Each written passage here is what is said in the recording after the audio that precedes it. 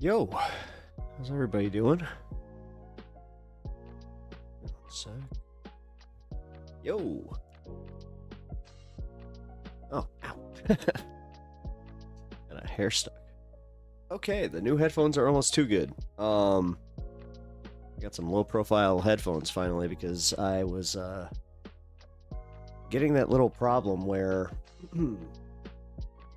I was getting like the pressure headaches from having them like pressed down on my glasses too much, so it was becoming an issue. So I had to take care of that. Got some where are they? Steinhausen? Yeah, I think that's what it is. Steinhausen. German engineering, guys.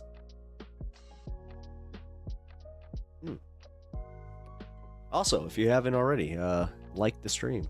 It definitely will help us get off on the right foot here. Create dashboard. Where the hell? There you are. All right. I hope you guys are ready, because I had enough people kind of bother me for the Ethan Klein stuff where I'm like, I guess I could cover it. I'm gonna do it in about an hour. Like, I think that the first hour of the show is yeah, oh yeah, there's a big announcement, guys. I'm on TikTok. I am live on TikTok. I don't understand how it really works, but you know what? Whatever. Cool. I don't know how to play. What's the topic for the day? Well, we're gonna go through the Ethan Klein content nuke on HASAN, because I actually determined that if I were to go through the response from HASAN, that would just be very weird. Ethan Klein, H3H3, is one of the more popular channels on YouTube. He is not what I would consider a political YouTuber. He was more in line with like a wannabe Howard Stern is the best way that I could really say it. Which the thing is, wannabe or not, he did a good job. He did a very good job. He put together a show that emulated the best parts about the Howard Stern show, where they focused on the crew. They had their own little whack pack that, like, it was essentially the crew that works with them, but they also had a whole bunch of callers that were regulars that they kind of deemed, you know, wacky enough to continue to call in, and they were kind of like this, you know, roving cast of just funny people. And eventually what ended up happening is he did some crossover stuff with Sam Cedar, which is great. He's one of my favorites. And then HASAN and him, they not only became like close as far as like friends, I guess, but they also started a show called The Leftovers, which I thought was awesome because it was a way to have a guy like HASAN, who's so educated on theory, political sciences, and like pretty much everything that like an academic, you know, an academically taught, politically charged person. Holy crap! My brain just did that thing where it was just like, like I fell down the stairs. And it was really cool to see that, though, where he would interact with Ethan, who was he was a leftist, but he was coming at it from like a curiosity angle, and I thought that was cool because I think that's like the target audience, in my opinion, for anybody that's trying to like reach out in any form of politics, is just kind of to break it down for the lowest common denominator, even though, you know, you can go as like academic as you want, but you have to be able to break it down. I'm sorry. Like, I always equate it to, if I'm really high and I like tune out, then it's like, yeah, that's how it's like you lost me. Brain fart, I think, is the term. No, that was more than a brain fart. A brain fart is like when you forget something, or like you have that long pause. That was legitimately me tripping over my thoughts. I actually did kind of feel it too, where I was just like, ah. Some might call it a stroke. I don't know. Either way, guys. Got the Batman today. Hey, Anna. Hey, I'm glad to see you. I actually kind of missed you. I haven't seen you in a little bit. Kind of weird. When you don't pop up in chat, I'm like, oh. Wonder where Anna's at. Actually, so I was just saying that we're gonna cover the little bit of the Ethan content nuke, and I use those quotations pretty heavily, because I want to go over Hasan's response to it, because I thought it was actually really good, and I thought that the call out was brilliant, but I don't think it's fair to the audience to not have a little context. So I just lost a close friend, so I'm kind of here for comfort right now. Well, the first hour is very heavy on just making sure that you're in a comfort zone. I won't trust me. I won't go for that. I'm just making sure everybody knows that I won't not get to it like I did yesterday. It was kind of a thing. Are you gonna cover our nation coming apart at the seams? Yeah, well, I mean, that seems to be my daily mission here. I don't know how to play. It's, yeah, I mean, it's a thing. Just, I don't know, man. There's a few things that I have to say, though. Like, I feel like we're doomering a little too hard, because I nailed it. I nailed it with the tariffs. I kept saying, I'm just like, I don't know, guys, because they said that he signed it on Saturday, which there was so much confusion, and of course, that's what this, like, shock and awe thing is. They even admitted it. Like, Sean Hannity just came out and said it. But they're just making sure that we don't, like, have enough time to even focus on just one thing. But I kind of think that that's also the, like, going the other way, where they don't want us to just know, where it's like, wait a minute, this hasn't even been challenged in court yet, and we're sitting here freaking out like it's happening. Like, and that's what he wants. He just wants us being so confused, where he's just like, what do you mean? I signed it into law.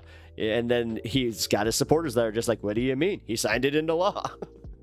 2K likes on TikTok already? Dang. What? No. Oh, geez. What the hell? Okay.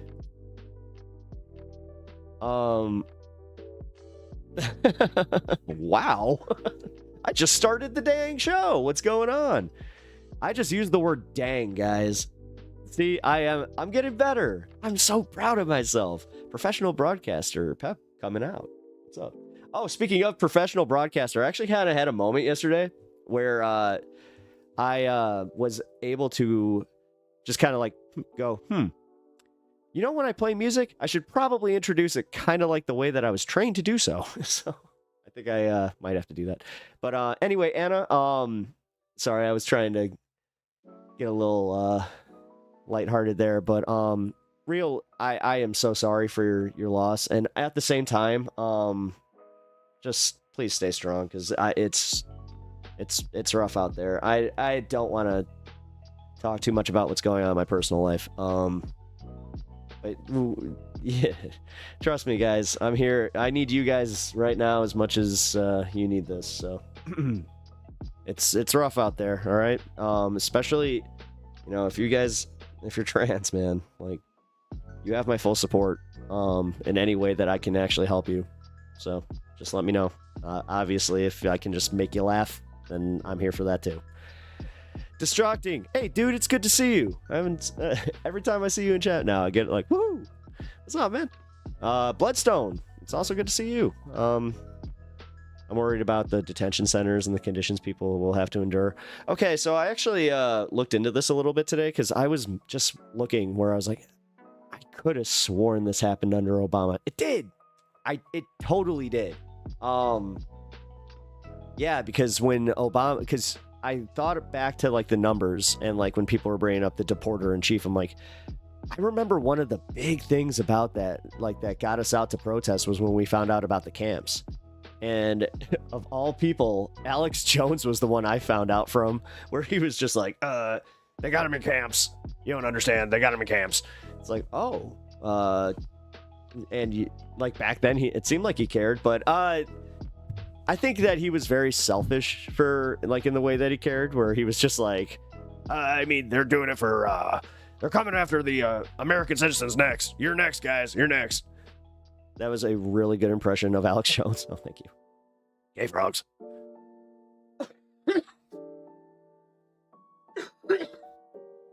Sorry, guys.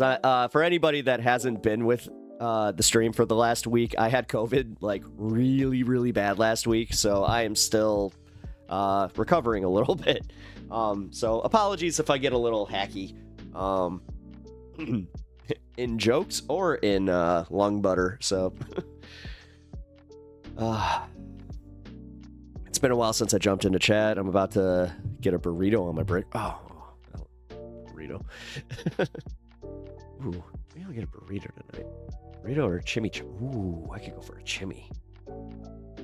Anyway, yeah, it's actually, speaking of the whole being sick, it is one of those things where I'm kind of like playing catch up. Because, man, I lost 10 pounds. I would usually clock in at about 174.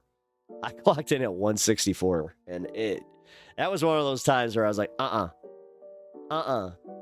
no, that's too low for me. I don't like that, because I clock in also like right at 6 feet. So probably getting closer to that 5'11" here soonish. Or if I stand up straight, who knows? One of these days, it could actually happen. Do you guys have that too? Like, do you guys carry like? All right, so I have my doctor's height, which is literally 6 foot. And then I have my like the Steak and Shake, or like the restaurant height where they got it at the door, where I'm like, ooh, I'm 6'1". Oh, Waffle House. Waffle House has it. So like when you measure yourself outside of Waffle House. That was better than your Morgan Freeman. Yeah, you know what? I listened to the playback. My Morgan Freeman is not good. It sounds good from like in my, like, that's one of those impressions. It's good in my head because like legit, and I mean it not like in my head the way, you know what I mean? Like in my mind, I'm talking legit, like because I have like that nasally thing in my head where I'm like, oh, it sounds deeper and better. But it was the inflection. Hey, not. I'm gonna work on it. I'm gonna get it. Anyway, hope you feel better soon. Thank you. Yeah, I'm already kind of feeling better. Shit, can you give me COVID if you got a strain that you dropped 10 pounds? It wasn't fun.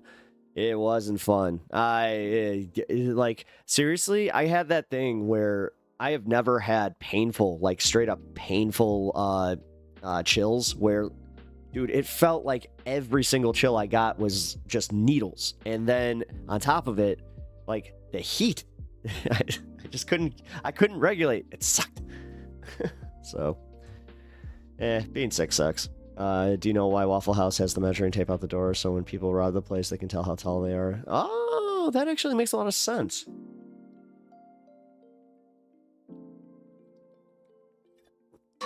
I thought it was there for me to feel better about myself.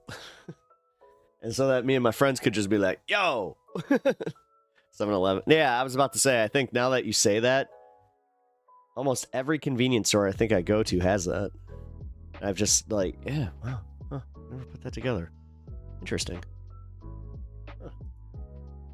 Holy crap, we're almost to 3K likes? How does this work? Here, him joined. Welcome to the show.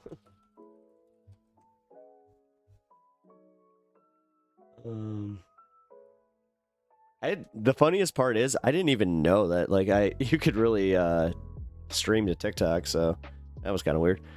Alva, hope I'm not too late. No, you literally got here right in time. Actually, in 5 minutes we're gonna take a little early break here to get ready for the show.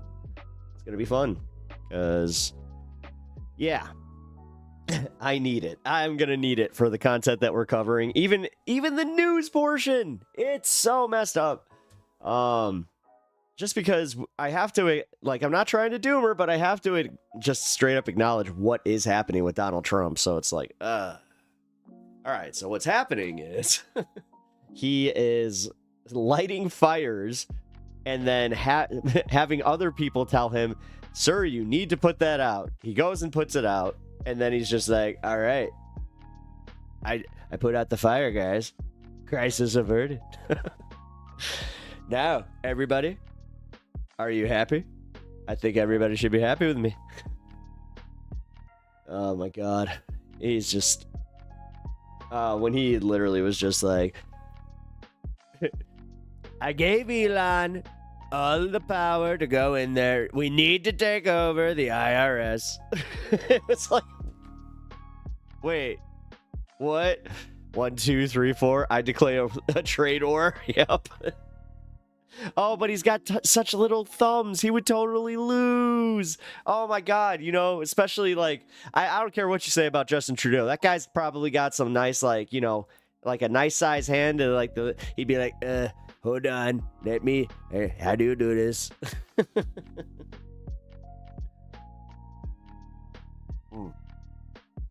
Meanwhile, oh, I see you've already met my wife. That's one of... My God. All right, in the first presidency, that was one of the funniest things to come out of it, was that picture. Like, man, I haven't seen Melania Trump that, like, with a smile, like, ever, number one. So that was crazy. Crazy. She's literally, like, sucking on Trudeau's face, and she's just like, oh, you look so good, Mr. Trudeau. Meanwhile, my Cheeto Puff husband, I'm not really interested. We haven't slept in same bed for 25 years. Or 18 years. Wait, how old's Barron? I don't even care. Trudeau's a handsy man. I mean, you look like that. I mean, can you blame him? Sorry. Again, say what you will. Trudeau, good looking guy.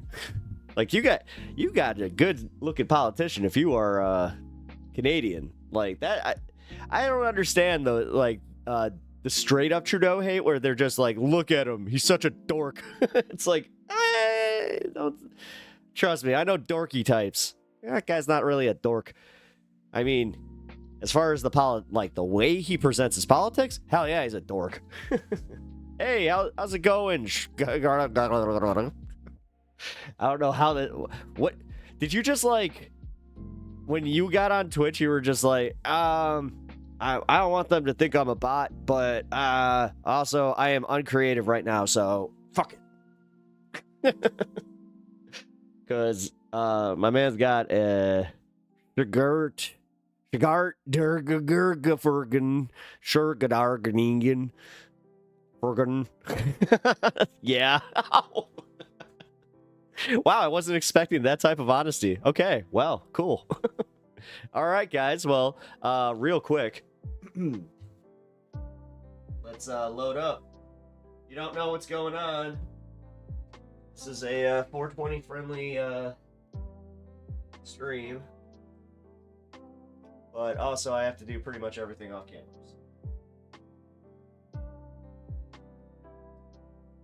So if you are into this, then we're gonna do a cheers.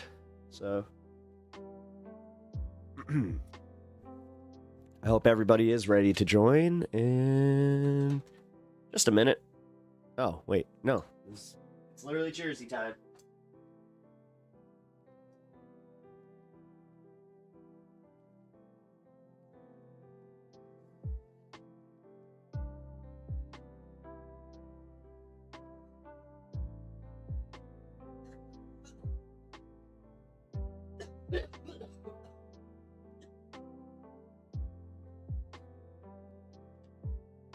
All right. Woo. My name is Tame. Oh, what's up, Tame? It's nice to meet you. I'm Pep. Welcome to my program. Or my stream, as, you know, other people in this space call it. I, apparently am 80 years old. Welcome to the program. Did you know that I'm on radio? I also seem to have a video element as well. Look at that. The future. The future is now.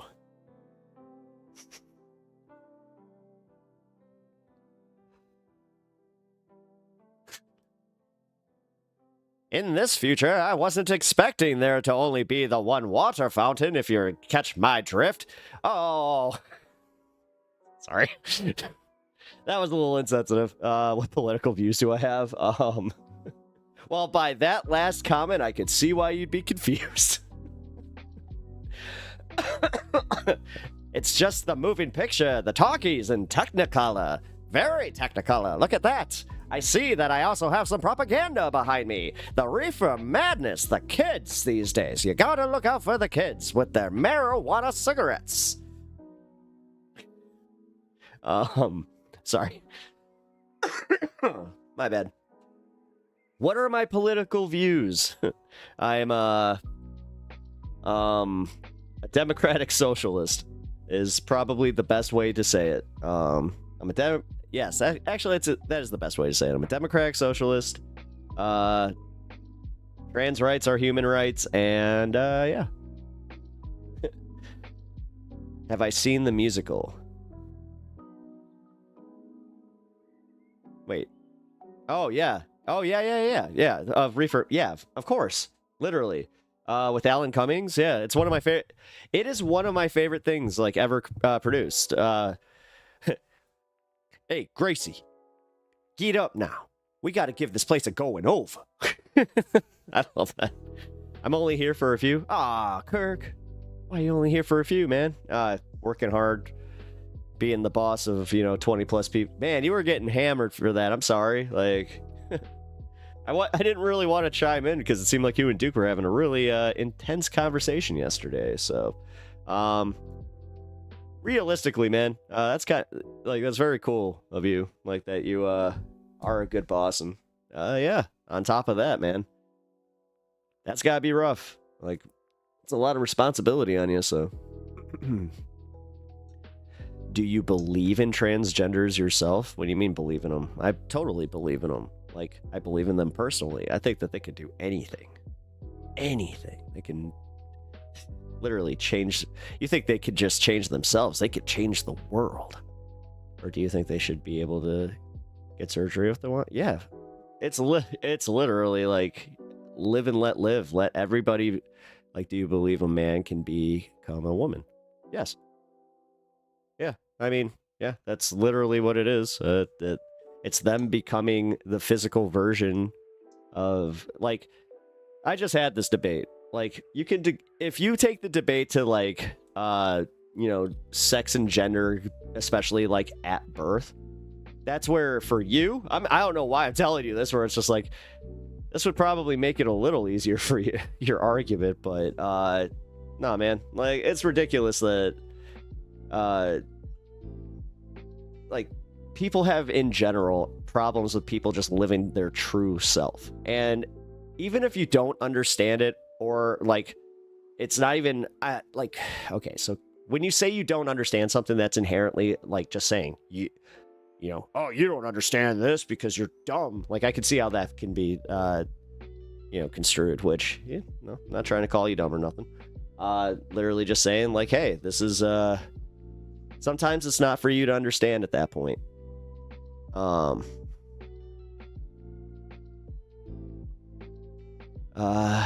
It's not that I don't believe that there's people who believe they are women while they are male, but I don't believe they are women. Well, I mean, again, that's kind of going back to my point. It's not really for you to, like, it's for them to live their truth.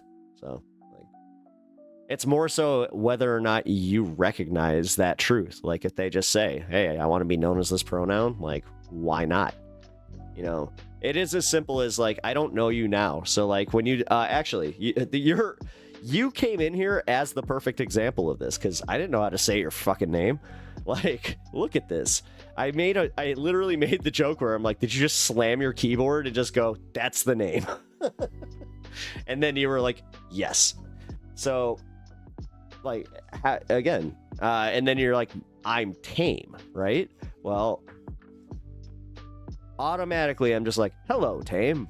And I just recognize who you are. And especially online, this should actually make it a lot easier for you guys to kind of, like, be malleable to this, where it's just like, what's so hard about it?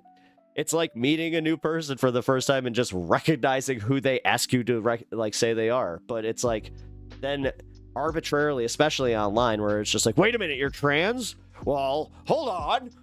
It's just like, wait, so just 10 seconds ago, you know, in your mind, you know, you're talking to, right, a biological female. Like, whatever, man, sorry. I'm not trying to get into that, because honestly, this is a very, like, that's my one thing, is I'm a very trans-inclusive community here. A lot of my viewers here are trans themselves, and honestly, man, I actually happen to know that I have a viewer right now. It's just not... The trans community is going through it, so that's why I'm like, nope. If you're a Dragon Ball fan, then I'm like, they're Gohan and I'm Piccolo, and I am... So... I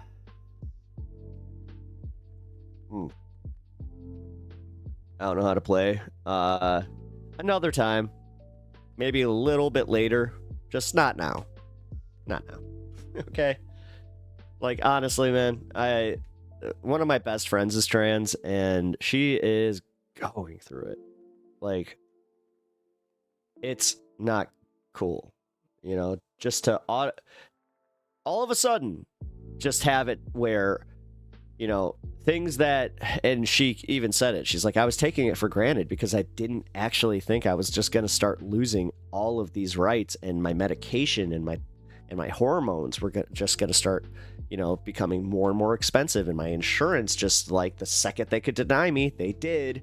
You know, so it's heartbreaking, man. And I'm just I'm over on Twitch now because someone commented on my profile banner and it made me feel good. Aw. Well, hey, that's cool. I like how you jump back and forth. I do appreciate that. As long as you're leaving the like on the YouTube side, that's all that, like, really matters to me on that one. Because come on, guys. If you haven't done it already, let's do this. Come on.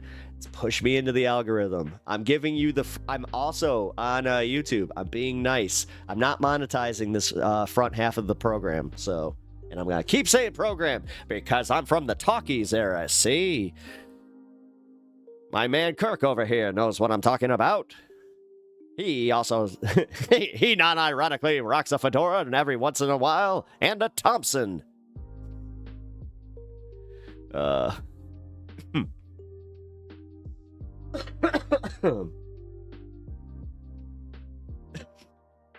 Sorry, wait a minute. I just thought I didn't actually put the fedora thing. I didn't think about the incel thing. I was actually thinking just like, you know, Nucky Thompson from Boardwalk Empire. Oh man.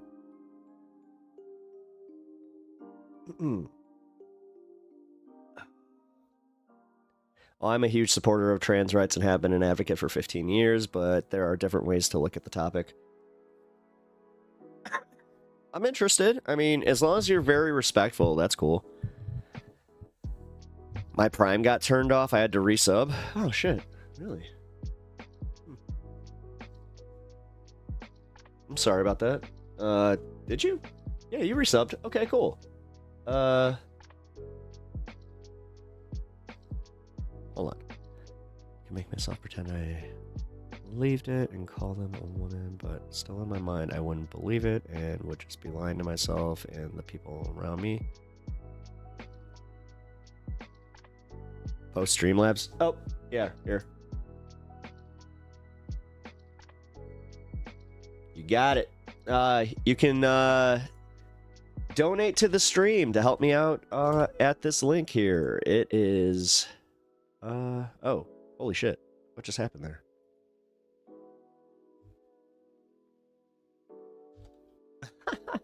Hold on. That should not have happened. Dude, my computer's just like, what do you want me to do? Not right now, douchebag.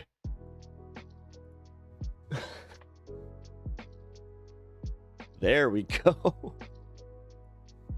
As I was just saying, you could donate at the link in chat here, and also in the description of the show. I actually finally have all that information put there too. Also, if you guys are looking to like break through the algorithm of like all this news and just you want news and you want to be able to just go through it, I have a partnership. Sorry, I also am having a stroke. I really am, guys. I don't know what the hell's going on with me today. I need to stop making light of that. I really should. But no, I have a partnership with Ground News. They are a great partner too, because it's one of my favorite products that I use in my entire, like, all my life. Because I'm a news junkie, so if you guys are like me in any way where you wake up and unhealthily, the first thing you do is go to, well, what's in the news, especially today. I don't blame anybody that's just like, no, I had to stop that. It's like, you're healthy. You're a healthy person. That must be nice. But if you are like me and you have this weird guilt, and also are guilty of it, Ground News really helps with this because before it was so weird. I would get actively angry. Like, I have a little ADHD, so like I get very angry at just like BS news. So I was just getting fed things like USA Today, Politico, Wall Street Journal. Like, it was just, it was completely bonkers. But you know what? That's why when I found Ground News, myself, I was like, oh, this is perfect. And when I saw how they broke everything down, I couldn't love it anymore. Here, I'll just show you real quick. It is freaking awesome. Kirk, $100. Learn to code. Learn to code?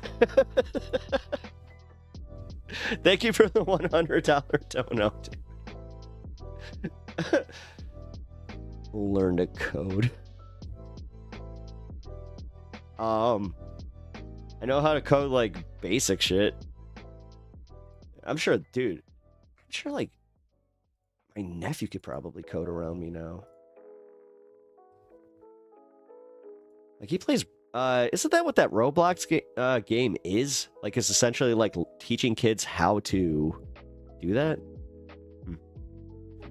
No, he has frontotemporal dementia. A little bit. I hope not. God, I hope not, but no, I have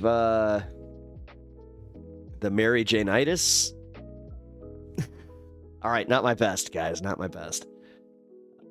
Either way, let me finish this. So like this, I was reading this story before I came on to stream today. Trump and Musk restructure federal government, triggering resistance. So the nice part about this is we have all of these news sources reporting on it, but it tells you exactly on what spectrum of, you know, the political, what side of the political spectrum. I really am having problems. But either way, I think that everybody can benefit from this, so please check out the Ground News link, and yeah, get yourself a 40% off discount. Yeah. Got it. All right, gotta go. All right, Kirk. Thank you for dropping by, and thank you for the hundo, dude. I appreciate that, man. That was very kind of you.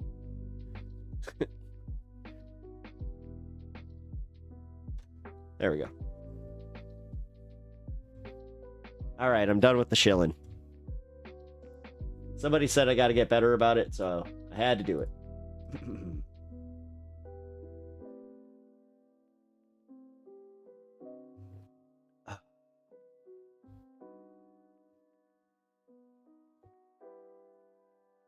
Interesting. Whole bunch of people watching on TikTok right now. Okay. Hello, everybody on TikTok. You are catching the first show of the TikTok era, so I appreciate you being here. Very cool. I just realized that you're not part of my multi-stream. That is unfortunate, so... You guys have anything interesting to say? Hey, sound off. I will try and read your comments. So... Alright, guys. Let me blow my nose and then Go for it. Oh, my lord.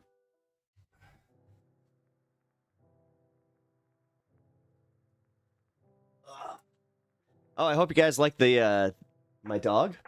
That is Stan. This is the Stan cam, and this is a staple of the show, so I hope you enjoy it. Maybe try and be respectful. I'm not sure how to help you. Yeah. I'm sorry if like we're too far apart on that one, man.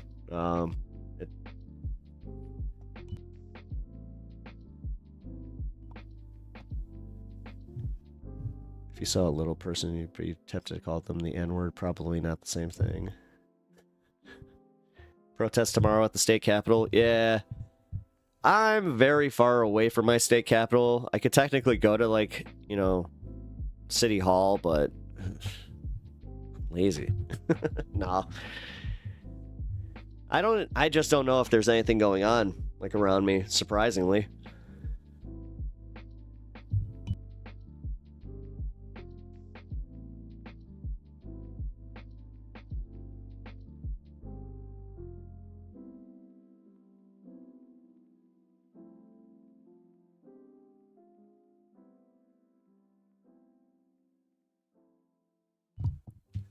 All right.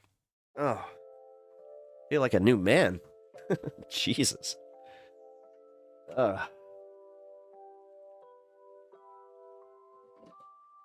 Stay hydrated, guys. That's another thing that's important. Like, I always try to remind myself to do it. Therefore, I'm like, you know what? No. I gotta give that advice. Water is important. Oh, yes. The content nuke from Ryan Beard. Thank you for sending me that, distracting.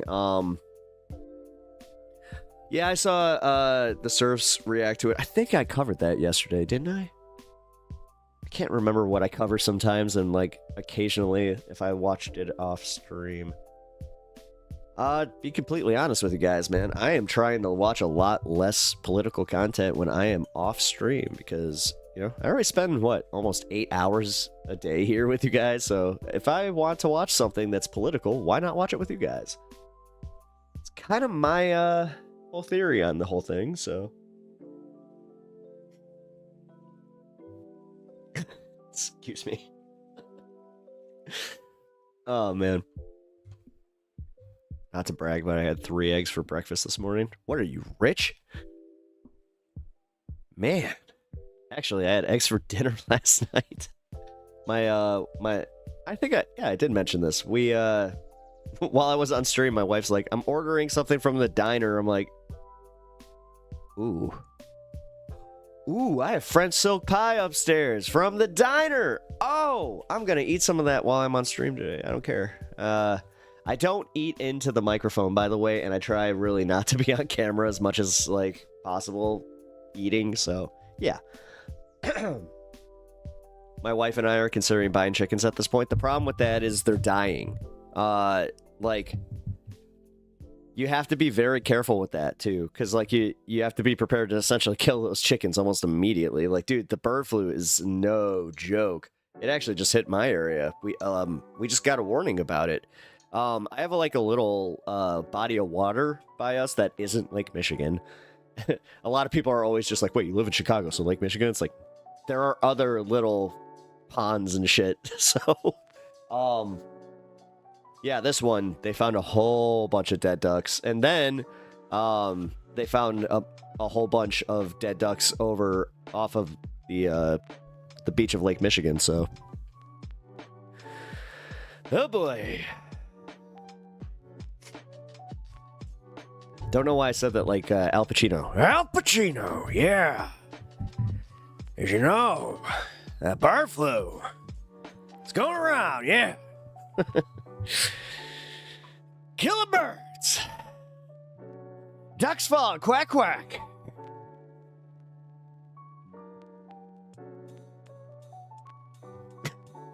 There's like a very certain amount of people that understood that joke. God, I just realized that, like, there's a whole, like, new era of people that don't really know who Al Pacino is.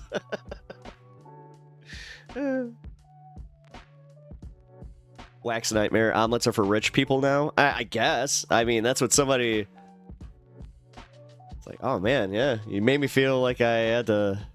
Like we didn't pay that much for the omelet. It wasn't that expensive.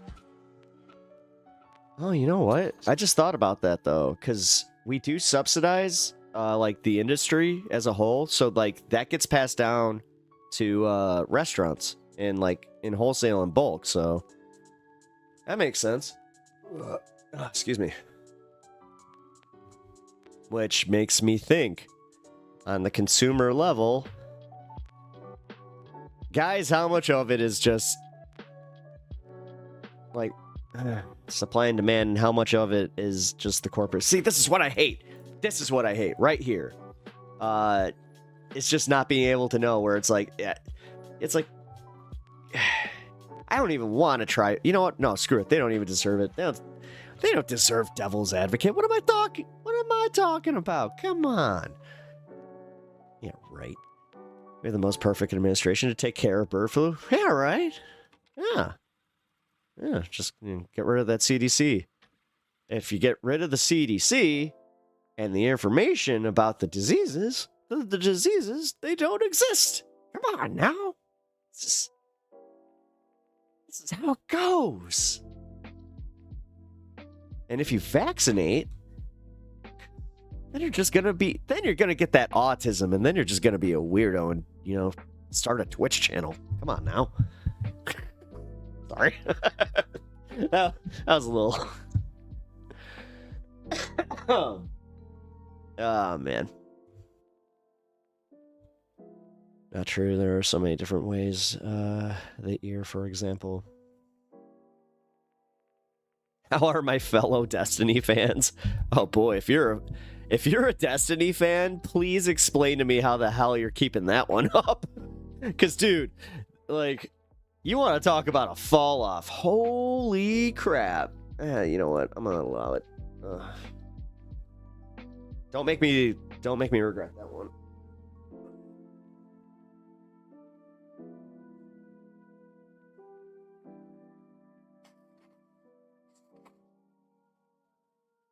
Oh, shit.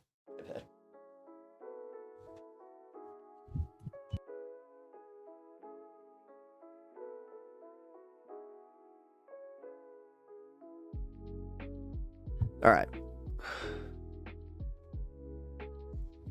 Sorry. Still taking care of a little of that, post-COVID. It sucks. Biggest thing is the freaking headaches. Like, I still get those. I had one this morning too. I was like, ugh. All right. You didn't hear about ADHD before modern medicine? I mean, that's how this works. Yeah. Yeah, I think you get it. Like, I think you understand how this whole, like, well, autism wasn't around in the 1970s. It's like, yeah, you guys called them retarded and then put them into mental hospitals. That's how you took care of that. Like, and I'm not even like, I'm not making a joke. That's how they did that. That's how insane it was. And then they were like, they're insane asylums. See, look. And then all of a sudden, there's an actual diagnosis and a name for it, and they're just like, everyone, yeah, must be the vaccines, because now it's only these kids that have it, not us with the severe lead poisoning brain that we have. Like, seriously, can we just acknowledge that boomers have, like, severe lead poisoning brain? Like, for real. They got rid of leaded gas in what, 1983? Something like that? Come on. Ugh. My apologies if you're a boomer and you're sitting there just like, well, maybe I do.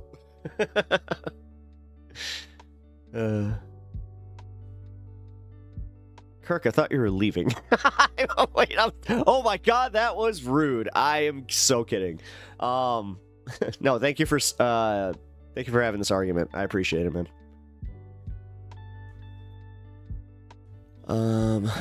All right, so my wife was going to buy a dozen eggs while food shopping yesterday and the day before was $7 a dozen. That's not that bad. I mean, not that bad. See, I'm not trying to justify it like that because if like immediately if big egg, you know, the chicken at the dean's office is just like, you heard that? Oh, shut up more.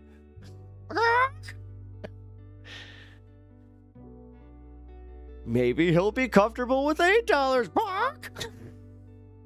Sorry, not as funny as it should have been. Resume with evitism. If they use it every day or driving. Wait.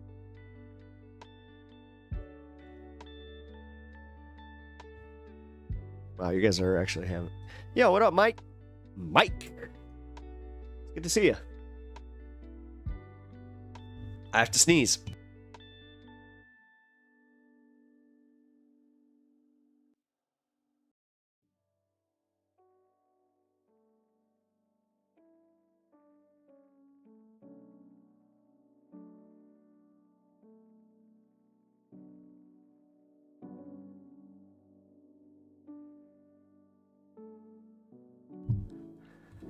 Man, am I good?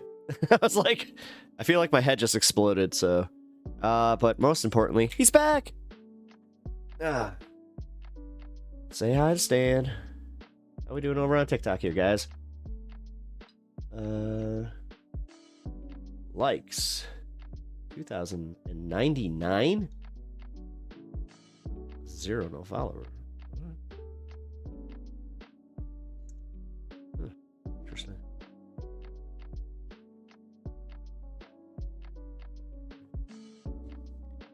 Well, I hope you guys are enjoying some politics over on TikTok, which I know there's definitely a market for it, so all right. I feel like I should probably I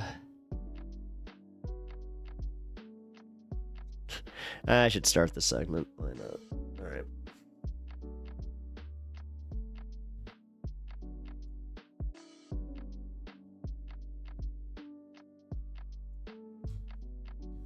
All right, so let's do some news, guys.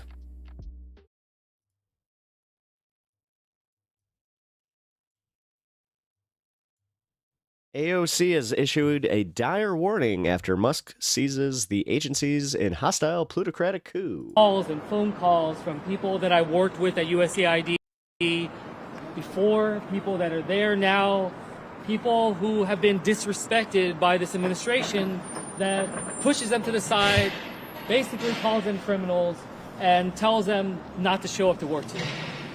I talked to the security guard just in there. He said he has been given specific orders to prevent employees of USAID from entering the building today. You just heard from Senator Andy Kim, who confirmed that Elon Musk's goons at Doge are preventing government employees. Still can't believe we live in the dumbest timeline. We absolutely. I know it's overused at this point. That's what's sad about it. Like, it's insane. Doge, the doggy meme, the doggy meme. We have a department named after a silly doggy meme. Get it, guys? Employees from entering the building that they work in. And to be clear, this was a hostile takeover because there was actually a standoff between USAID employees and Doge. CNN explains, according to sources, personnel from the Musk-created office first physically tried to access the USAID headquarters in Washington, D.C., and were stopped. The Doge personnel demanded to be let in and threatened to call U.S. Marshals to be allowed access, two of the sources said. The Doge personnel wanted to gain access to USAID security systems and personnel files, three sources said. Two of those sources also said the Doge personnel wanted access to classified information, which only those with security clearances and a specific need to know are able to access. So those government employees did their jobs. It is a literal... Just as an aside, you do realize that even as the leader of SpaceX, he still doesn't have government security clearances that like the head of Boeing and Lockheed Martin have. Like, federal crime to give classified information to individuals who don't have security clearance, which Musk's goons, by the way, don't have. But they got in, then reportedly got access to that classified information anyway, and the 2 USAID employees who were trying to protect said classified information were then put on leave, as Common Dreams reports. And now an email went out to all USAID employees telling them to not come to work, and they're effectively banned from the building they work in because Elon Musk said so. I mean, imagine getting an email from some random person saying, hey, don't come into work today. And then you show up anyway because it seems suspicious, and then you're not allowed in the building.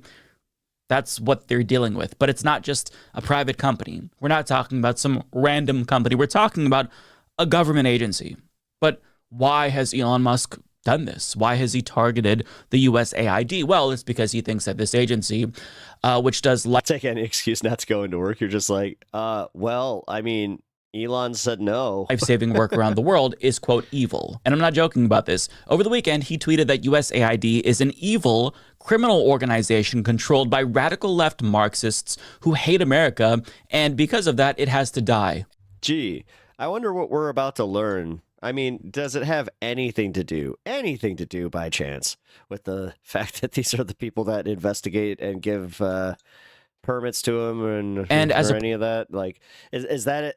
I'm literally asking at this point, but I have a feeling. Private citizen, he's entitled to his dumb fuck opinion, sure, but he shouldn't be. I mean, dude, there's a new report that just came out. We're going to cover it in a little bit that even Trump's aides are kind of sounding the alarm like, hey.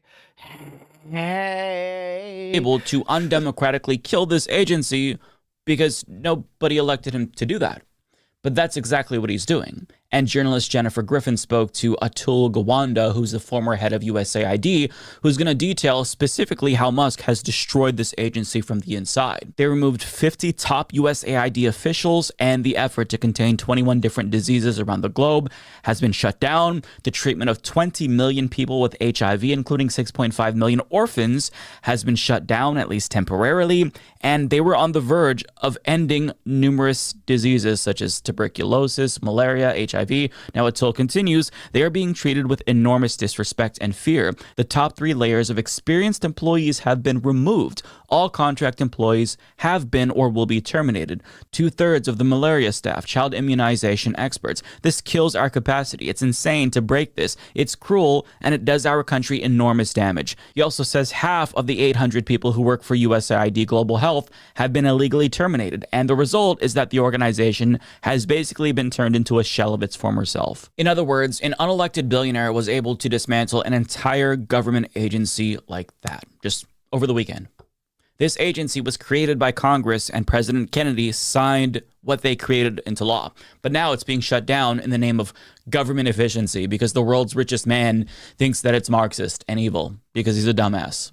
I mean, if you could do this with USAID, which agency is next? And I say that because he's trying to destroy other agencies and was trying to destroy other agencies even before. Bruv, didn't you update something yesterday like you said you had to? The new cam looks great, by the way. Thank you. Yeah, I updated everything. Before he assumed this enormous power. Yeah, I mean, it literally took like half the half the night to do my updates. Power that nobody gave to him. He's currently. Don't be like me, guys. Update your computers. In a joint lawsuit with Amazon to destroy the National Labor Relations Board, who's gone after his company. But also, if you're over on YouTube, please do me a favor and hit a like, hit the like button on the stream if you haven't already, and sub to the channel if you haven't already. It really helps me out. It's free and it makes you awesome. Company for labor violations, which is why he wants to end them. So, I mean, what's stopping him from doing the same thing there? And the answer is apparently nothing. So maybe it's only a matter of time before he goes to the National Labor Relations Board and says, nobody here can resume work. I mean, it's already been crippled by Donald Trump, but Elon Musk can give it the death blow that he's been wanting to give it. And the USAID isn't the only agency that Elon Musk has gone after. Musk's goons also reportedly locked government workers at the Office of Personnel Management out of their computers. So if workers at these government agencies don't comply, then our billionaire shadow president is going to punish them. He's locking them out of their computers. I don't know what they're supposed to do in these instances, but doesn't seem good. Now, I'm kind of burying the lead a little bit. There's one guy that can only whack it at work that's just like, what? Here because Elon Musk also took hold of America's jugular. the U.S. Treasury's payment system. Now, this Gives a whole new meaning to keystrokes. wasn't necessarily a hostile takeover per se, Ayo. because Scott Bessent, who's the millionaire hedge fund manager who was just confirmed as Treasury Secretary with the help of 15 Senate Democrats, by the way, willingly granted Elon Musk access to the U.S. Treasury's payment system. But before that, David LeBurk, who was the acting secretary before Bessent's confirmation, refused to give Elon Musk access to the Treasury because he probably thought, why would I do that? That's fucking insane. But as a result, once Bessent was confirmed, LeBurk was placed on administrative leave and just announced his retirement on Friday. So he's out, and the new guy comes in and says, you know what, Elon Musk? Come right in. You can have the most sensitive information in the entire country. We're talking about the U.S. Treasury's payment system here. The fact that this happened is unprecedented and genuinely mind-boggling. And in a letter to Bessent from Senator Ron Wyden, whose response was basically, what the fuck? He explained how any fuckery by Elon Musk here could be catastrophic. He says, to put it bluntly, these payment systems simply cannot fail, and any politically motivated meddling in them risks severe damage to our country and the economy. He continues, I can think of no good reason why political operators who have demonstrated a blatant disregard for the law would need access to these sensitive mission-critical systems. The federal government is in a financially precarious position, currently utilizing accounting maneuvers to continue paying its bills since it reached the debt limit at the beginning of the year. I am concerned that mismanagement of these payment systems could threaten the full faith and credit of the United States. In other words, what he's saying is that if Musk tinkers with our payment system or fucks around in there in any sort of way, that can cause the United States to default on its debt, which would trigger a global recession. Also, the Treasury disperses Social Security payments and Medicare payments, and if he somehow What do you mean? What? Who's saying that? Economists? What do they do? interferes with that, it would be Nerds and their numbers. catastrophic to millions of regular people who rely on those payments. So I don't know what his intention is here. Nobody does, because Doge officials aren't really talking to the press that much, and Elon Musk is trying to prevent Cool. Yeah, definitely come on back, man. the Definitely want you here for the HASAN stuff, because that's gonna be a little wild. So public from knowing who these people are who have access to the government's most sensitive information. And Wired reports that Musk's goons are a bunch of inexperienced engineers between the ages of 19 and 24. So, I mean, he's basically got a bunch of kids taking over entire government agencies and running them, and he doesn't want us to know anything about them because somebody actually shared the names of Musk's Doge goons. oh my God, I was literally about to say Gavin Aksha. Oh, actually, okay. I thought it was Aksha. Akash. All right, that's not that bad. But yeah, Gavin. That one. That's the one that I'm going to single out. The rest of Ethan, Luke. Gautier? Wait, hold on. And he responded by accusing that person of committing a crime by doing that, which is laughably fucking idiotic. But I mean, we kind of need to know who's doing all of this and work, what they're doing, nice. because any fuckery could be detrimental to millions, if not billions of Economists are going to lose their jobs once Trump destroys the economy. Actually, the one thing that's not being reported on this or a lot of places is the fact that that same thing that Elon just did gave him access to the same, like our tax returns. Holy crap. of people. What is And going some on with me conservatives today? are applauding Elon Musk for the actions that he's doing here because they think that he's auditing these agencies to eliminate waste, fraud, and abuse. But that's already something that is done by a different government agency called the Government Accountability Office, which is the agency that does what Doge says it's going to do. So we don't need this redundancy here to eliminate waste. We can get rid of Doge, right? But I mean, for all we know, Doge is going to say, actually, that agency that does what we say we want to do is evil and we should take them over too. I mean, if Elon Musk seriously thinks he can... I was just talking about tax returns and Musk last night. I said, watch, they won't send out tax returns. If that happens, guys, if you thought the Boston Tea Party was over something, try and take away the tax returns from middle America. You're gonna see a lot of a lot of cyber trucks, not with Trump flags no more. go into the U.S. Treasury and veto certain payments set to go out by the Treasury. I mean, if that were to happen, it would be catastrophic. Like I can't express to you how crazy this fucking situation is. I mean, the situation is truly just it. there are no words, right? The system right now is run by just a small handful of nonpartisan bureaucrats, and they don't pick and choose what payments they should or shouldn't make because it's not their job. They just make the payments. And to put it into perspective, the Washington Post explains the sensitive systems run by the Bureau of the Fiscal Service control the flow of more than $6 trillion annually. Tens of millions of people across the country rely on the system. Elon's got a Nigerian prince this tax season. Once April 15th hits, he's cashing out and going to Mars. Peace, losers. Systems. They are responsible for paying Social Security and Medicare benefits, as I stated earlier, salaries for federal personnel, payments to government contractors and grant recipients, and tax refunds, among tens of thousands of other functions. So this affects everything. To control this is to control the United States of America, and it is genuinely insane that Elon Musk has access to it. One man. Now, for the time being, the New York Intelligencer is reporting that the Doge dipshits who have access to it just have access to it in read-only mode, at least for now. But that doesn't really make me feel any better because the world's richest man shouldn't have access to the most sensitive information in the country, including possibly our Social Security numbers, as the New York Intelligencer also reports, by the way. But again, nobody... It's funny, my mom's friends who are like super, super, super MAGA, they're even pissed about this one because they were like, wait a minute, if he has our Social Security numbers, then that means that he has our Social Security. I was like, yeah, oh my God, you guys just woke up to this whole thing that we were all kind of alarmed about? Weird. Nobody really knows the full extent of his authority over the Treasury, nor do we know what his intentions are. But the mere fact that he has access to the payment system of the United States of America is utterly chilling.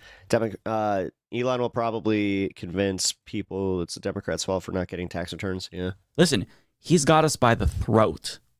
He's assumed all this power without a single vote, which means that we can't vote to take away that power from him. And I think that Representative Alexandria Ocasio-Cortez put it best. She said, this is a 5-alarm fire. The people elected Donald Trump to be president, not Elon Musk. Having an unelected billionaire with his own foreign debts and motives raiding U.S. classified information is a grave threat to national security. This should not be a partisan issue. She continues, if this operation is so legit, why can't those involved get a proper security clearance, offer transparency to the American people? This is a plutocratic coup. If you want the power, run for office and be chosen by the people. Short of that, this is an exercise in vigilantism. And she's exactly correct.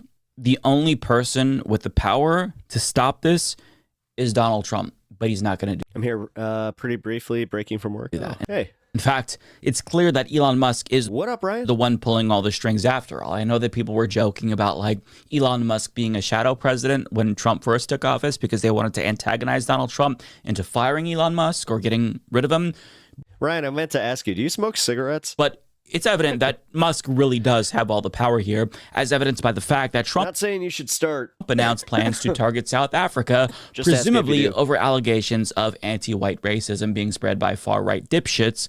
And as Dropsite News points out, it's pretty conspicuous to just target South Africa for human rights violations when other African nations and other countries around the world, for that matter, are also implicated in similar human rights abuses. But I mean, as they explain, Elon Musk, President Trump's close advisor and a native of South Africa, has repeatedly made bizarre and unfounded claims about white South African farmers being specifically targeted for violence, often framed as part of a broader narrative You smoke nothing, but I barely drink. Oh, nice. Good for you. of, quote, white genocide. This claim is It's just funny because like one day I just had this random like thought where I'm like, he's probably just widely discredited and rooted in a fringe conspiracy theory. But Elon Musk That's like the one thing I could say for anybody that's never been a smoker. There is nothing like that whole that first like drag of a stress smoke. wants to direct the U.S. government to look into that. So But cigarettes are like disgusting, and honestly, it's one of the worst habits that you can get into. Trust me. Like, I'm so glad. I used to smoke until I was 24 years old, 38 years old now. So that's yeah, what's man, happening. I am Elon Musk says jump, never going back. and Trump asks how high. Like, it's a level of oligarchic control that's almost incomprehensible. So the richest man in the world is unilaterally seizing control of government agencies and dictating policy initiatives of the President of the United States. So whatever conspiracy theory Elon Musk stumbles across on Twitter, he now has the power to direct the president to act on it. Not to mention, he's in a really good position to influence policy that would be beneficial to his numerous companies. I mean, we are truly up shit creek without a paddle, folks. And I don't think it's a stretch to say that Elon Musk has officially become the most dangerous man in the world. And I'd argue that nobody should have this much power, but it's especially concerning that the person who has all of this power is a complete dumb fuck. He's a petulant shit-for-brains Nazi who believes in the dumbest conspiracy theories imaginable, but yet he has control of government agencies, and the president is just letting this happen. Yeah, God help us all. I have no words. I have no parting comments, just... Wait a minute. Explain, please. This is what everyone would think if you dropped a bunch of kids in the forest. Wait, what?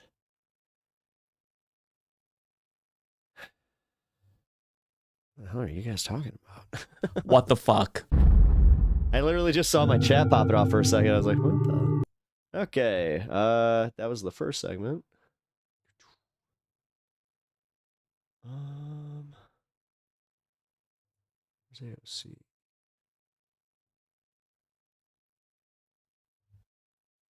We already saw this one, technically. Huh. We got all the information we needed from that one, so technically Mike beat him to it. Also, yeah, I can confirm most people, especially in my battalion, it's extremely common, yeah. People smoke heavy here. That's what I thought, yeah, because in the military, I always assume, like, it's so crazy. Like, anytime I meet somebody, they're like, yeah, I'm in the military. Like, do you smoke or did you smoke? And most of the time they're like packing their, they're literally slapping the pack. Like, oh, okay.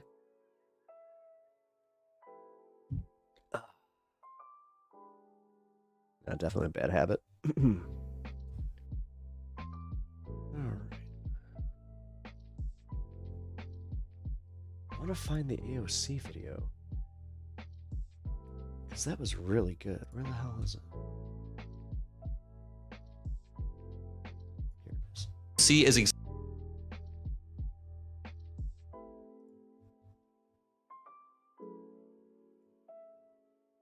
This dude is probably one of the most unintelligent billionaires I have ever met or seen or witnessed. absolutely cooked Elon Musk. The Republican majority and their budget had a sensitive internal document that got leaked a couple of weeks ago.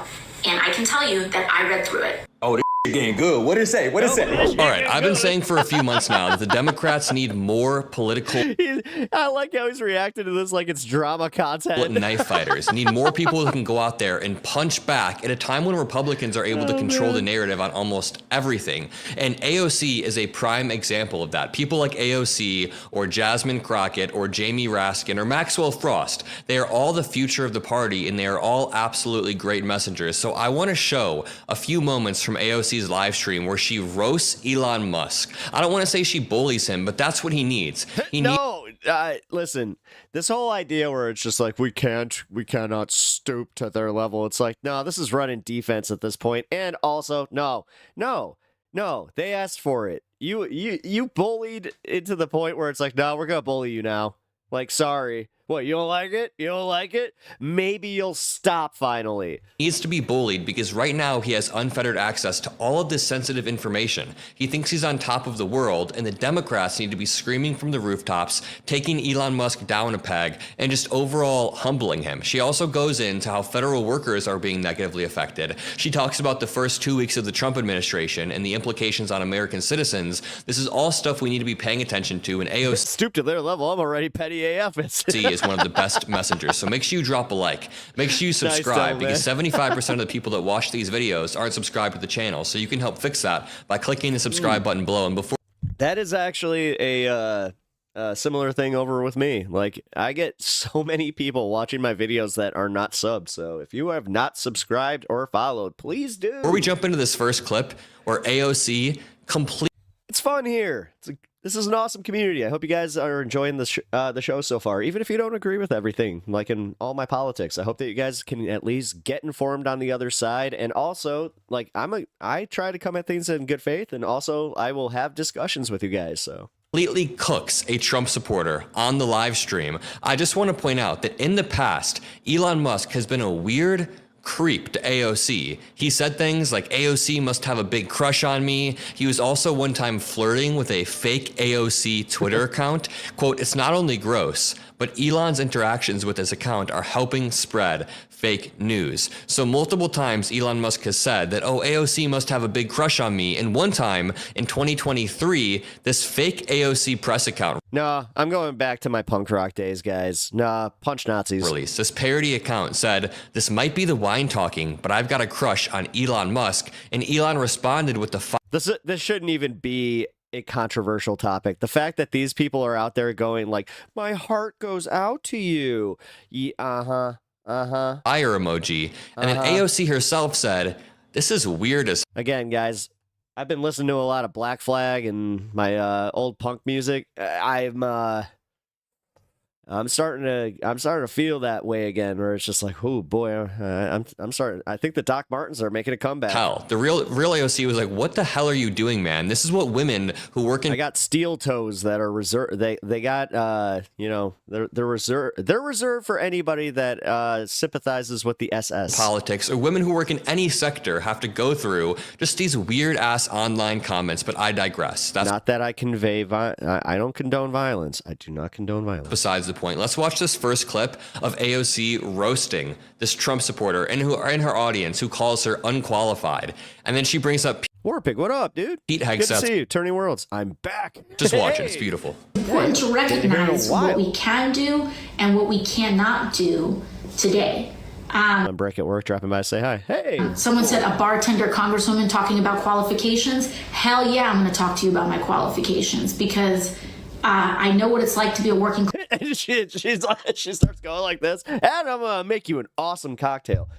Here, and if you want to garnish it with a little bit of this, and then she cooks. class person, and I got elected as the youngest woman in American history to Congress with my knowledge and my ability to organize and connect with my community. So when any one of these people can win an election Alice, with that kind of a background, and you don't take lobbyist money, then you can give me a call. But until then, these people are seem to be apparently. It's been a while. How are you doing? I'm having good. I hope you're doing well. Like I had a really bad bout of COVID mixed with a little flu last week, but man, I'm doing so much better this week. And honestly, I'm not sure if I said this, but I feel like yesterday was one of the best streams I've ever had. So I feel like things are just going well. I'm enjoying myself. So thank you for asking.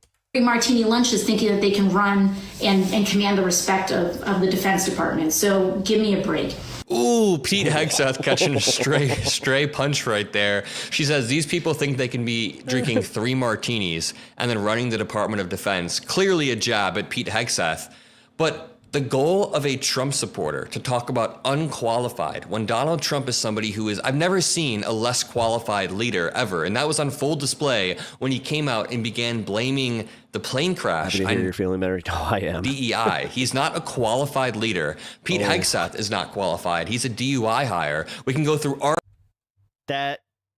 Adam, give yourself some credit for that, unless you stole that, because that's a good joke. RFK Jr., we can go through Tulsi Gabbard is less than DUI qualified. hire. AOC is somebody with years of experience who's incredibly popular in her district because she actually represents the will of her constituents. Who does Elon Musk represent? Who elected Elon Musk? He only represents his companies, his own personal interests, the countries that help his companies like China.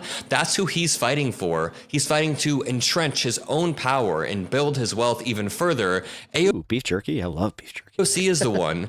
I can't have it as much anymore, though. That was one of like the ones that when I started getting like a list of foods that I really shouldn't be eating because like I had a cholesterol issue at that time. Still do. they were just like, yeah, no more beef jerky. I'm like, Who, honestly, the last time I read a report, she was one of the brokest members of Congress. And by brokest, I don't mean she's broke. I just mean many people in Congress, many Republicans are millionaires, multimillionaires. AOC is somebody who worked her way up from a bartender, and now she doesn't even invest in individual stocks, which I think is very admirable. But watch this clip of AOC cooking Elon Musk, saying he's one of the dumbest billionaires she's ever seen. This dude is probably one of the most unintelligent billionaires I have ever met or seen or witnessed, which, you know, you can probably even glean that from watching these people on TV. Anyways, all of that is to say is that they don't do their man, let's acknowledge that, like, for just one of those like crappy like mass-produced snacks like from Little Debbie, that those cosmic brownies are probably the best ones. homework. Clearly, But those little like those chocolate chips are, you know, coated with the little the color like coating. Oh, like they're putting 19-year-olds in at the Treasury. This dude is not smart. And the danger in the lack of actually, I'll step in for this one. I just saw your comment. Why is it rude for not agreeing with someone's beliefs? It's not. It's rude if you like keep challenging. Like, the thing is, you can, if you have the live and let live, like, I'll respect it. I may not understand it myself, but I'll respect it. And, you know, then that's where it should end there. But if you're going to keep pushing, then you have to understand that people then have the right to start pushing back against you. It's kind of a matching energies kind of thing there, dude. intelligence and the lack of expertise that Elon has. I mean, this guy is one of the most morally vacant, but also just least knowledgeable Homemade space brownies are OP. about these systems that we really know of. But the point is that what that Liking cosmic brownies is your worst take. means is that they're going to hit a button inevitably. All right, if that's my worst take as a streamer, then that's actually not that bad. They are going to hit a button and things can They go do taste like freaking, like, I don't know, chocolate cement. But I'm just saying, when you're, it's not even the brownie. The brownie tastes like, if you take those little chocolate chip things off, then those things are like awful. I'm talking, maybe that's what I actually like, are just those. side.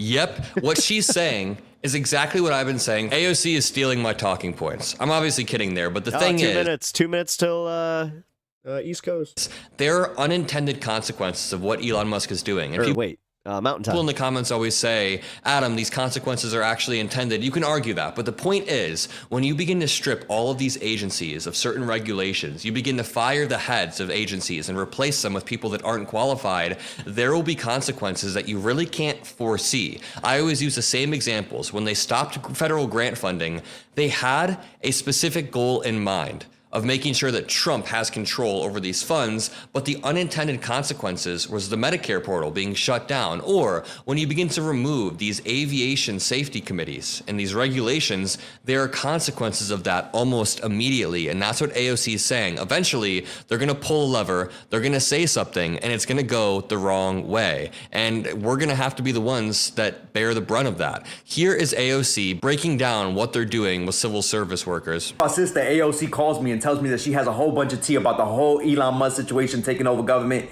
I need to hear what she got to say. Because why is Elon Musk raiding the Treasury?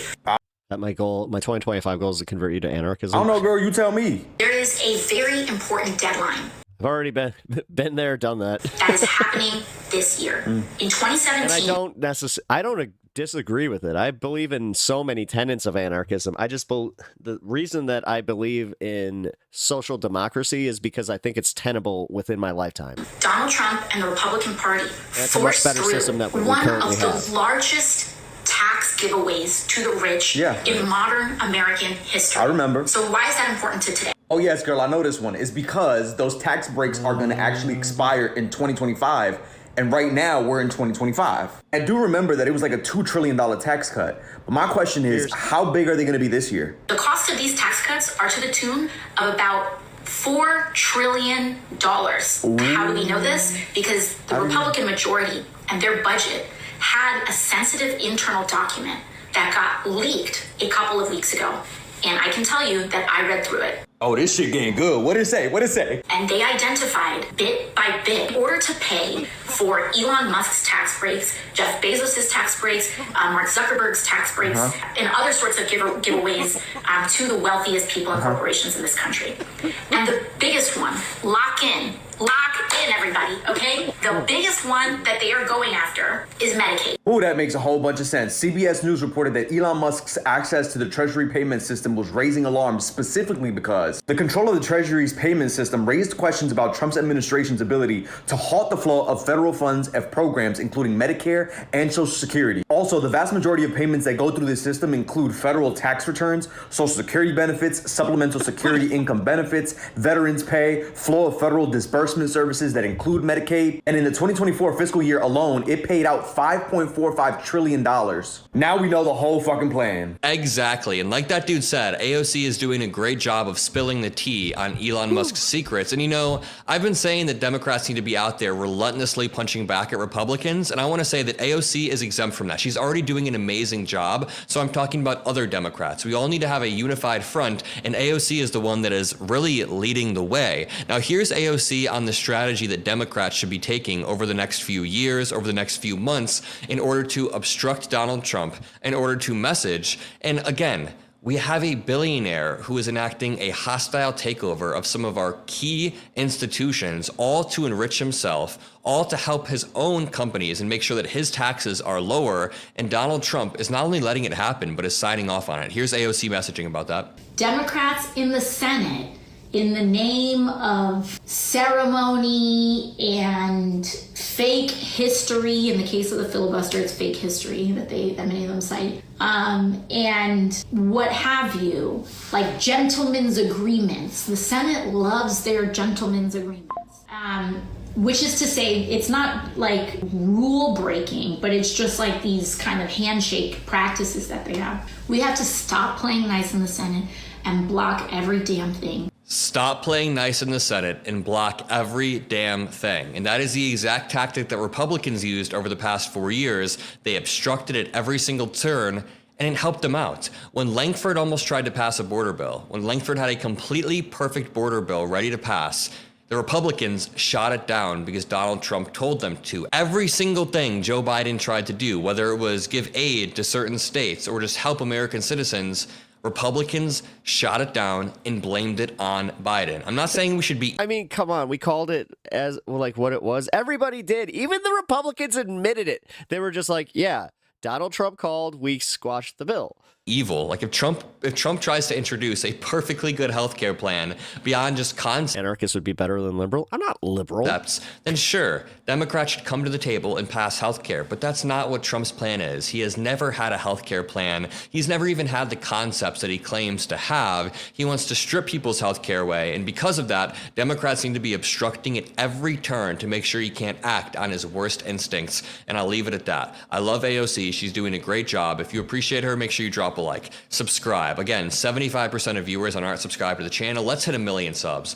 I love all of you guys. Hell yeah, man. I hope he gets 1 million, but also, if you guys haven't already, please subscribe to the channel. I almost said that whiny. Subscribe to my channel. Come on, guys. I need more support. No, I appreciate everybody that does sub to the channel, and yeah, leave a like over on YouTube if you haven't already. Like, honestly, guys, I know you have. It's almost like I beat you over the head with this, but it's a good thing to be reminded about. It is just a awesome thing to do as a consumer online, is to just help out creators in the easiest way possible, and that's leave those likes and sub to their channels. It's free, and honestly, the more you do it, the less your algorithm gets like messed up. So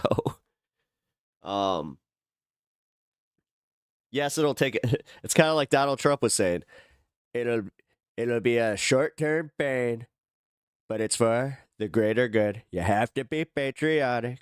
We gotta buckle down to get through the bad times, to let the good times roll.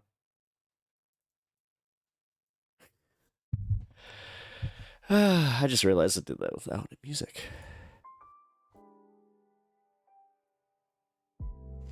There we go.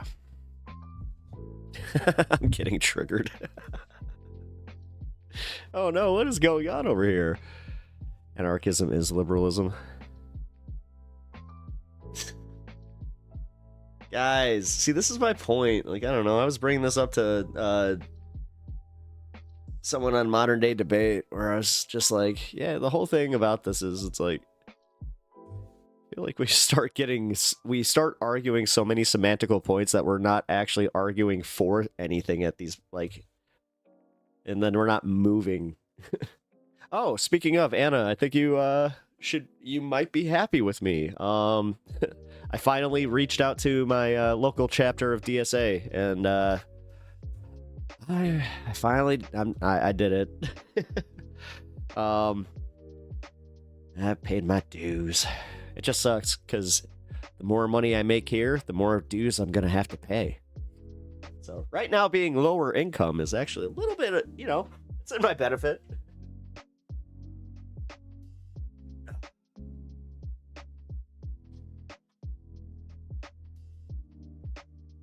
Which, speaking of, if you want to help me get to that income threshold where I can donate more to DSA, God,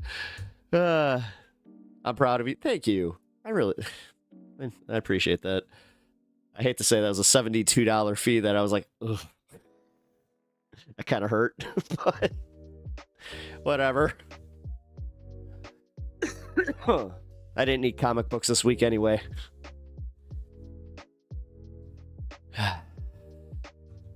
Honestly, I felt really good. The thing that came with it though was like, I already started getting requests for like canvassing and do. I'm just like, wait a minute, this came with homework.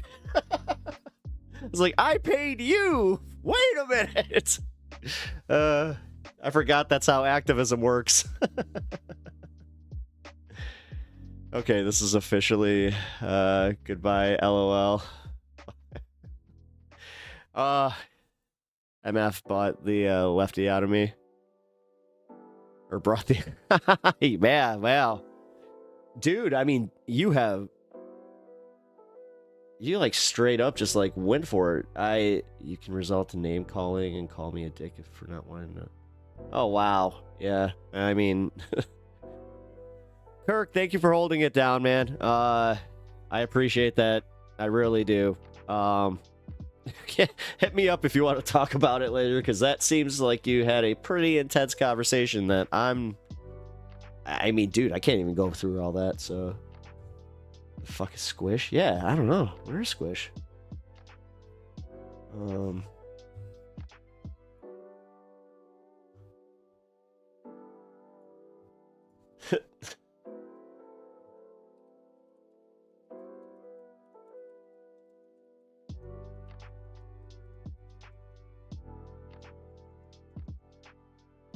Cool. Yeah, I need to go, seriously. It's wild AF when you read it. I'm gonna go back and read the log. Okay, well, yeah, that's a,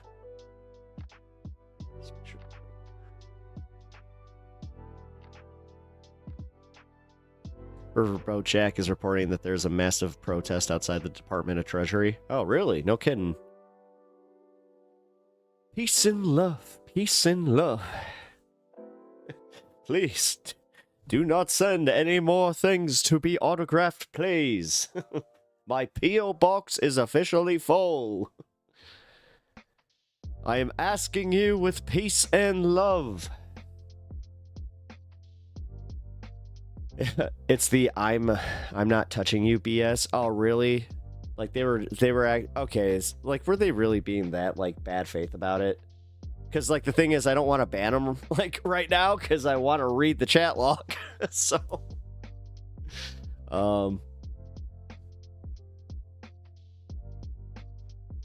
yeah, that sucks. Sucks that yeah. But I can't call them the gender they're not. It's not right. Then don't say shit. But my brain says not to. What the fuck? No more fan mail. Peace and love. Yes, you get it. Oh my god, that's one of my favorite ones ever. That's from Howard Stern. It is Ringo Starr. He literally at the start of his radio show is just like, I'm asking you with peace and love, please, no more fan mail. My P.O. box is full. After today, there will be no more P.O. box. So quit sending me things to be autographed. Well, I'm asking you with peace and love. Oh my god. And I almost just fell. Holy shit. Just got home. Is chat in here? Yeah, actually, chat is in Twitch right now. If you want to, I mean, Kirk just got finished debating trans rights over in Twitch chat apparently, which thank you. Wait, I'm confused. Sorry. Who hurt Kirk? Over in Twitch chat. Literally,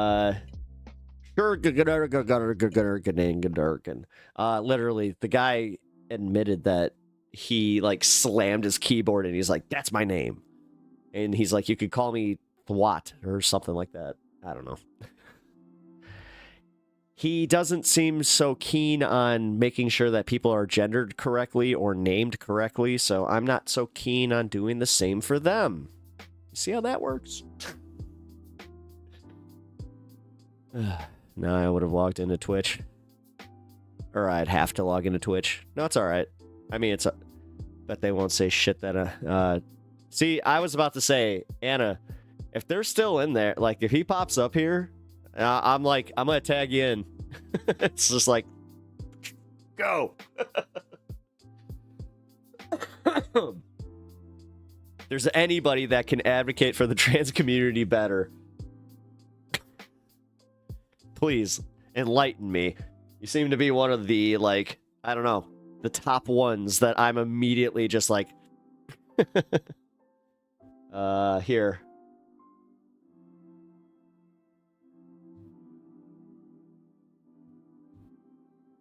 Okay, yeah, we got the tag team. Here we go. It's on. Yay. This is gonna be fun.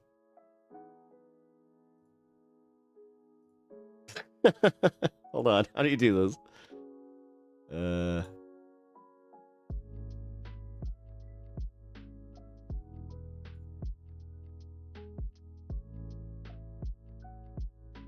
Here. You must call it. Sorry, guys. If you guys are not paying attention to the chat on the screen, it's all there. I can tell you right now. Trying to attack the guy.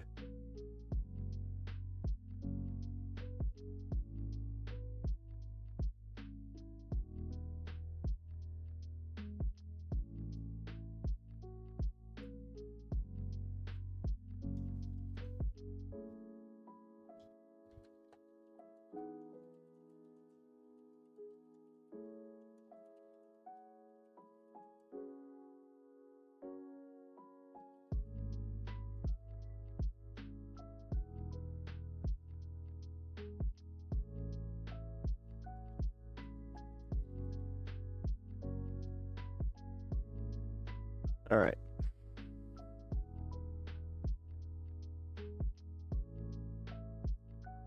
There you go.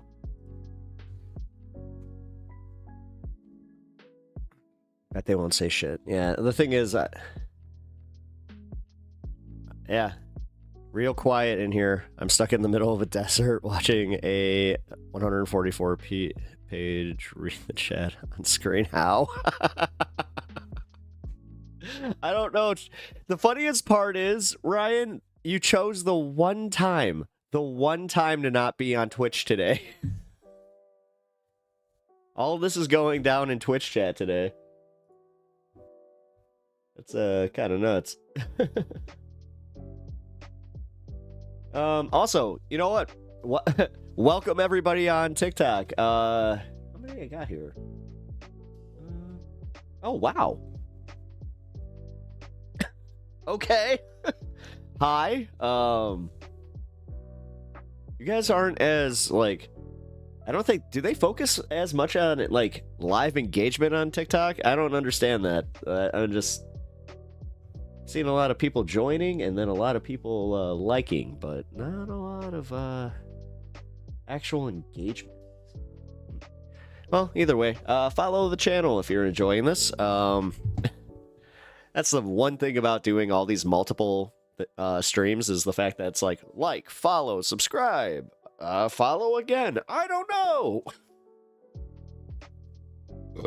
If that wasn't one of the oldest things that you've heard on these, I'm sorry. You can call me Unk for that one. I will take it. Also, excuse me. Excuse me. I know what to do. I mean, I don't understand why the hell he's not engaging anymore. Like you gotta go by 5 times. I mean, dude, you've literally been leaving for like the last half hour. I feel like we're keeping you, man. You have a job. What are you doing?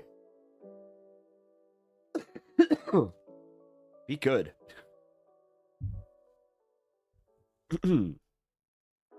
Excuse me.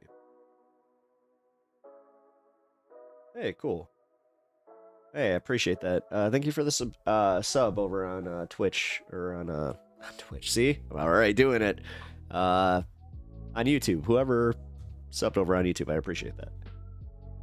You pissed me off by disrespecting your trans rules. Well, I appreciate you standing up for my trans rules, dude. Thank you. Like, for real. I really do appreciate that, man. Like, this is why I know I don't... Honestly, you just made it so I was so comfortable I didn't have to read my chat. Like, I got to get through that segment, and then even, like, the chat that I was reading, I didn't have to focus on that, so... I'm here just listening in. Been, messed up a few days. Pops is in the hospital. Oh, man, I'm sorry to hear about your pops. I hope that everything's okay. Yeah, crickets. Man, come on. Lame. Lame. Super lame. Come on. What did you even say your name was? Hold on. You said it at the very beginning.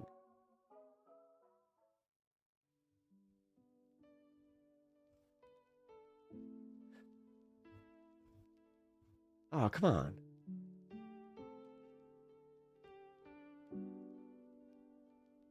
Yeah, I forgot what to call you. I said, like, twat or something.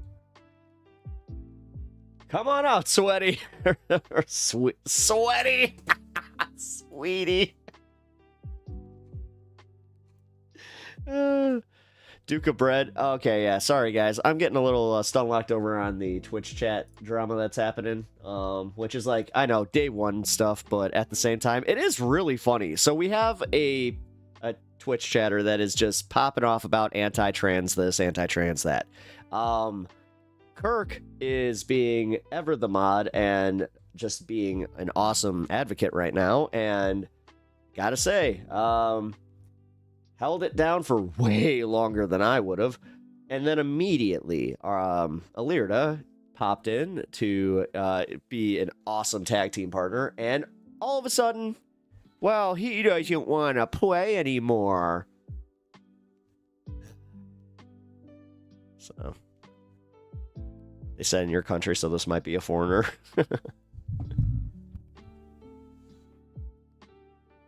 Might be. Hope he makes a quick recovery. Yeah, man. Yeah, sorry about your dad, man. Yeah, where's he from? I would have clapped his ass pretty quick. I'm not as nice as the other mods. Well, the thing is, like, Kirk was engaging. Like, he was actually, like, going back and forth with the guy, so... Gotta say, you know, no problem there. Alright, let's see.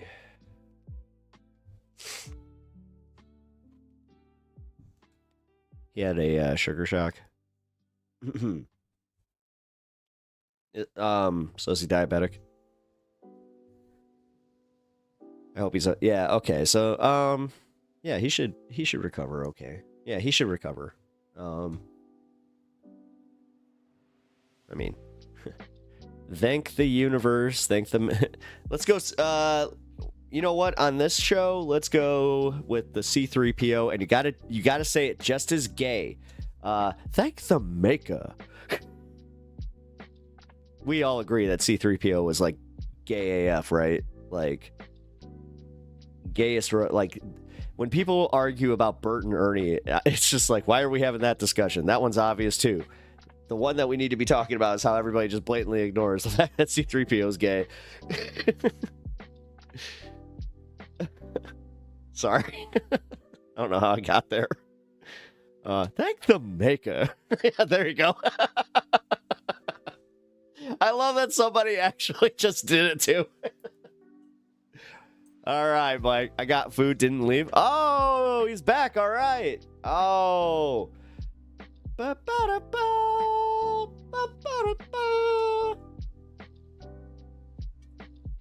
don't know why I gave you John Cena music. Saudi Arabia. Oh, shit. That's why. Because you guys bought it with the rest of the WWE.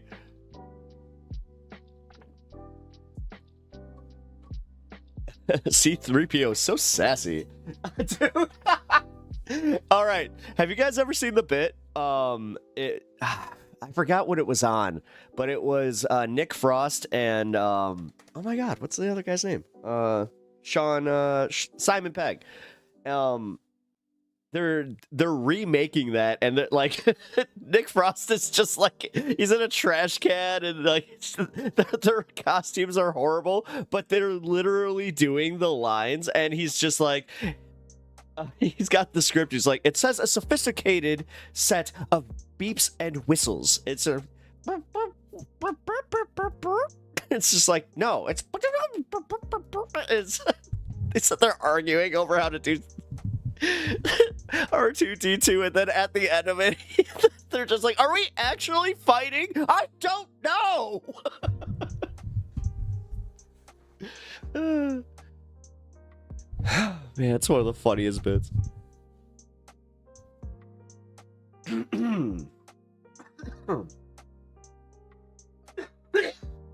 Excuse me. Yeah, Peg and Frost are hilarious. Fine! I'll just go over there then!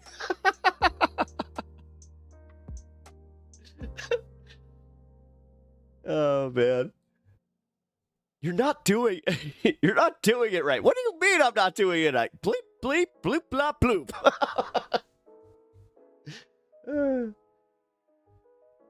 Okay.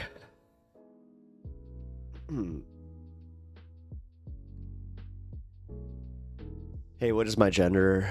Since you seem to know. Ryan's like, gotta go. I'll be back soon. Dude, the fact that you did that right as that started popping off, I'm like, all right, that is kind of funny. Where you just kind of did that thing. You're like, things are getting a little heated in here. Somebody's gonna throw a chair in the cafeteria. I'm gonna go. I just smoked. Hey, Alias. Holy crap. Tongue twisters abound. It's not even tongue twisters. It's just the tongue. It's done today. I don't know what's going on.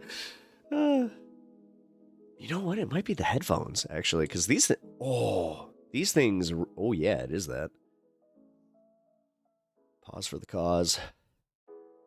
I'm not elevated enough for this. Yeah, unfortunately. Oh, man, I gotta finish this, too. All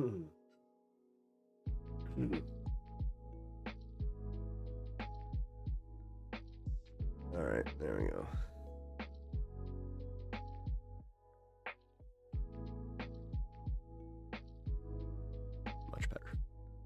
Sorry about that.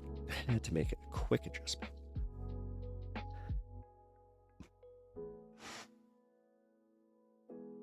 Man, these are almost too good. For real. Like, these headphones are... I was not expecting them to be as noise canceling as they are.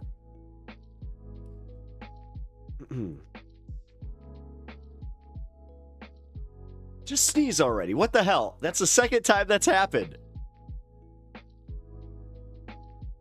It's gone. It's gone. It's gone.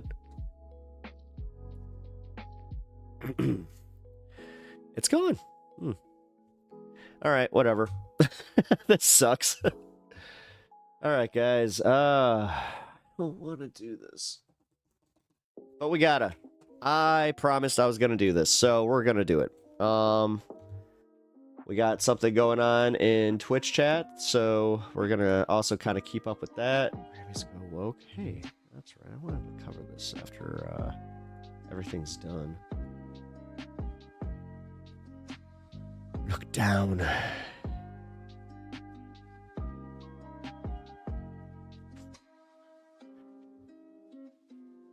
Wait. Are you as clear in your own ears as Gary Owens making announcements? I mean, dude, it's scary. Like, it's actually scary how these are working so much better than my around ears. Yes. I'm gonna just shout them out. Steinhauser, guys. And I just got like a basic set. These are freaking some of the best headphones I've ever used in my life. And I'm like, I love good headphones. Soul Republics, by the way, if they didn't get bought out, like if I could get an old set of Soul Republics from like 2012, 13. Oh, those are very different. Yeah, man. Yeah, look at these. They're nice. I like them. I like them a lot. Yeah, these are actually... This was probably one of my favorite buys. Papa, can you hear me? That's one of my favorite Deadpool jokes. It's like, has anybody ever... Papa, can you hear me? Do you want to build a snowman? It's the same song, guys. Just like Disney just like stole it. Dude.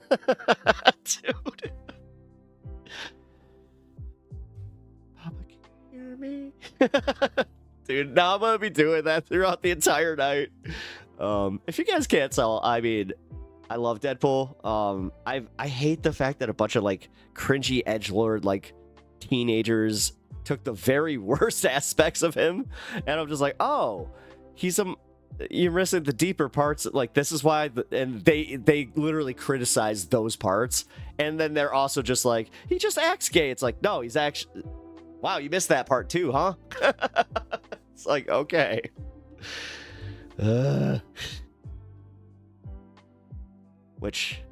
Kirk, you're still here. If you haven't watched Deadpool Wolverine, you need to do that. By the way, tell the old lady what's up. I'm sorry if I ruined your anniversary. You know what I'm talking about.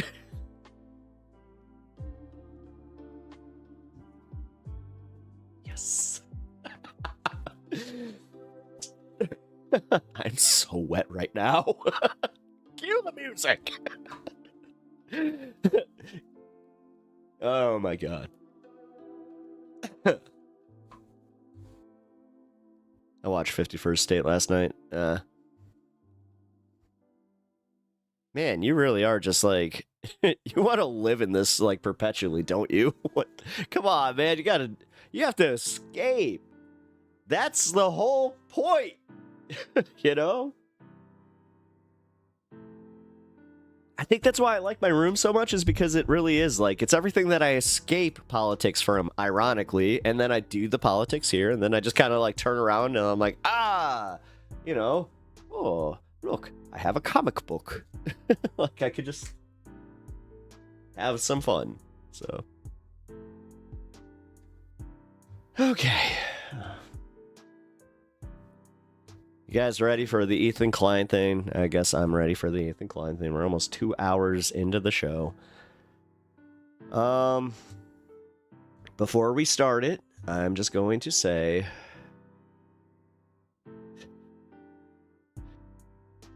Man, you guys just like straight up ignored me.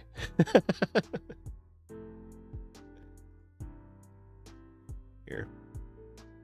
I'm gonna just put the links in the chat and all that. Honestly, guys, the main one that I really do want you guys to do is ground news, because I'm not sure how much longer. I mean, they kind of insinuated that everything is all good, but they're just like, yeah. The promo code might be changing soon, so I'm not sure if it's going to be better or what. That's kind of the whole thing. So just on the off chance that it is actually going to be like 25%, which I don't know. I kind of lean that way. Yeah, definitely try and get on ground news as soon as possible, because right now, with the way that everything is, you guys need to break through your algorithms. Everybody needs to break through their algorithms, because it's dangerous out there. It really is, man. Like, they are keeping us in our bubbles, and then they're making us, like, they're showing us everything to fight each other.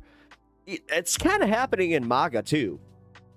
I've been noticing that, like, the last month, they're not watching the right things to be mad about. They're just like, oh, wow. All of a sudden, this is actually the funniest one, is because they're seeing the numbers about Obama and how he deported more. And he's just like, I feel like Trump is falling behind. And like, that's the stuff that they're upset about. It's like, well,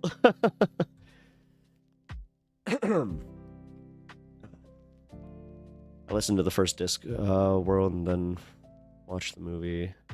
And like the movie, or was it the show? Wait, which one?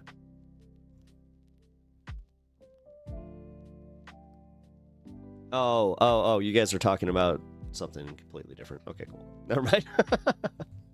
All right, well, I got that out there. I got the ground news out there. We're all good. Real quick, also, everybody over on Twitch, hello. Or on TikTok, also, hello. I appreciate everybody stopping by and having a good time over here. Also, I hope you are having a good time. You know, we are going to be cheersing in 24 minutes? 24 minutes, yeah. But, yeah.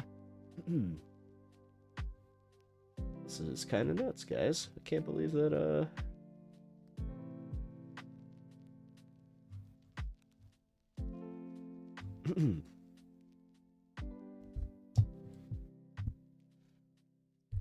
I have a few vids on TikTok. You should give a watch and like. I think I have, didn't I?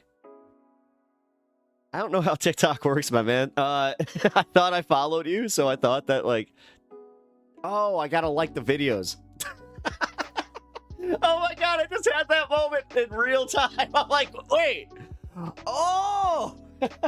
Hey, dude. Where were you? Were you taking a nap in the other room?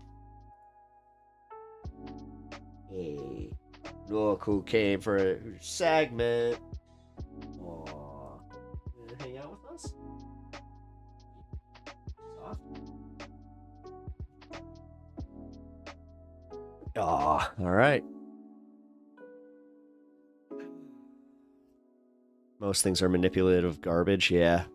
Well, and that's the thing, Duke. That's why, again, ground news. It is so valuable to me, man. I'm telling you, I don't know what I know that it's because it's my sponsor that it kind of seems lame, but I'm being for like absolute real.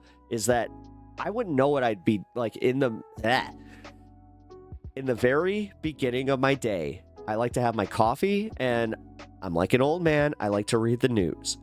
The thing is, I was getting my algorithm was pushing me the opposite of like what I wanted to see on top of what I should be seeing. Like it was showing me a bunch of just manufactured crap as far as like stuff to get me like my blood boiling, and it was all like very innocuous and like didn't really matter.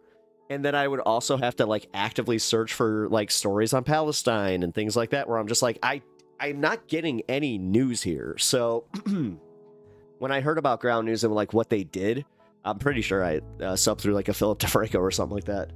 But when I did, man, it was the best thing I'm telling you, it was the best thing I've ever found on YouTube as far as any of these products, any of it. Like, it is insane how underrated it is.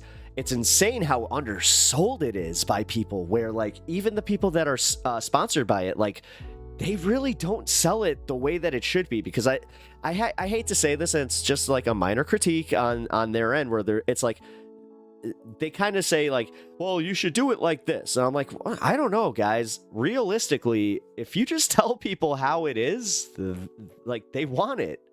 I have sold a few of these subs just outside in my real life because I was in the middle of having like an intense argument with somebody, and it always comes down to like your sources and being able to show them not just my sources but theirs too, and then just like meet them in the middle and be like, see, what's fake? It's news. You can't. And then I just kind of said, I'm like, if you guys keep burying your head, then you're never gonna believe anything. And isn't that convenient that the only words you believe are from one person who benefits from only having him be the one that you listen to? Weird, right?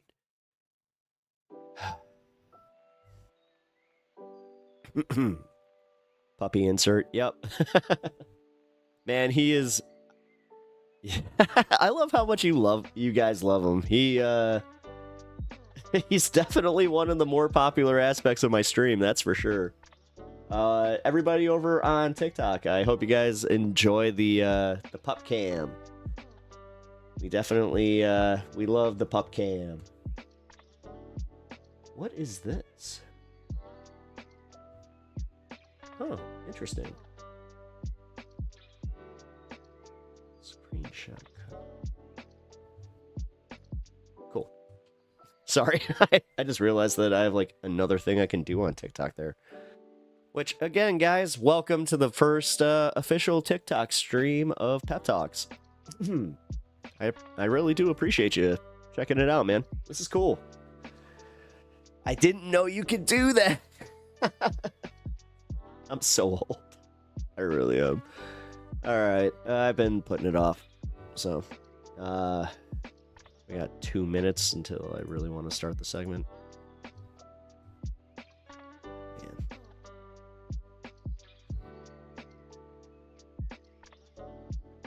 Gotta go one more. Alright. Ta-ta.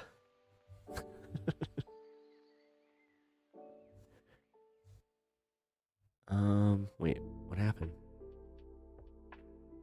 I just got a news alert. Give me a sec. What was that?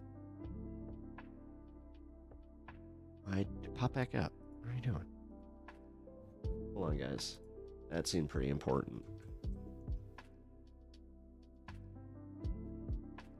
Tulsi Gabbard, Trump's pick. Oh, she made it. Okay. That's what it was. Yay.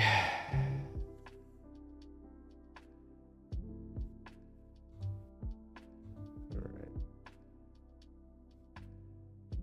Tulsi has ties to Russia too.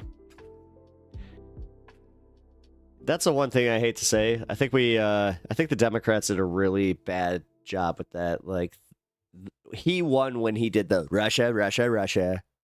And, like, I hate to say it, dude, the general populace, they kind of all went, yeah, so who cares?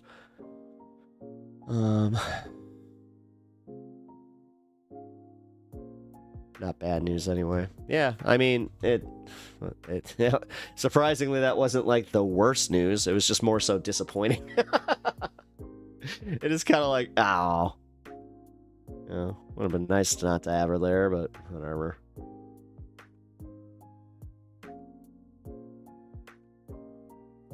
Sweden shooting. Okay. All right. Let's go for it. Yes. Hi, TikTok. I still can't believe this. I'm live on TikTok. It's kind of crazy, man. But hey, I'm also live on Twitch and YouTube. So if you guys are on TikTok and want to help me out, it would be awesome to definitely sub on multiple platforms. And yeah, over on YouTube, you guys can become members, and we have members only content there. I'm gonna be doing a lot more members only shorts. I think that I'm gonna do like a little not version of the AM quickie, because I'm not completely trying to take all the ideas from my MR, but something like that where I do like a little roundup before the show where I'm just like, hey, maybe do another story. Actually, John Adirola from Damage Report does something more similar to this, but I just feel like, yeah, you guys kind of deserve it, I have a lot of members here that, yeah, you guys need a little bit more reward in there, so. And then, yeah, I'm also going to be doing more weekend streams, and on Saturday, I think that I'm going to make maybe like the back half of stream members only, so toying with some of these ideas, which, oh, speaking of, this reminded me, I'm sorry, guys, this is the part of the show that you're going to hate me for if you are over on YouTube and you are not a Prime member. We are going into the paid half, where you got to watch them ads. So, because we're doing it. The content nuke. You can't tell I've been putting this off. Oh man, I have really to pee now. You know what? Before we do it, because this is a 2-hour movie. It's a 2-hour segment. I'm going to fast forward the Ethan one. We're also going to skip through that, but it's a 2-hour segment with that mixed with the HASAN roundup. So just give me one speaker. 1 second. Man, I just looked at chat for our second, and it's soon the loudspeakers are going to go up in every city in America, so we can all hear how wonderful Elon Musk is 24 hours a day. Man. Yeah, I can see it turning into V for Vendetta very fast. Ugh.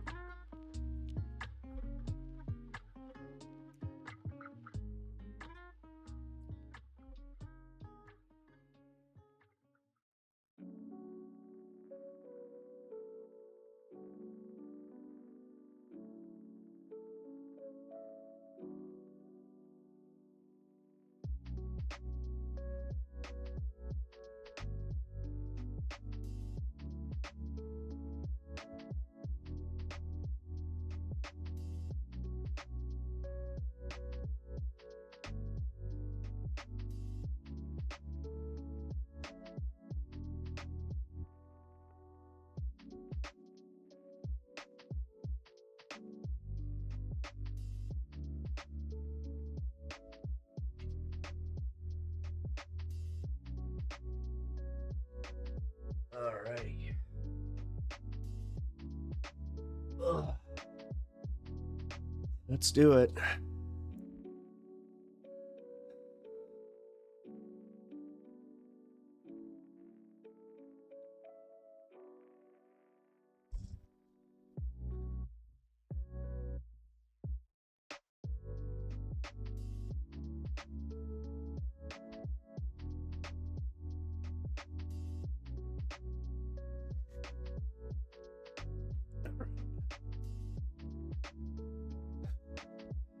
let's start the segment officially.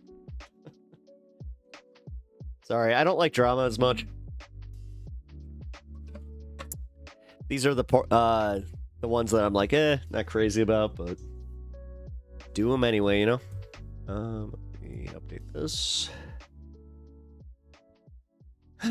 Mid-rolls. There we go. What up, Mike? Oh, perfect timing. You're actually here right at the beginning of the segment. So, let me load it up.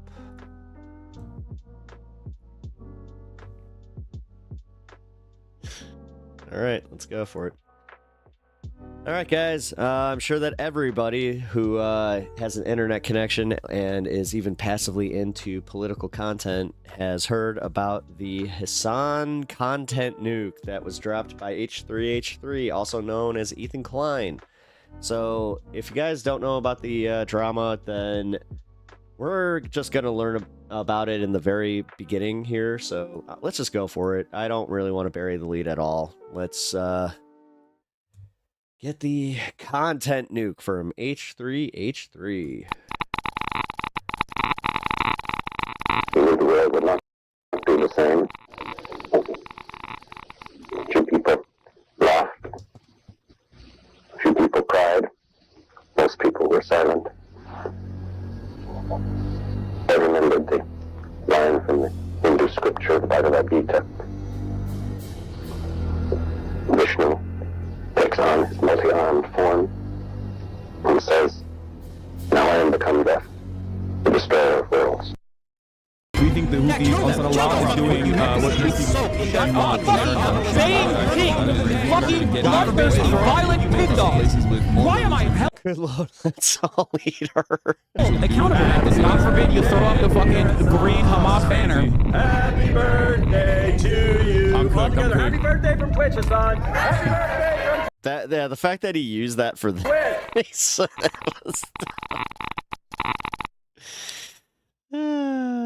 Well, let's find out, guys. Come on. You gotta be fair. Oh, hi there. It's me, your old friend, Ethan Klein. Player? It's been a while That makes since we've sense. last spoken. In that time, I've had 3 kids, all boys. I've lost 100 pounds, and I've pissed off 75% of the internet. Probably a lot of you guys, too. Actually talking about there at the NRA meeting that's today in Texas. Someone should All right, I hate to say it. You guys might think the Seinfeld thing's lame. Some of the callbacks. Oh, yeah, and I got a tattoo also. So Oh, sorry, this is... I'm cool like that now. I sped Left this up or way right, too fast. I always thought that, despite our differences, there was one thing we could all agree on. And what was that? That we love America and everything she stands for. Mom and Dad and apple pie. Sure, there's plenty to criticize and endless things to improve, but I thought it was about making a more perfect union, not tearing it down. And marching bands, a pride that only The thing is, there's something kind of scary brewing in America. Communism. That's America. That's America to me. I started to show I can't get over that guy. a couple of years ago with my That's America to me. acquaintance, Hassan Piker. You might remember male pattern him from such classics as America deserved 9/11, dude. Fuck it. I'm saying it. Yeah, kill them. Kill those motherfuckers in a video game. Sorry. Holy shit. That's not what I said. You dumb cracker bitch. This whole clip chimping thing, man. Like, this is the one thing that sucks. and of course, the Leftovers So podcast, easy. which was our show, which we made broadly to goof on the antics of the right. Now, to be clear, I knew about all these edgy and controversial jokes at the time we made the show together, because who am I to judge? Here is Ethan Klein being a delightful human being. I was just going to say, if there's another Holocaust, if they start rounding up the Jews again, I hope Ben gets...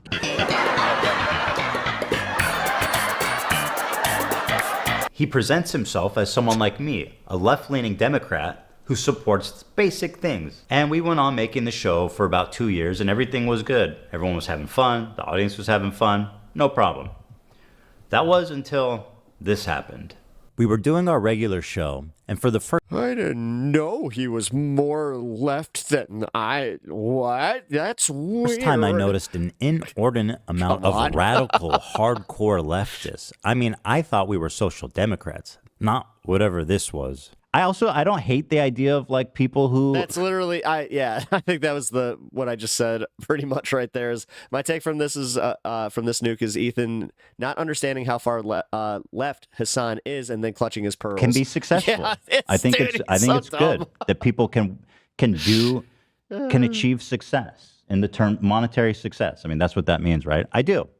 You know, there's nothing wrong with that. Because I see so many people in the chat saying no. I don't know what y'all are tripping about. Like, what the fuck do you What is the idea that you guys people like are just, looking for? You guys are all like radical communists? There's that many radical communists? Suck it, chat.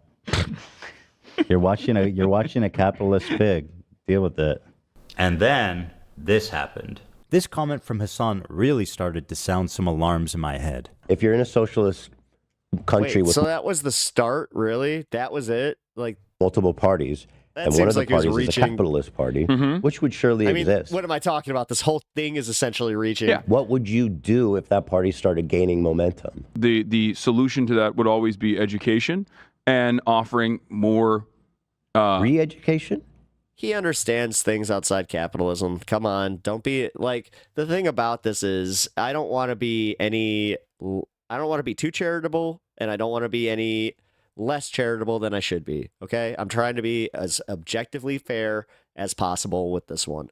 Although you guys go for it, y'all have fun. Re-education. You got my permission on that one. Certainly, yeah. There should be an enforcement mechanism, and in that enforcement mechanism, I think like rehabilitation, which would include re-education as well. If putting capitalists in re-education camps isn't disturbing enough, I started to notice that Hasan was carrying a lot of water for communist I almost said, well, semantics. states, war crimes, and genocides. What do you call Crimea? I call it a part of Russian territory, bitch. That's what I call Crimea. I call it Crimea River.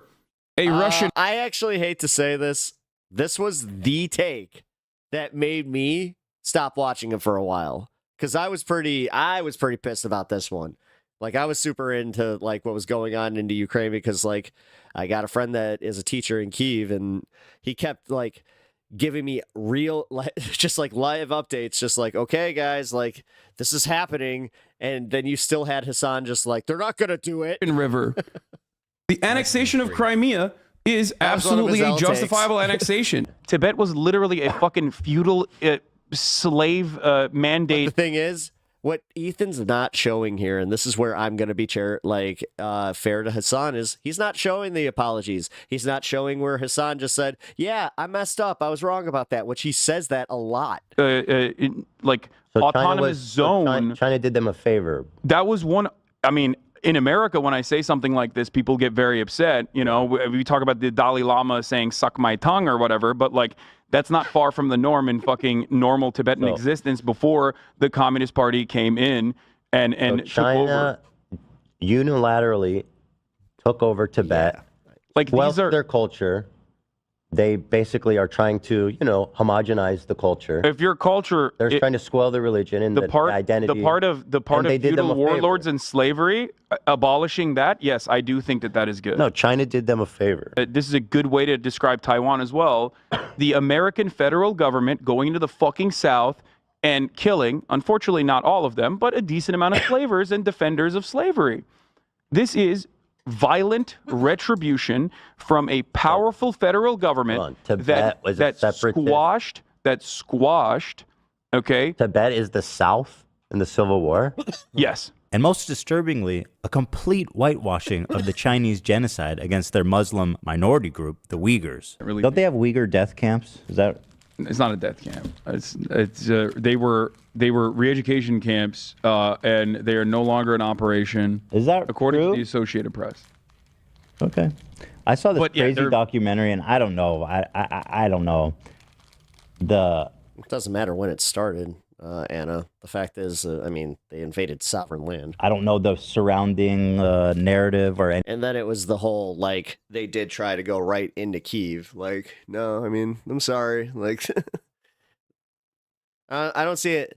I'm not going to argue the complexities of the Soviet like downfall, like the downfall of the Soviet Union, because like then it goes into like, okay, like then we're arguing, you know, Yugoslavian politics, and you can argue about like the establishment of, Czechia. Anything about it, but it was about they were Czechoslovakia, then the Czech Republic, now Czechia. There was doctors in the area. They would be able to procure organs. No, no. I'm telling you, they were in China with. Dog, that one is like Shen Yun, They're like, Falun we can Gong. get you an organ. From a Uyghur. But why is that? Is that really that crazy? The Associated Press quietly fucking wrote an article that didn't get a lot of coverage in mainstream media about how, like, okay, well, all the concentration camps have been closed now. Like all the re-education, because it's still just as black and white on his end, where it's like then you can start arguing that he, like, that's where Ethan, you can start sympathizing with his take on this, where it's like then you can say that Hasan technically is supporting terrorism at that point. Camps are closed now. You don't want to do that in fucking Xinjiang, and it's like very different vibes in Xinjiang, and now it's absolutely did. But it's the tourism hour. Let's see what the Associated Press actually had to say about this. These are all AP articles from the last 2 years. UK independent body reports China committed genocide in Xinjiang. China sanctioned a U.S. research firm and 2 individuals over a report about the human rights violations in Xinjiang. That's just one of those things where I do kind of look at it where it's just like, yeah, but try saying that to somebody that's literally living in a that has an apartment complex right across the street from them that is like faced out because of bombing. So. It's the tourism hour. To China's fury, UN accuses Beijing of Uyghur rights abuses. Tourism hour. Uyghur County in China has the again. This is the clip and shit that I'm like, man, because what he's doing now is he's taking like a take that is already clipped, and then he's just putting all this other shit on him. And dude, the fact that he is kind of like running from debate. Highest prison rate in the world. 1 in 20. Somebody even said that to me. They were just like, the reason he made this as long as he did and like this hit piece is because he's like, no, like he wants this to be like the whole, I already slammed the book on this one. And what do you mean? I won by default. 5 people is in a Chinese prison. It's the tourism hour. Hasan, 48 Uyghurs detained in Thailand for almost 11 years are on hunger strike to protest their imminent deportation to China, where they face imprisonment or execution. Not only does this AP article seem not to exist, reading the AP proved exactly the opposite. Hasan has happily eaten up the Chinese propaganda on this and has regurgitated it to his mainstream audience. Why is he defending China's genocide of their Muslim population? How does this even make sense? It only makes sense if A, he's being paid, or B, he has the political complexities of a 5-year-old. I know America... That's rich of you to say, bud. The bad is a meme that people laugh at online. But with Hasan, this does actually seem to be the beginning and the end of his analysis. 2 principles. Let me explain to you. 2 principles that you should keep with you, coming from a person who's Turkish, okay? When you look at a situation in the Middle East, you look at what the local government is and who the Western forces are. Never align with the Western forces. So when I look at other countries, I look at the regional actor, whoever the regional power player is, and then I look at who is backed by... I know you don't take them at face value. I'm not talking about that. Like, here's the thing. Like, it's the way that the media, like, makes it so easy for us to be the bad guy because of people's misunderstanding and lack of education. Now, I've talked about this a lot on my channel, is the fact that, like, we have this problem where we don't like educating. We just like throwing our hands up going, what do you mean you don't know? And then just like pushing them away or saying, I don't have time for you. Like there's a lot of that. And you have to admit that that is just the thing. It's not exclusive to the left. Trust me, the right, especially like the freaking debate lord right. Oh man, they are like the they're way worse, but we have to admit that it is a problem and that we are definitely guilty of it. I mean, I've been guilty of it. That's why, like, I'm trying to be better. I'm trying to, like, be so much better about this. But that's where I'm also saying, like, it's hard to sell to anybody that does agree with our politics, where it's just like, well, wait, you're telling me that you have sympathies for this, like, group that has been proven to do this. It just becomes very, very hard to just go, Well, the Western superpowers. That's a principle that you could take home with you. If you want to actually be... Not all of us are Hassan. Not all of us can literally break it down for people and then have them go, huh. Moral, or if you want to be smart about the way you analyze other countries, that's one... Or for that matter, for you, Anna. Basic principle that you can take home with you. All of a sudden, magically, you are above on your foreign policy analysis. You're going to be better off than 90% of people that look at the situation. After seeing all of this, I was already getting uncomfortable with our partnership. I started to wonder if I had any idea who this guy actually is. When did he say that? This happened. We have breaking news out of Israel this morning where Hamas has launched a surprise attack within Israel's borders overnight. After the shock of October 7th, I noticed a huge increase of anti-Semitic comments from Hassan's stream and Discord, including from his head mod. I was disturbed that Hassan was seemingly okay with this. Can you, do you care that your chat is calling me racist? Do you make any attempt to modify? I have not looked at my chat. Moderate that at all? I have not looked at my chat at all, but you have I just opened it, but don't you have moderators? Do you care at all about what your audience says about me? There's 32,000 people in here right now. I'm just trying to tell you guys how it feels. And I'm fucking shocked that you don't care that people in your chat are saying, who the fuck is this child, cold, arrogant, as fuck. I love you, but there's only so much I can do. How can you be surprised when your Discord is literally full of fucking... Ethan, I love you, but there's only so much I can do if you're making that argument. You know that, right? Hassan's chat had been calling me a Zionist, baby-killing genocider. Maybe it is unreasonable that I'm asking him to moderate his chat for a friend. He doesn't even know where I'm coming from because it's not something he would ever ask for. And all these other content creators actually, whipping their communities when their chat is going fucking absolutely bananas over random dumb shit and bringing my name up for no fucking reason. That you were just allowing that shit to run rampant in your chat.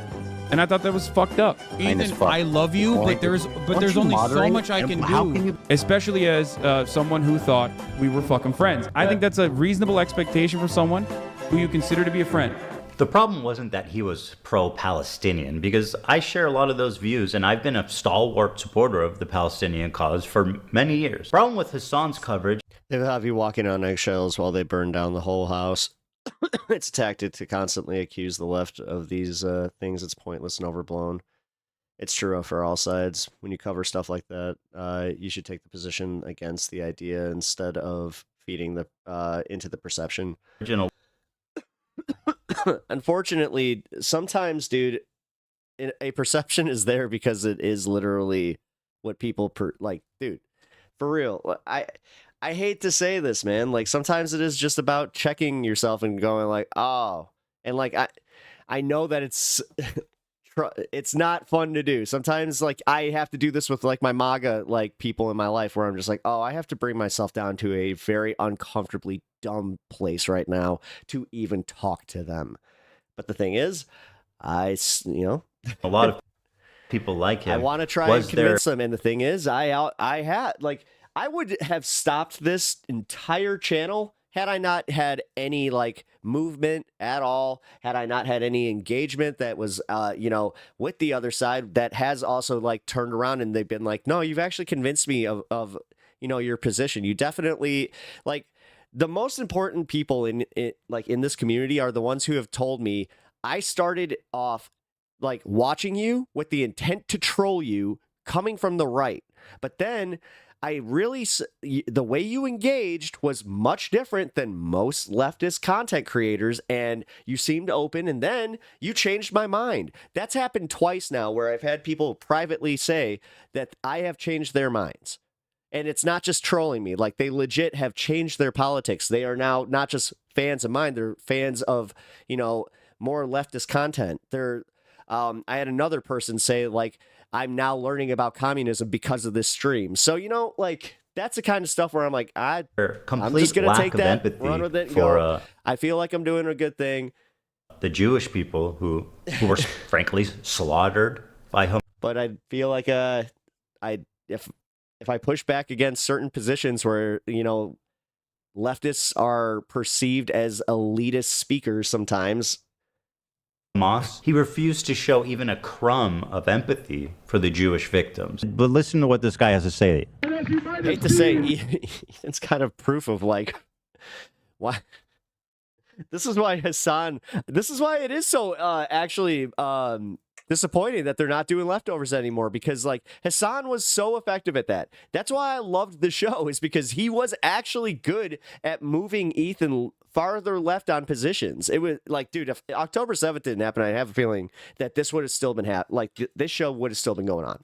There was some sort of rave or desert party where they were having a great time until the resistance came in electrified hang Obviously, there's gliders a lot of things out there. and took at least several dozen hipsters. But I'm sure they're doing very fine despite what the New York Post says. But nobody had seen this coming. I mean, that's insane, right? I don't even. Yeah. Okay.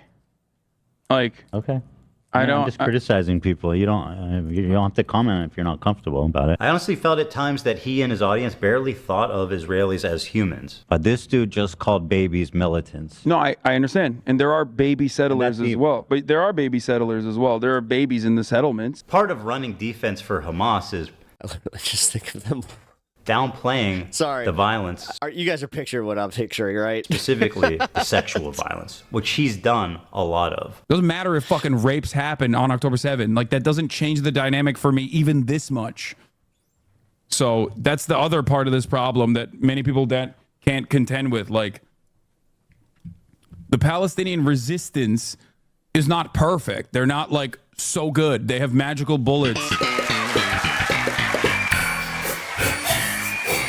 The Palestinian resistance is not perfect. They're not like so good. They have magical bullets. Is not perfect. Of course, if you compare the raw numbers, Gazans have lost a lot more than Israelis. 40,000 people.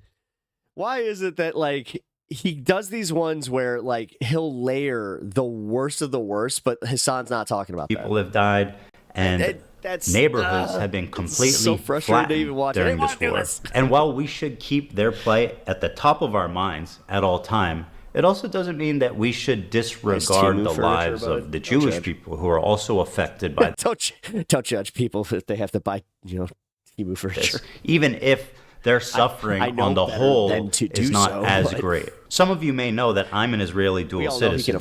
My wife is Israeli, my kids are half Israeli, and my entire in-law is Israeli. I lived there for 5 years, and I grew a closeness with the country and its people. One of the biggest issues between me, Hasan, and his community was that I am in favor of a two-state solution, while they are in favor of a one-state solution. Their theory is that after the October 7th attack, Israel should just dissolve its borders and let Hamas enter Israel unrestrained. What do you think Israel should have done in response to October 7th? Instead of indiscriminately bombing Gaza, I think the first thing to do in that situation would be to dismantle the government in the way that it existed, like get Netanyahu out of power. Okay. So you're saying Israel in response... Hold on, dude. You're saying in response to this terrorist attack... I love IKEA. IKEA furniture is the best. I like their... I like some of their desks. Israel should have. I like some of their like the standing cabinets, but honestly, I don't know, man. That's about it. Their own government. First set of I'm a Pier 1 imports guy. So first set of actions would be to democratically take Netanyahu out of power. Yes. The problem is that Israel's been at war with its neighbors for 70 plus years, and it makes a lot of sense that there should have went with the Rudal. I told you we should have went with the Rudal. Be some distrust there. Is it really insane to think that Jews, as an ethnic minority in Israel, would not be safe? After all, Israel is a country of refugees. If the Jews didn't come from Europe after the Holocaust, they came from the surrounding Arab countries that expelled them in massive amounts following the 1948 war. In fact, Duke, my point to this one, actually, if 1,000 leftists all behaved perfectly and only one leftist on Earth was unhinged, they would all point the cameras at the one unhinged person. They would hire people to pretend politics is war. The thing is, why is the right wing so effective at this then? Like, why can't we learn from them? Why can't we take some of their tactics and it literally just go, okay, like this is what's effective. This is where they're very effective in their propaganda. There was more Jews displaced than Palestinians during the Nakba. 1 million Jews. All of these surrounding Arab countries had vibrant Jewish communities in huge number, hundreds of thousands. Now, if you look at them, you're looking at close to, if not literally, 0 Jews left in these countries. Just to give you an idea, here's a visual representation of the Jewish refugees after 1948. Morocco had 265,000 Jews. Now it has 2,000. Algeria had 140,000. Now it has about 50. Iraq had 150,000 Jews. Now 10. And I want to give a special shout out to my boy over in Afghanistan, one known Jew. We know him. We love him. He's the one Afghan Jew. Sorry. They were forced to leave their homes, their lives, their property, and migrate to the only place in the world. And Sam. Say hi, Sam. Hi, Sam. That would accept them, which was Israel. The irony of this whole situation is that after the 1948 war, when Israel won the war... It's like when you look at like who owns all the nuclear weapons, like by nation, there's at one point, there's just like a guy named Gary. You're like, who the hell is Gary? Declare its independence. The Arab countries got super anti-Semitic against their own Jewish citizenry that had nothing to do with Israel.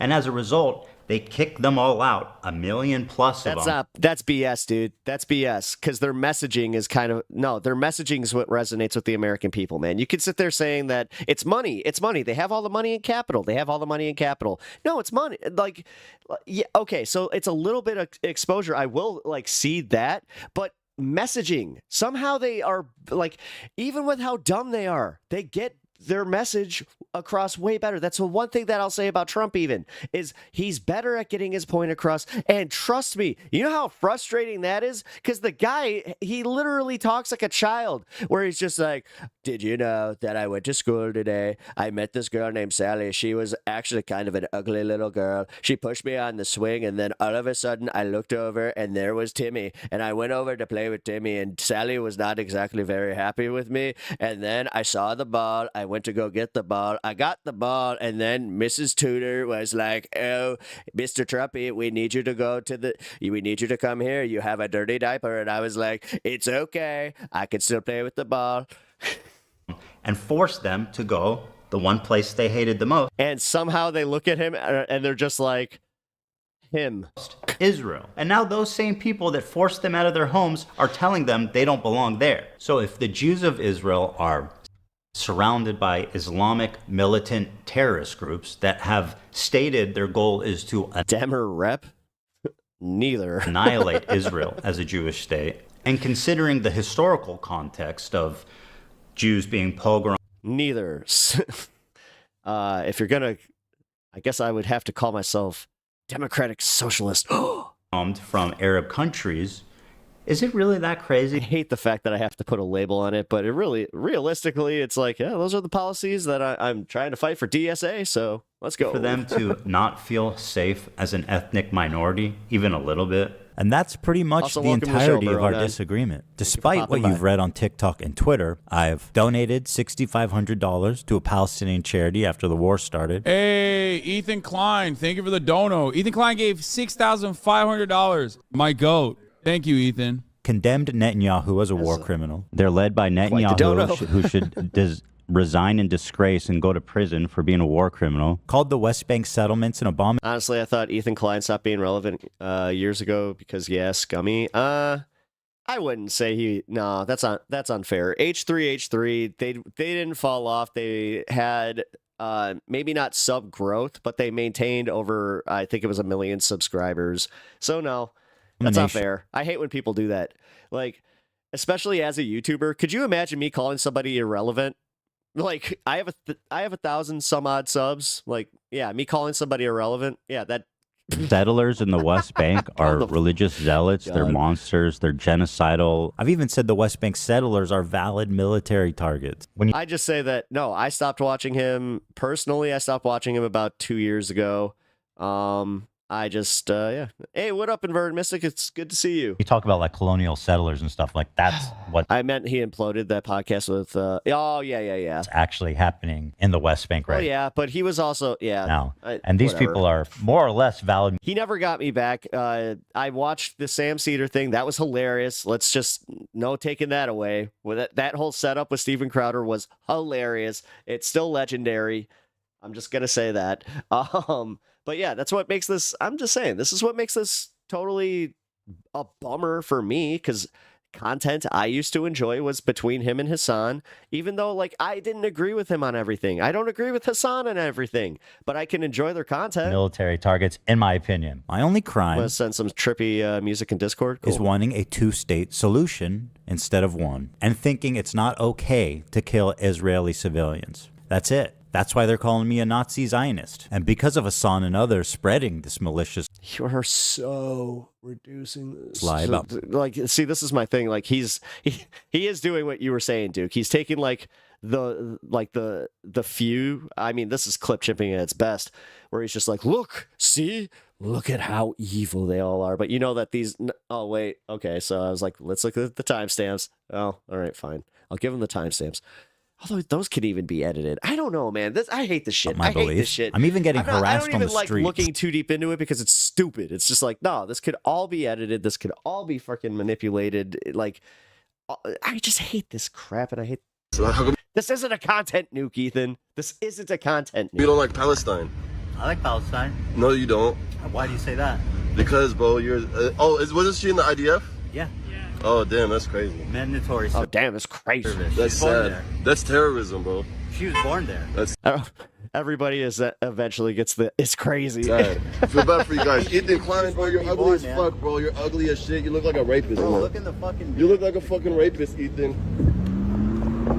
Feel bad for you guys. Ethan Klein. Oh my god, he kind of looks like that guy from American Pie. You know who I'm talking about? Bro, you're ugly as fuck, bro. You're ugly as shit. You look like a rapist, bro. I'm tired of all these coward Americans in the South trying to act like they're so tough. Oh, I'm American. Oh, you don't even run your own country. You don't run your own country, bro. You don't run your own country. A foreign country named Israel runs your country. Oh my God, bro. I hate to say, having somebody like this being the advocate for the left. I'm sorry. I don't think we're putting our best out there, guys. I love you, Hasan. Can I give you a hug, bro? I'm so sweaty, bro. I love you, bro. I'm so sweaty. I love I'm you, so bro. sweaty. I have to Please don't interview touch you. me. You're my hero, bro. I love you, bro. You're the coolest guy in the world, bro. Hold on, I think I look gay in that one. Hold on. Okay, 3, 2, 1. Hold on, I think I look gay in that one, bro. Okay. The funny thing about me, I don't like terrorism. Yeah, Anna, this is kind of just internet slop. And I don't like terrorists. If they're Jews, Christians, Muslims, they're all bad. What is terrorism? It's intentionally targeting civilian population for political goals. I don't like it. None of it. And over time, I started to learn that my co-host, he really likes terrorists. This is the one clip that I have to say it, guys. Not a good look. Because this guy is just a normie Twitch streamer. They do musicals. They're very... And then this where he's just like, yeah, they do musicals. Very musical people. It's like, I know. Are you being serious? Dog, what are you... I love it. He's just like, wait a minute. You are doing like a punk thing where like you're playing a joke on me, right? You think I made this? Isn't I know they're singing, but I'm seeing just guns and shit. This isn't a music video, Hasan. They're taking over these ships. They started targeting the ships. People on this helicopter. See, the thing is, all my opinions aside, this guy being a normie, this is kind of where I'm like, guys, just remember, this is the takes that you should pay more attention to when a guy on that's even more sympathetic who wants to glaze to Hasan. Trust me, he wants Hasan to think he's so cool. So he wants his politics to align with Hasan as much as possible. Even he's just like, I mean, Copy right now? Yes, they're streaming this? Yeah. Yeah. They're very musical people is something that Trump could say. Oh, yeah, they're very musical people. You don't understand. You hear the drums, you hear them, you know, they got the loud horns. They're very good at shouting. I heard that they actually have a very good underground metal festival. I want to check it out. I'm not sure if you guys knew, but I'm actually quite into Slipknot. They're flexing.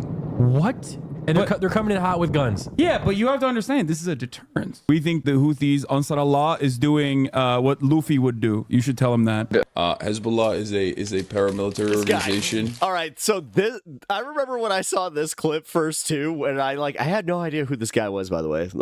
I still really don't. I just know that he's like a normie Twitch streamer. Do we like them or no? But this, where he's just like, do we like them or no? And then this. I don't have an issue with them. Let's just say, but they are a terrorist organization. Like they're designated. They are designated by the American state as a terrorist organization. I do not like them then. Well, he is. Oh, they didn't play the part because he actually says he's like, I like what you like, and it's like that part made me uncomfortable. Regardless of pretty. But then again, I have a little brother, so like having something like that also is kind of like, oh well, brilliant. A person. Like, well, in terms, you should like what I like, but you should be more educated. Like at least for me, that's how I would be with it. Where it's like I appreciate it, and I appreciate that you want to follow this, but it's like just don't go to like parties and just be like, yeah, I'm this, and like you just based off what I'm telling you right here, and not looking into it any further. In terms of like everything that he's done. Then I saw clips like this where Hasan is explaining how he's hiding his power level to funnel in normies into radicalization. I think that in the short term, in order to combat against that, you have to advocate for a much lighter form of propaganda. You want America, in the way that I feel about it, and if you want America to get out, I cannot tell who is talking. It's all just noise. Of the way. I'm sorry. Am I talking too much over it? For places with more revolutionary potential to do what they would normally do, I think that, you know, one thing you have to do is advocate for a lighter form while simultaneously still doing agitated propaganda that goes beyond social democratic ideas. I just wanted to put emphasis on the exact point of the so-called radicalization funnel where, for example, Hasan and JT catch them while they're young, as they say, and then they start looking into this new idea, etc., and then move forwards through the funnel, get more and more informed, get more and more radicalized. You do your part in the funnel for the cause, or whatever the fuck you want to call it. You're doing, in my modest opinion, a great thing for the cause.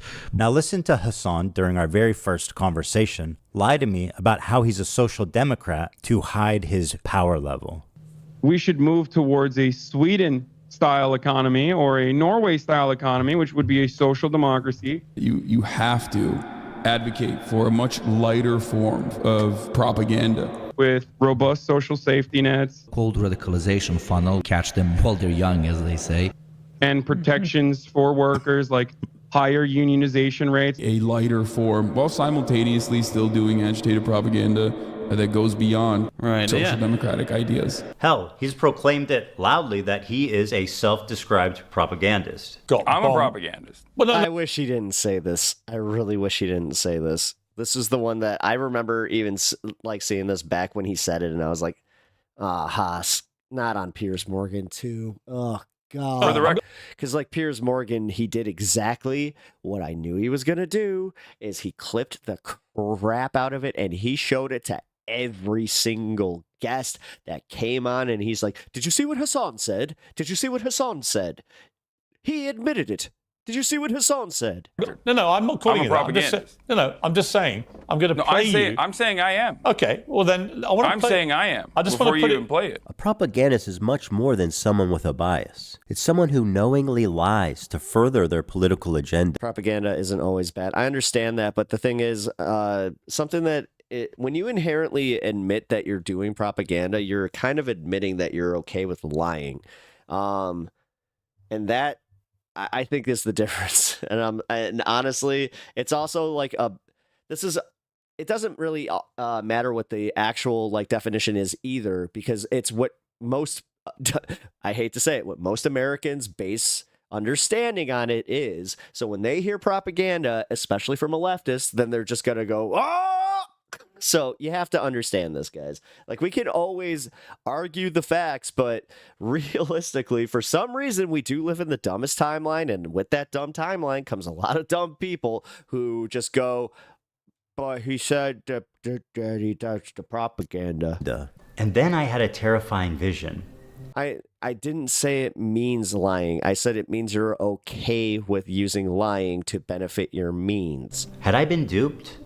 Was Hasan presenting a Trojan horse to my community where he was just... It means making some sacrifices for the greater good. A left-leaning Democrat like... That's why, like, when... myself, and as he said in the previous video, was funneling them into radicalization and turning them against me. Liberals are some of the easiest to manipulate people on the fucking planet, dude. I learned how much he hates liberals. Dude, I hate...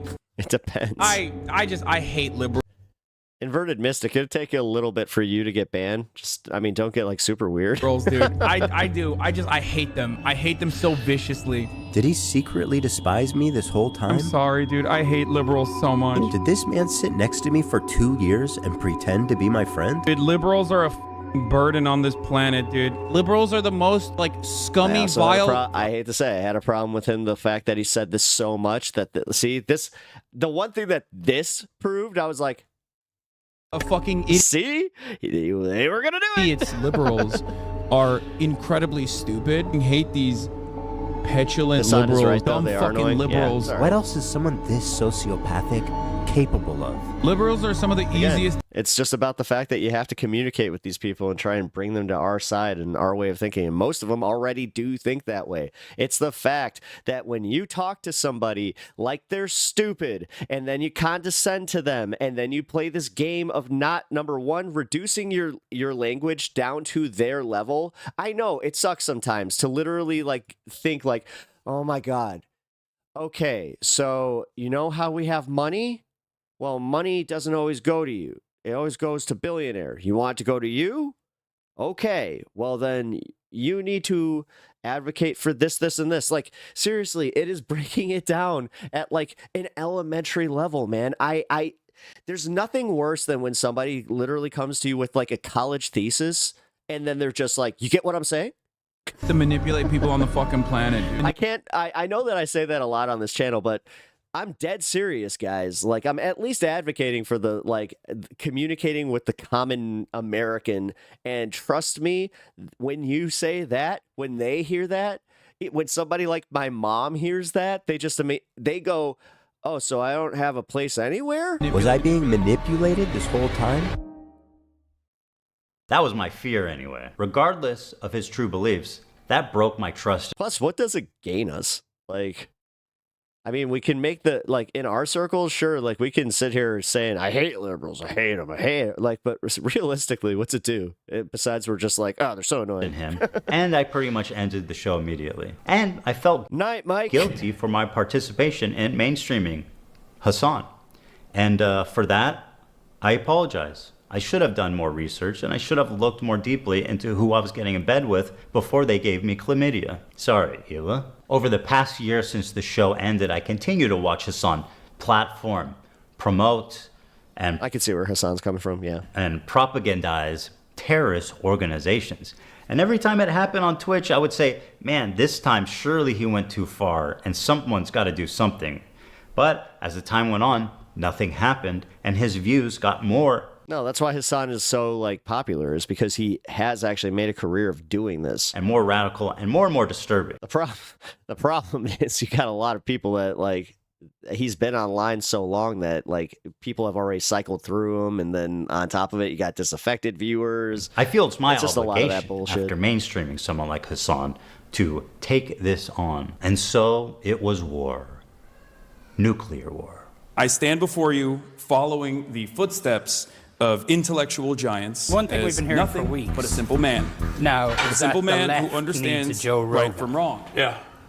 This seems what? All right, what's the point of this? Influential voice to a lot of people. I'm an idiot. I'm a dumb bimbo. I don't know what I'm talking about. And there are some things I've gotten numb to criticism like this. It's not. It's as a matter of fact, I seek it out now because I make content out of it. I think it's funny. I hate the fact that he tries to do the thing. I'm done. Like that kind of makes it bad for guys like me, where I'm like, I mean, but I am kind of just. I mean, I'm literally making a case for being like, guys, you gotta communicate dumber, because again, I know how I feel when people are just like, like you didn't go to college. Like, trust me, that's one of the first arguments I ever had was with somebody in my life, and they literally found out that I didn't go to college, and that one was like the whole like start for me, where I was just like, oh.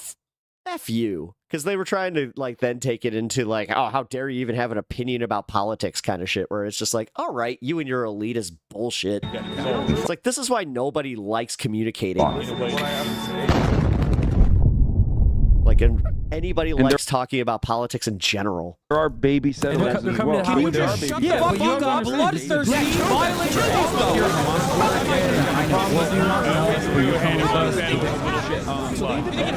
defend HASAN as a character arc, to be honest. That's cool. It doesn't matter if fucking rapes happen.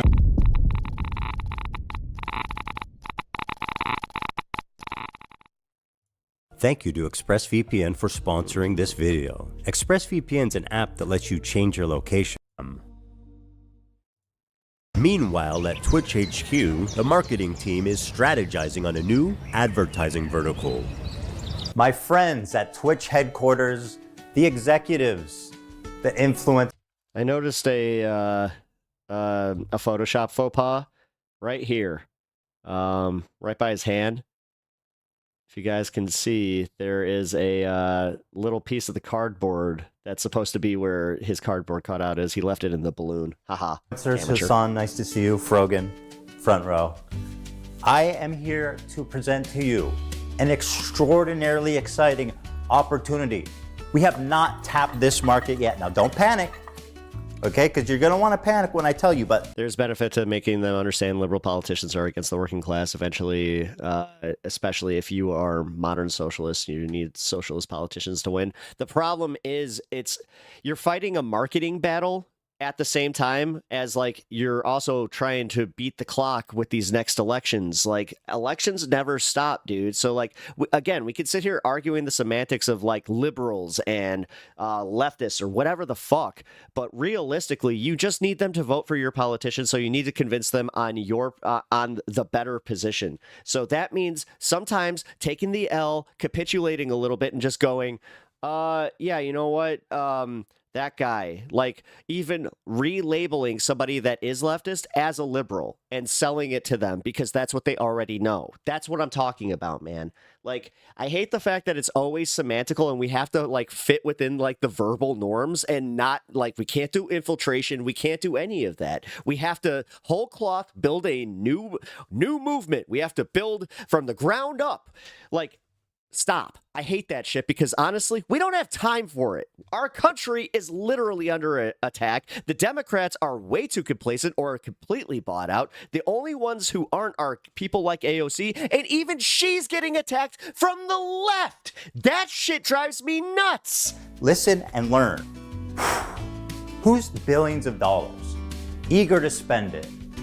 And what, people are too cowardly to reach out and take the money? Not us. Terrorism. Terrorism. Twitch is perfect. You could broadcast it straight into the veins of 18 to 35-year-olds. I'm not talking about even advocating for, like, Kamala and Biden. Like, because the thing is, like, it's really easy when we spend our time online to lose the whole picture for this, where it's a bunch of old middle Americans, boomer-ass Americans, our parents, that are confused. They're just confused, and they don't know leftist policy, and they watch Fox News, and Fox News is super, super effective at what they do, but we have also been ineffective at communicating. Like, dude, the fact that I haven't been able to communicate these things to my parents effectively until recently, which even my parents, who are super on the, like, right wing, have started coming around. So I'm just saying, man. Old men. So here's what I'm suggesting. H3H3 is a funny guy, but I really don't care about his politics, to be honest. Honestly, that was kind of the thing that H3H3 was about, was the fact that they weren't about politics, that they were about being cringe and funny. Like, that's the thing about H3 that I always appreciated, was the fact that they were like the Howard Stern show, where anybody that was like, oh, you're going to get canceled for that, they were like, do it, whatever. Who's going to actually cancel us? Like, our audience knows what they're here for. Hasan Piker. Yeah, we'll get drinks after the show. No, you. He's such a great guy. No, you. Give it up for Hasan Piker, everybody. Happy birthday, buddy. This dude can package anti-Semitism and anti-Americanism like nobody else. In fact, you guys got him on the front page. Oh my and God. he's doing terrorism for free. This shit. Basically, gentlemen and gentle ladies, God, Frogan, you look good today, girl. Babe? Girl, you look good. Great job on that Arab tier list. Don't mention that. What's wrong? Fluffy coat comes with a price. Chow Chows shed fuck all no. year. Very cute, by the way, but those are expensive. What? The point is, we have the biggest political streamer on our platform that is influencing media, and influencing young kids everywhere. If we can normalize terrorism. All right, hold on, guys. Birthday again, man. No, we got a big party for you after. No, don't do it. Let's wait, because we got a big party and a cake and everything for you after in the back. What the fuck is he Prostitutes talking about? too. Don't tell anyone. That's part of the past. Look what we've done already. This Houthi pirate. I mean, who are you kidding? This guy's a fucking terrorist. He literally tweeting out he wants to kill Jews and put their heads on pikes. I have to. And somehow, not somehow, because of his genius, we have rebranded. I don't want to skip this entire thing because I have a feeling that this is going into the next part of the segment. Yeah, but the Islamic this bit has run its course. Fundamentalist, death to America, curse upon the Jews. That's right. That's the Jolly Roger of this man here. None other than Monkey D. Luffy. So let's get out there, guys, and let's make 2025 our biggest year, guys. Come on, guys. The resistance is imperfect. The resistance is imperfect. Yeah, let's get them. If you want to know where on the political spectrum Hasan sits, take a look at a recent media analysis by Ad Fonte, which rated Hasan as the most extreme left-wing, untrustworthy media source on the internet.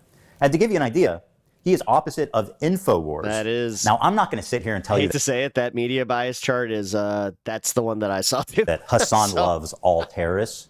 But what I will say is that there isn't many he don't like. Let's start with our good friend Luffy here and his organization, the Houthis. And yes, this is what it looks like. They are. I can't win with you guys because more than half of the community wanted me to cover this, so that's why I did it. So I'm just like, you know what? Let's get through it. Let's get through Hiling it. Hitler. The Houthis are an Islamic military group. They're known for their cruel measures, forcibly recruiting child soldiers, shelling civilian areas, and blocking food from entering already famine-ruined parts of Yemen. They've also set up landmines in agricultural spots, making the fields virtually worthless. Women have virtually no rights, and homosexuality, of course, is punishable by death. That lines up with leftist values. Now, just how little rights do women in the Houthis' Yemen have? Well, according to this, there's been 1,181 violations committed by Houthi rebels against women, including torture, rape, and murder. So, not great. The Houthis have a very wholesome flag, as you can see here. It says, translated, Allah Akbar, death to America, death to Israel, and a curse upon the Jews. And that's all of them, not just the ones in Israel. And of course, victory to Islam. I get amused when these terrorists are like, we hate Jews. We want to kill Jews. And then people like Hasan are like, you're fucking racist for saying that they just want to kill Jews and that they're terrorists, man. What you meant to say is Hezbollah is Muslim.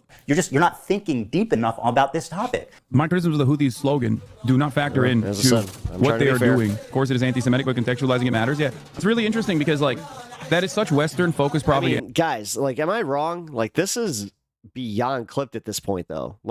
I heard that criticism of this, and I'll be honest, I was only able to watch the first half hour before I just dipped out of the video entirely. I might have even fallen asleep. But yeah, that's why I feel like this is just super, super hyper clipped, and Ethan is just kind of saying the same crap that he's been saying for the last 6 months. And for a Palestinian to arrive at anti-Semitic opinions, I mean, just go back to his old Twitter feeds. They don't need to read Mein Kampf. Oh, I almost forgot the most fun one. They brought back slavery. We think the Houthis, Ansar Allah, is doing what Luffy would do. That lines up with leftist values. All right, so these guys are clearly the bad guys. So my question is, how does Hasan cover such a genocidal, violent, misogynistic, homophobic. Now I understand why people are so mad at this, because he really is just trying to, like, he's trying to do the teacher thing, but he's literally doing it from terroristic like organization. Oh my god! Oh, you want to see a Houthi musical? He's doing the Hassan thing. He's These were the people that the Saudis were killing, by the way. Just so you know, these fucking musically gifted individuals. Yeah. Okay, I'm sorry. I need the money, guys. I'm gonna grab my food.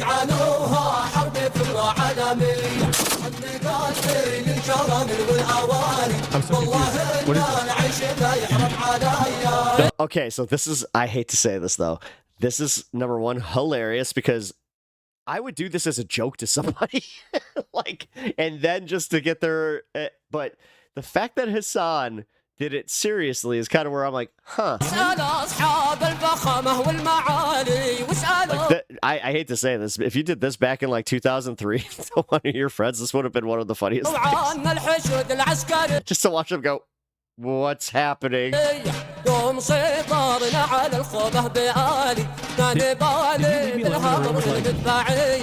2003 was wild. You want to talk about xenophobia in America? Holy shit. That's right, my friend. Hassan just played straight up terrorist propaganda without even being there to analyze it. Surely this must be against terms of service. Twitch does not allow content that depicts, glorifies, encourages, or supports terrorism or violent. The Houthi guy being racist is the only bad thing for Hassan here. Is it true that Hassan has responded? Yes, we're going to go. That's the only reason I'm watching this, is because somebody made a good point that I didn't cover any of this content as far as like the actual nuke. So to do the response to the nuke, which according to the person that sent it to me, they were just like, Hassan did not watch it and respond. He just responded to the whole thing. Like, I guess he's like whatever, doing whatever. But that's where I'm like, all right, fine. I guess I'll go through it as quickly as I possibly can. Extremist actors. For example, this. I don't want to skip too much of the video as far as just like giant chunks, because I don't want to do the same thing. Displaying or linking terrorist or extremist propaganda, even for the purpose of denouncing trying to be content. fair. Denouncing? Okay, but what's the rule for endorsing it? Is that okay? The answer is yes, as Hassan was never punished for this blatant violation of Twitch community guidelines. Got it. So denouncing terrorism is bad. Don't do that. Endorsing terrorism is good. Okay, got it, Twitch. What is going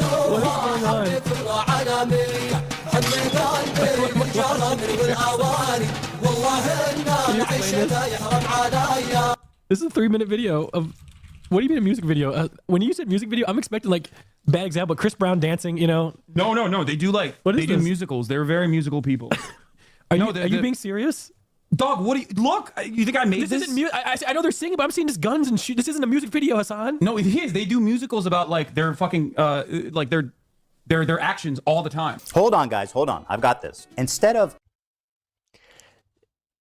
terrorist propaganda, let's call it musicals. Not the best explanation, House. Musicals. Instead of violent jihadists, let's call them musically talented people. They're very musical people. Anna said it earlier. I have to give her credit for the line. This is one of the Trumpiest things he's ever said, and like not making a joke. Are you being serious? Guys, let's just use our brains. Fiddler on the Roof, Wicked, Alexander Hamilton, man. There's no reason we can't put these Houthis on Broadway. Well, they go, listen, you want to fucking bring a ship through here? We're going to take it. So that's exactly what the Houthis start doing. They start fucking sending in helicopters onto fucking ships. Bro, they fucking, look at this. They got the Palestinian flag that they painted under the helicopter with the Yemen flag. They fucking they start overtaking the ships. And they're like, guess what, dog? No more trade to Israel. If you are sending ships into Israel, if you are owned by an Israeli subsidiary, if you're owned by an Israeli corporation, we're going to take over your ship. You cannot fucking use this trade route anymore. Guess what, bitch? It's our fucking territorial boundary, and we're going to enforce this until you stop doing genocide in Gaza. So let's review his claims. His first claim is that the boat is headed for Israel. It's not. It's going from Turkey to India. Next claim is that it's owned by an Israeli company. It's not. It's being chartered by a Japanese company, and the boat's owners are registered in the Isle of Man. I'd like to remind everybody that the crew that's kidnapped in this video has been missing for over a year now, with zero updates on their health, whereabouts, or anything. That lines up with leftist values. Hassan's third claim is that this attack happened in their territorial waters, which is also a lie. It happened in international waters. Hassan is lying for the Houthis like he's being paid. And honestly, at this point, is he? got I'm a bombed. propagandist. Well, no, For the record. no, I'm not calling I'm a you that. I'm just propagandist. This is like a hostile. They're streaming this? Yeah. Yeah. They're flexing. What? And they're coming in hot with guns. Yeah, but you have to understand, this is a deterrence. Israeli society is going to start getting upset. They're going to be like, I can't get my treats. I can't get my Amazon Prime deliveries. What the fuck is going on? I hate this. Israel sucks. I'm leaving Israel. That's the goal. I find it disturbing that Hasan thinks that a slowdown of imports is going to cause Jews to flee Israel. 80% of Israelis were born there and do not have citizenship anywhere else. So where do you want them to go, Hasan? Back to Poland or back to the Arab countries they were forced out of? Israel sucks. I'm leaving Israel. That's the goal. By telling the Jews of Israel to go back where they came from, Hasan attempts to deny Jewish heritage in the Middle East. It characterizes them not as indigenous, but as white colonizers. This is despite the fact that 60% of Jews in Israel are actually native to the Middle East. This is wild. So these guys did all of this, right? They did all of this. Is that their helicopter? Yeah. That looks like a legit helicopter. It is a legit helicopter. This is wild.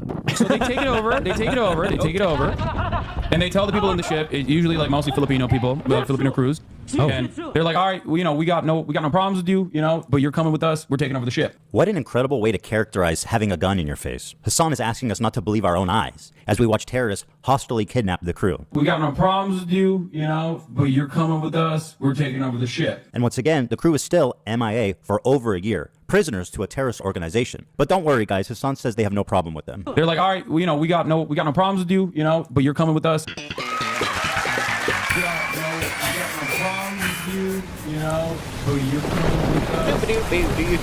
is a 3-minute video of what do you do in music video? When you use a music video, I'm expecting like, are you being serious? I know they're singing, but I'm seeing guns and shit. This is all right. We get it. The music video, Hasan.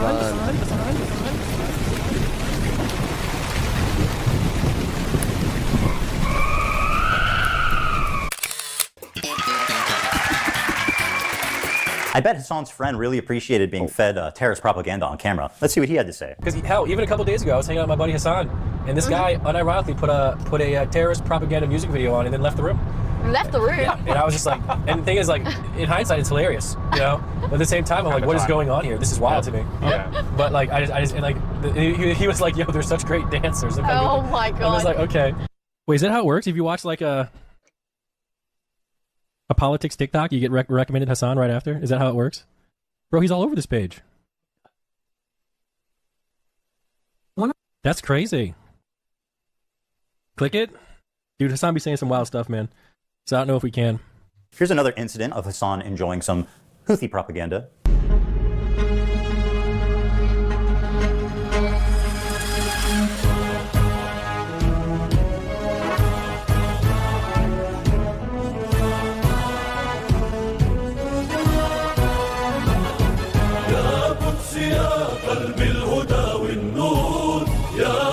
How can they not agree with the Houthis when this is the kind of music video that they're coming out with? They got a beautiful voice too. Yeah, Israel been real quiet since this dropped, dude. The fucking mixtape. Oh, Hasan, my sweet. Yeah, naive. guys, I'm just gonna say, like, unobjectively, this is the stuff that, like, if he had just made this the content nuke, this would have probably resonated a little bit better. And his presentation, like, if he, I'm just saying, yeah, friend, this one's hard to defend, guys. Like, this one's like, You say that Jews don't sing and dance like that? Then what the fuck do you call this?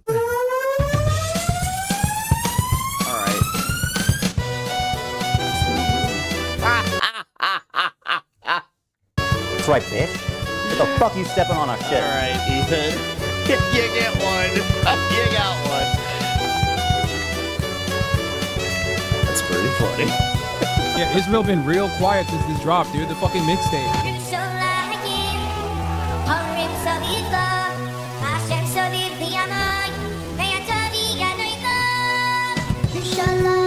You got a beautiful voice too.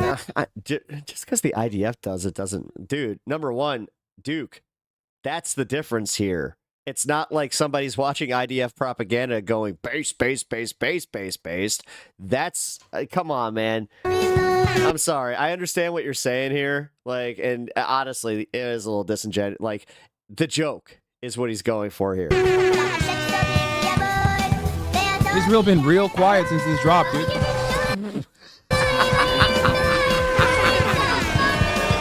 Israel been real quiet since this dropped.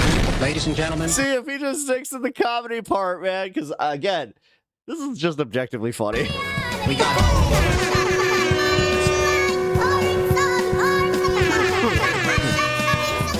Houthis been real quiet since this dropped, dude. Now we come to our sweet, beautiful, cute little Dude, have you ever seen a modern army, like in the army? TikTok Like, come twink. on, man. This hairless young man Be all that you can be.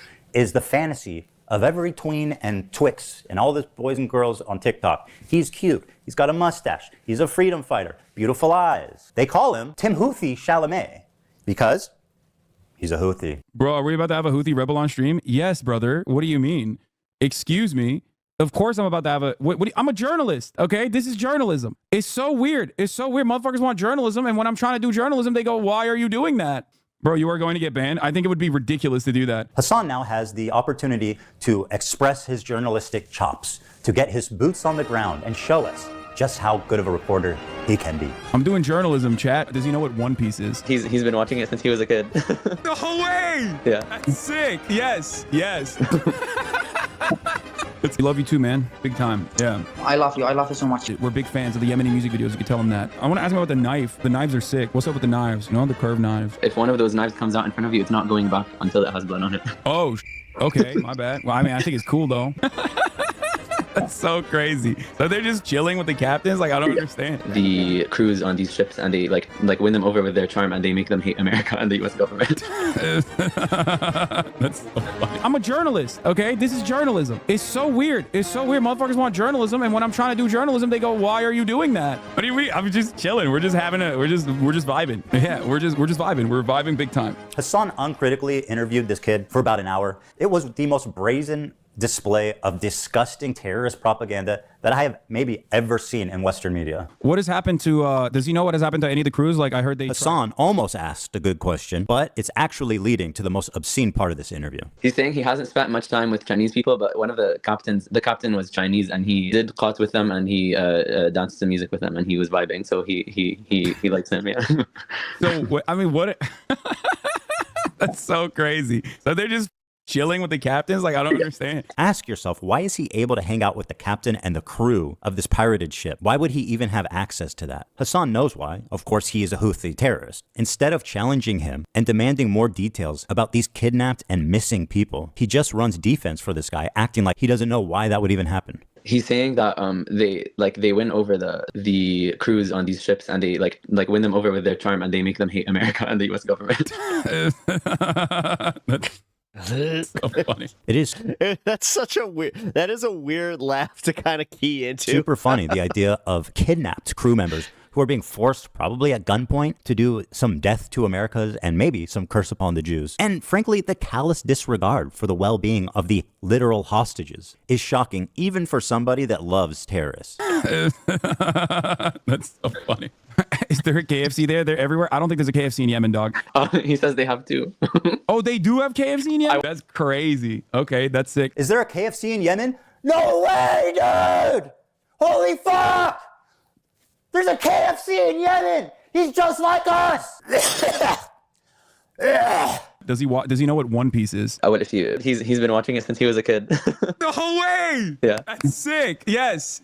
That's fire. That's so fire. Oh my god. Oh, let's not forget that Riley Gaines' husband is facing deportation. You know, the MAGA princess. Yeah, he's from England. I saw that. We think the Houthis... Yeah, she's just like, he didn't get his COVID vaccine, and that's why. It's just like, well, maybe he should have done things legally, Riley. Allah is doing what Luffy would do. You should tell him that. You guys all remember Luffy's flag, right? Now, I'm only halfway through that show, so maybe I just haven't come to it yet. But I do not remember Luffy's flag looking like this. Predictably, there was some blowback after this interview, and Hasan went immediately into damage control to rewrite history. He said that he was... By the way, guys, if you guys have a TikTok account, can you do me a favor and go like the stream over there, and also leave a like on the stream on YouTube and follow over on Twitch. I appreciate it because it's free and it helps the stream out immensely. So please consider doing that and sub to the channel over on YouTube if you haven't already. Thank you. Just simply a Yemeni person and not a Houthi. Yeah, I mean, we don't even know if he's a Houthi or not. He's a teenager in Yemen. The dude is neither a Houthi, nor a terrorist, nor a pirate, is not a Houthi rebel. They didn't fucking call him a Houthi either. You want to know why? Because he's not one. He's not a Houthi himself. He's not a pirate, but... You know, I don't think he's not a pirate. He has reiterated the position that he is not a Houthi. Trust me, bro, I'm not Houthi. Be for real. You sucked him off the entire stream. Not even a Houthi militant or anything like that. When I interviewed the dude, who they still to this day call a Houthi terrorist. Tim Houthi's not even a fucking Houthi. I thought he wasn't a Houthi because he's not. No, he was just some fucking Yemeni TikToker. Random fucking Yemeni teenager. Didn't you brand it as him being a Houthi interview though? Bro, are we about to have a Houthi rebel on stream? Yes, brother. What do you mean? All right, let's. I hate to say again, like that one, because to be like, when it's like, dude, you like, because even if that was like my last interaction, if I'm not an everyday viewer, then it's like, no, because I watched the interview. Let's take Hasan's word for it and assume, okay, this kid is not a Houthi rebel. He's just some ordinary Yemen teenager. Let's go ahead and take a look at his social media and see if that lines up. All right, let's see here. Tel Aviv will burn in the coming hours. Ready for sacrifice and Hasan lacks tact, to be honest. Eager for martyrdom. Maybe he's talking about football? Here he is singing a song with the words, "Do you threaten us with what we are waiting for, son of a Jew?" Meaning of Houthi is a title, and it's not something to fear, but for the Jews. They are very afraid of this title. The execution we will carry out on all Zionists, with the lovely depiction of a man impaled through his asshole and out of his mouth with a pike. Or, how Hasan likes to say it, a pike for a cut. Okay, why would he retweet this article called "Houthis Use Social Media to Boost Global Prominence and Support"? Israel falls. Wait for the new operation in Tel Aviv, the Jaffa drone, I don't think which no Israeli defense can stop. The ships we bombed and sank. I know the Red Arrow is supposed to be a cool military Hamas thing. This is a butt plug. Just saying. To every Zionist, I will put this into your stomach. And let me state the obvious. Jew and Zionist is clearly interchangeable to this guy. Okay, but hating Jews doesn't make you a Houthi. Space Are you a King, I was soldier? just watching this. Oh, nice. Yes. That seems pretty definitive. You know what makes you a Houthi? Being a Houthi. Yeah, I'm watching this so I can get to the Hasan react. I haven't seen the Hasan react yet, so. At least one of the two of them is being honest about it. No way! Yeah. Sick. Yes. Yes. That's fire. And that's so fire. Oh my God. We think the Houthis is doing what Luffy would do. They're tweeting images of Jewish. All right, that was a good.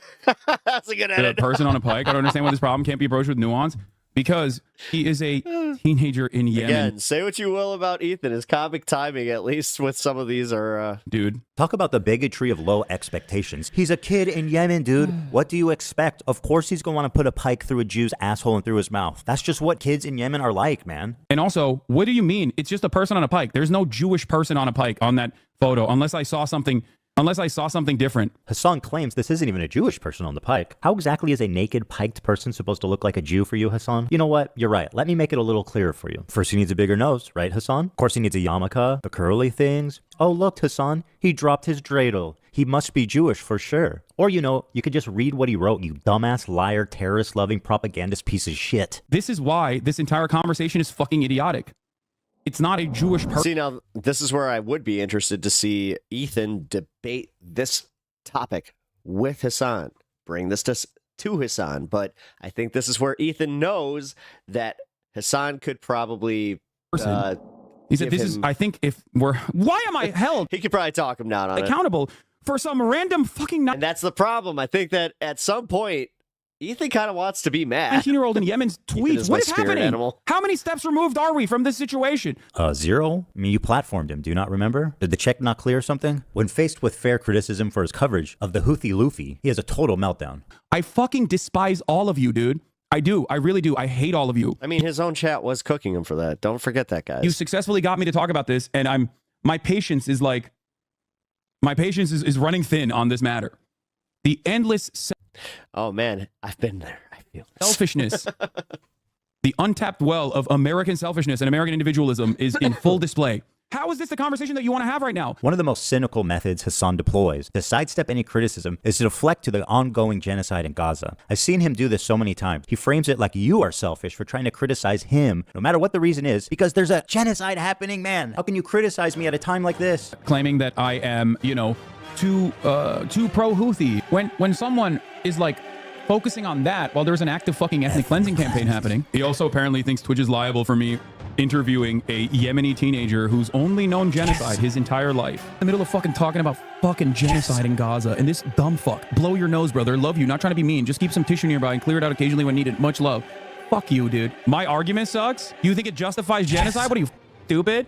Everything that can be tangentially turned into like Jewish people are under attack is a decent way to just like drive discourse away from open genocide in Gaza. If your sole focus when Israel is doing a complete genocide in Gaza, if your sole focus All right, I actually like that jacket. That jacket's cool. Revolves around that people are saying you're a Zionist. Yeah, go fucking yell at streamers for not covering sufficiently the ongoing active genocide in Gaza instead of coming in here and fucking chirping at me. It's quite a charge to just say I'm a stenographer for the Israeli government or I'm a propagandist. I don't think there's any evidence I'm either of those things. I'm curious who you think I'm doing While the we're having this conversation, 3,000 Piers, while we're having this back and forth, 3,840 Palestinians have been ruthlessly slaughtered in the last incursion into Gaza. I feel like this is an incredibly selfish, self-centered conversation to have. This technique is so powerful because everyone's afraid of being labeled as a genocide denier. Pierce Morgan with... Yeah, Emma was using that too, and even Sam was kind of like, you could kind of tell he was like,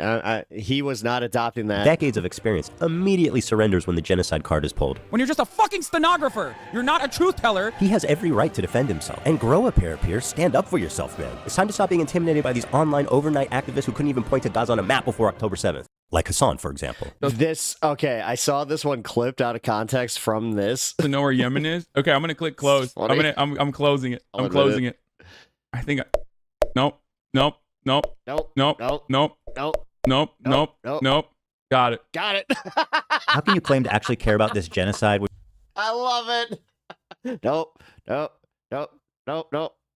Got it. You're willing to so cynically exploit it to sidestep It's the confidence in the got it. You heard it, right? any criticism. What a bigot. Before we move on, Hasan has one final taste of idiocy for us all to enjoy. Now, this kid is like, I think he was like 19 at the time when I talked to him, which means that for most of his life, he has withstood genocide, right? Like he is a person whose only experience is like, it's literally like talking to fucking Anne Frank, basically, okay? Being able to talk to Anne Frank in real time. To quote Anne Frank, I keep my ideals because in spite of everything, I still believe that people are really good at heart. Anne Frank continues to inspire generations of people because in the face of a genocide that eventually took her and her entire family's life, except for her dad, she refused to give in to hate, malice, and violence. And then there's this guy, who would have killed Anne Frank if he ever met her. You might think this is a sweet, innocent girl. Well, I'm happy to tell you guys we are working on a new edition just for you, Hasan. You should hear about the time she went roaming the streets of Berlin at night with a knife, slitting the throats of families, including children, babies, and the elderly. She's killed children, you guys. She even rapes people. She's just like Luffy. There is no other way to describe this than terrorist propaganda. Not only is he platforming terrorist propaganda, right, uncritically, he's participating in it. He's enhancing it. He is not just a conduit. He is an active participant who is disseminating it to more and more people in a way more consumable form.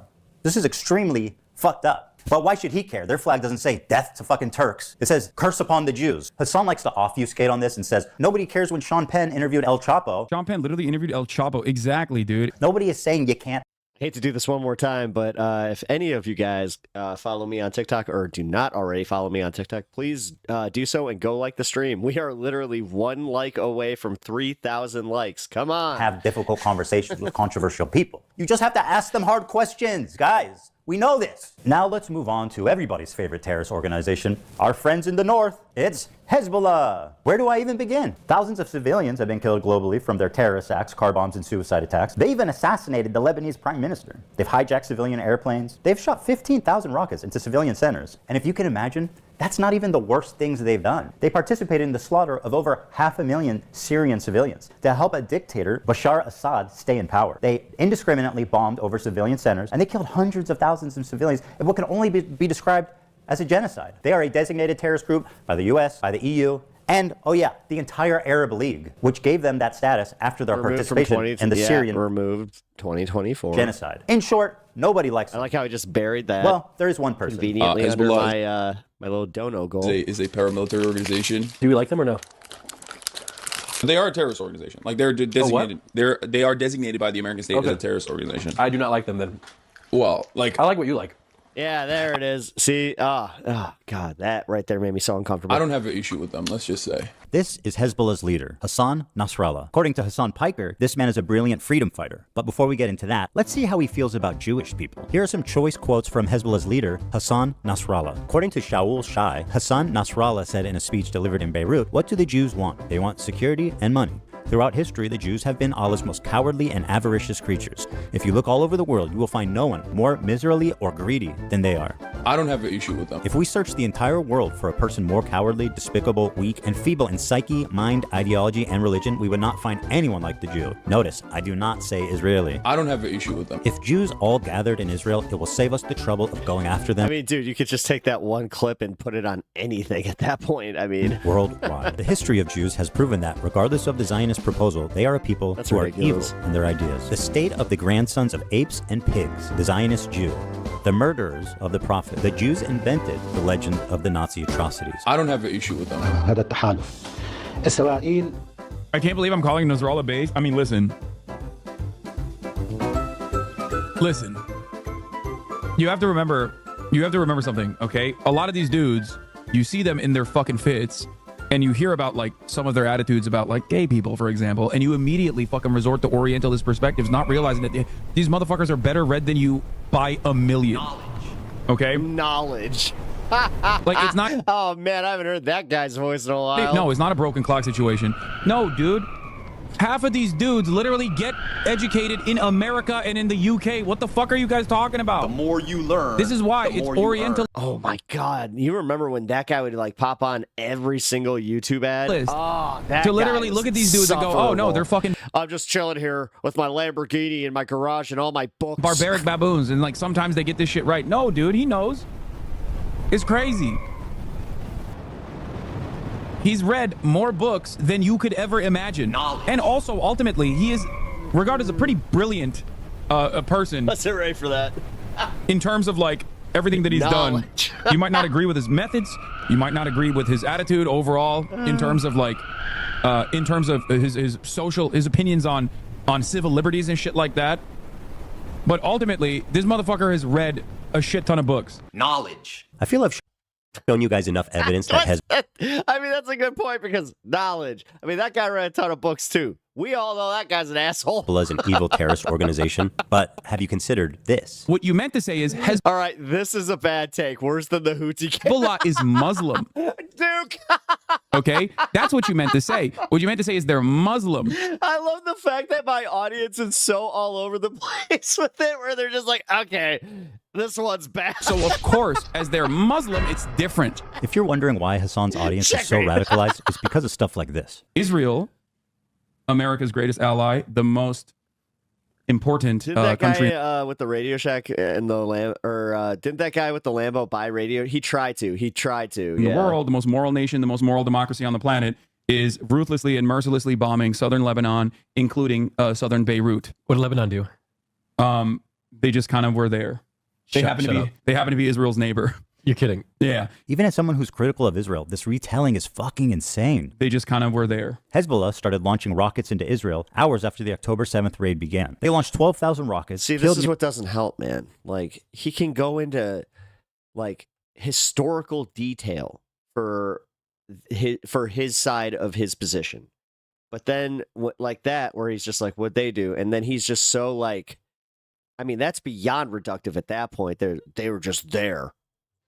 Nearly 100 people, including 12. It actually kind of shows right there where it's like, oh, you're not as actually like well versed on these things that I thought, because you're not coming like with all the education. You are coming at it with just like a propagandized mind where you're just coming at it from one perspective. Children and displaced 250,000 Israelis from northern Israel. That's what caused them to respond. What did Lebanon do?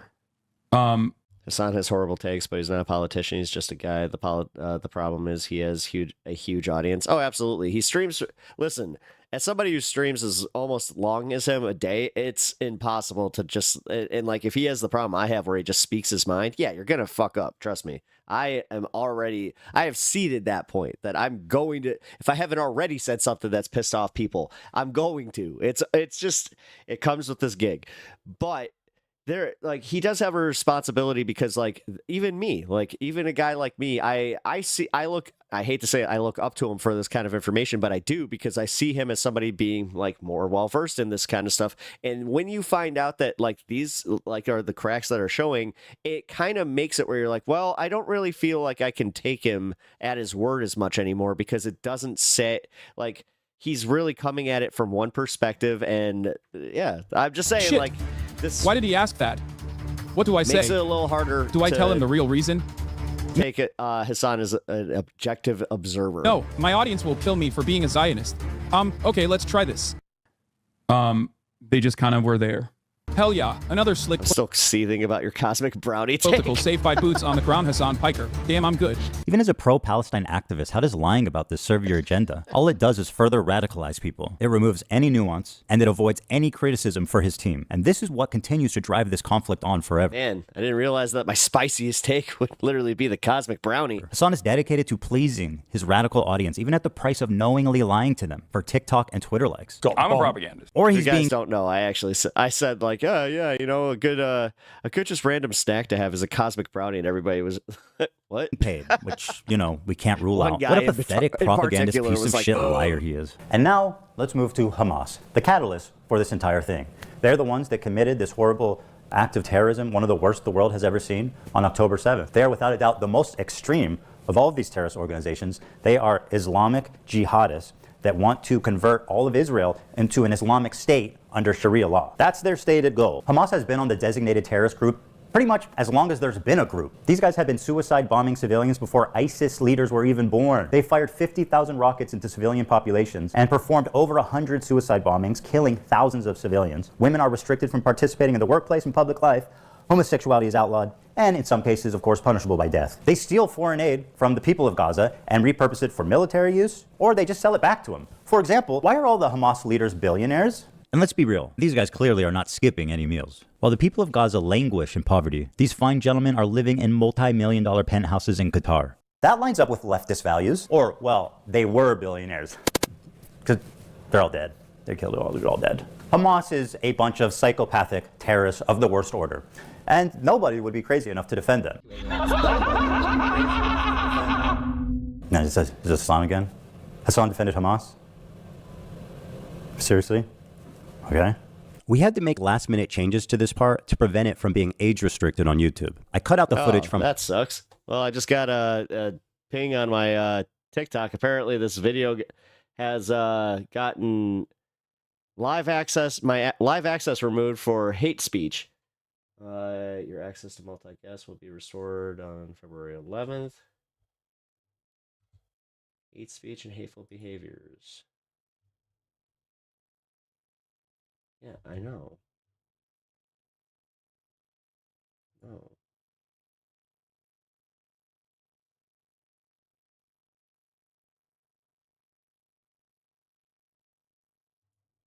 Whatever. I should have known that this was a bad one to cover, like, while TikTok was also live. Whatever. All right. Hamas, and I will attempt to narrate it for you as best I can. In this scene, an older woman is walking hand in hand with a girl who looks about 12. And as they're getting in the back of the van, one of the terrorists gives them a wave goodbye and says goodbye to them in English. Goodbye. And the two of them smiling wave back. That's crazy, dog. Dude. Okay, that's crazy. That's crazy. That actually, okay, that's too much. That's more than I expect. Bro, every time they're releasing hostages, the next wave they're gonna be like, actually, I'm good. Like, I'm staying. These hostages are being released at gunpoint by the people who likely murdered their family in front of them before kidnapping them. Hassan peddling this narrative that they're sad to leave their captors is beyond disgusting. The next wave they're gonna be like, actually, I'm good. It's plainly obvious these are traumatized victims who are scared for their life and doing what the terrorists are telling Devilman, thank you for subscribing over on Twitch. I really appreciate that. them to do in order to avoid any conflict on the way out. Oh, look at the sweet masked terrorist with his AK-47. He's so nice. Did you guys see how he waves goodbye? Dude, okay, I'm gonna be honest. This is some crazy PR. They look traumatized as fuck. Wait, what? Bro, they look like they're chilling. This girl who had her... This is one of the most L takes that he has had in this entire... foot blast. What? On a hostage release? Or like... ...it off on October 7th and then operated on without anesthesia. Yeah, look, they're straight chilling. Look. Anesthesia or painkillers is so sorry to say goodbye to her captors. She's going to miss their hospitality. Like being raped. And being watched showering and changing. The next week, they're going to be like, actually, I'm good. Like, I'm staying. It's so obvious the terrorists are telling them what to do. Ethan, how can you say that? They look so happy. Keep waving. These morons forgot to cut out this part. Yes, that's a terrorist giving them an order to keep waving. And she does. See how fast she reacts? Totally not a fearful victim of terroristic kidnapping. Anyone peddling this nonsense should be embarrassed and ashamed. How pathetic can you get? The next wave, they're gonna be like, actually, I'm good. Bro, they look like they're chilling. All right, the Houthis is one thing, but he's not going to turn on Hamas propaganda videos and watch it on stream. There's no way. Okay, it's getting hard to defend him. Freedom fighters, musical shit. Here is a video that came out of how Hamas produces their own motherfucking sniper rifles. He can hardly contain his admiration for them. Produces their own motherfucking sniper rifles. Let's see how long he can go without offering any commentary or analysis on this Hamas hype video.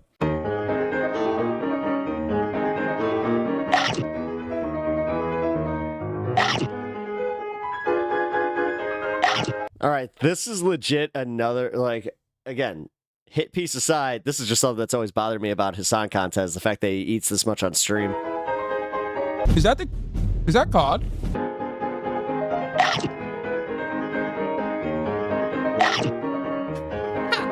The chop noises.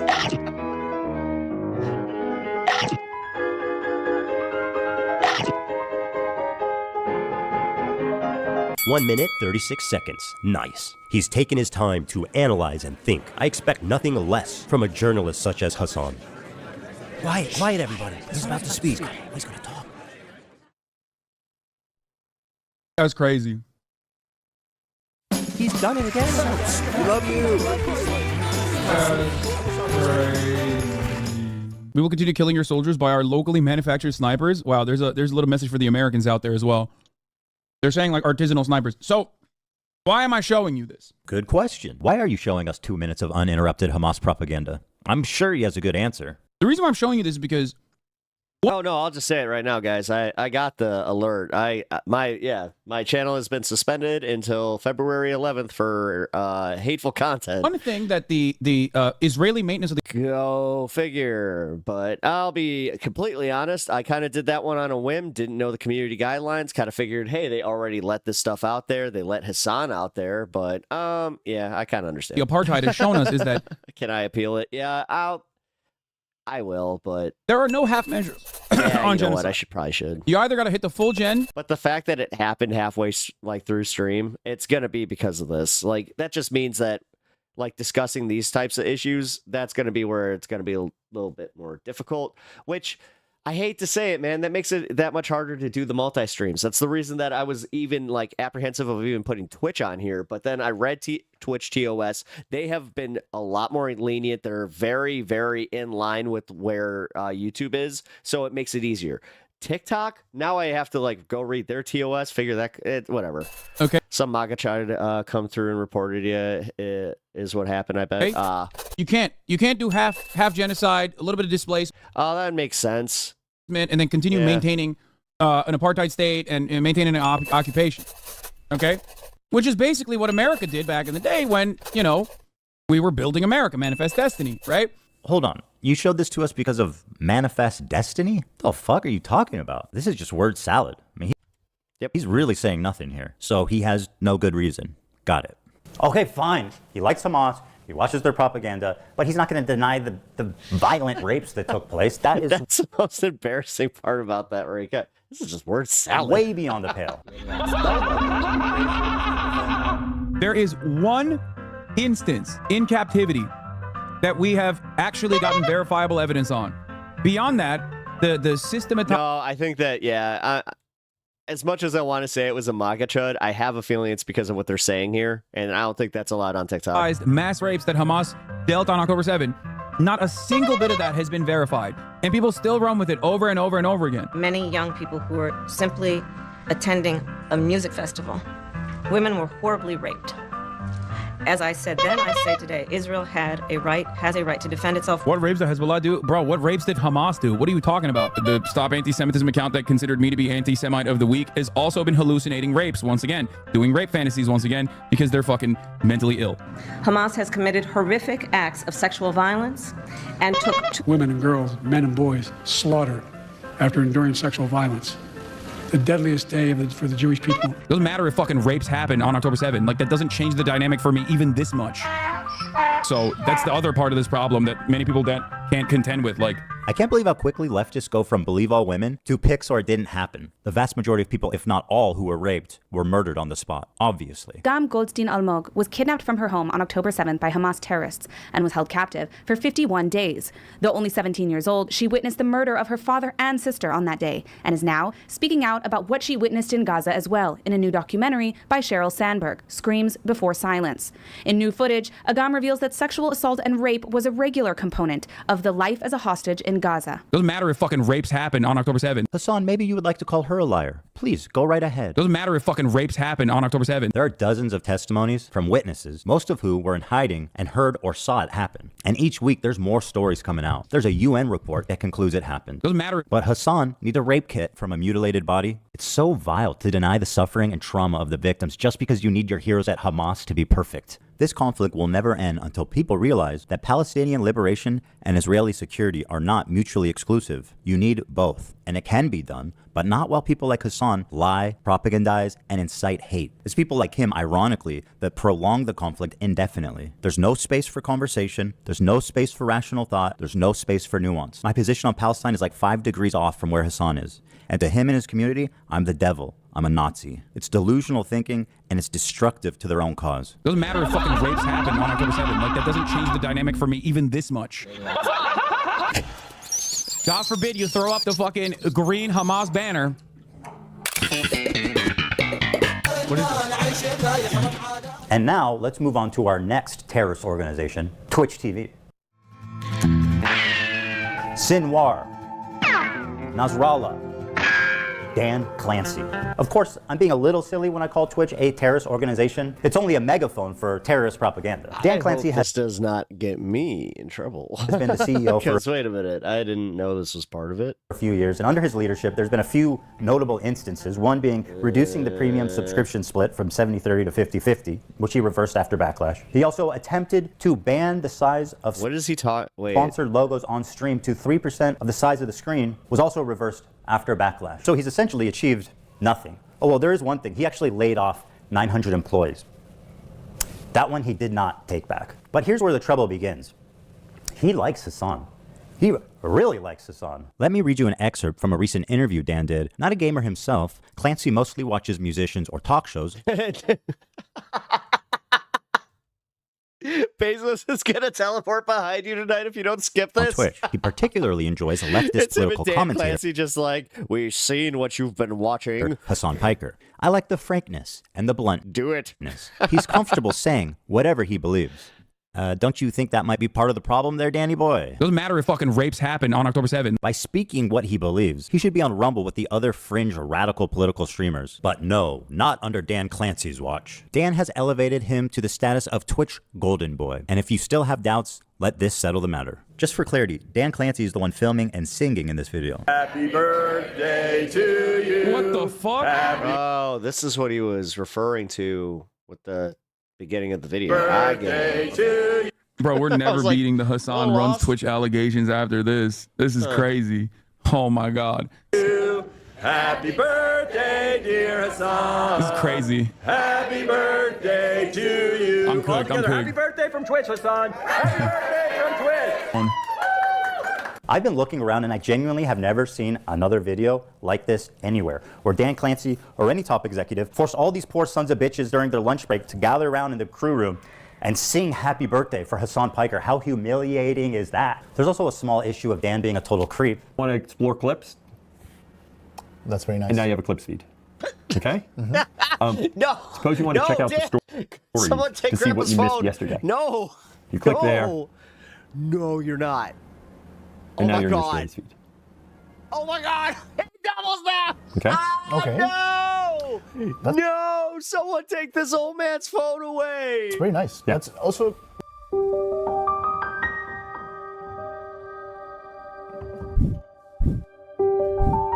Okay?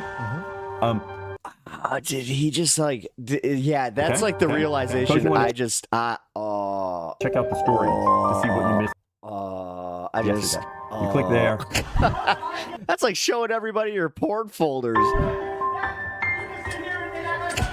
And now you're in your stories. That's just. Yeah, I'd almost say that's just as bad. Oh my God! Wait a minute! He's the owner of the platform. Ah! Okay? okay. That's very nice. That's also have a seat on that chair. Okay. Very good. You know, Dan, I would have let this creep narrative go. If it didn't happen twice, roll it. You want to see clips? Swipe this way, and now you're seeing clips. The clips are, and that's not necessarily the algorithm. First of all, it's gross enough you're a creep, but what an incompetent idiot you are. You're the CEO of Twitch, and you get caught with the fucking, you get caught with the girlies on your homepage twice? Bro, come on, dude. You got wife, man. Got daughters. Twice. Once is an oopsie. Twice? Bro. We don't even know about this. Don't want that in my head, bro. No, no. No, dude, we don't want. It's also a little bit disturbing considering, you know. This is why I actually was just thinking about this today. One of the worst things to ever happen was when our generation like taught our parents how to use Facebook, because that's when we lost the internet, guys. Like, I hope you understand how good we had it. If you're between the age of, I'll even give you like 26 to like 40. If you're between those ages, we had it all, guys. The internet was ours. I'm not even kidding. Facebook was ours. You literally had to be between a certain age to even get one. So like, we had the golden era of the internet, and then guys like him had to go and find it. They had to find the Coomer sites, and they had to the Gooner sites and all of it. They had to ruin it all. These old ass. He's these people's bosses. Gross. Okay. All right, so he's incompetent. He's a creep. He's protecting terrorist propagandists. So what's up? So what's the big deal with Dan Clancy? Well, what happened next is what really made me realize how corrupted and rotten. That doesn't make him a creep. He is human. If he has creepier accusations, then no, Duke. Legit, it's just funny. This isn't a scandal. This is legitimately just funny that an old man who runs a streaming platform, it's your obligation. Okay, he can. If in that position with that much money, he could have a good boy phone and a naughty boy phone. A naughty boy phone and a good boy phone. Because this is a Jimmy Norton bit. Twitch is to the very core of the organization. But no. The owner of Twitch doesn't even understand, like, hey, maybe, I don't know, on the good boy phone, don't follow, a bunch of Coomer content. I don't. First, let me introduce you to Frogan. Why don't you go take a trip to Home Depot and buy some rope?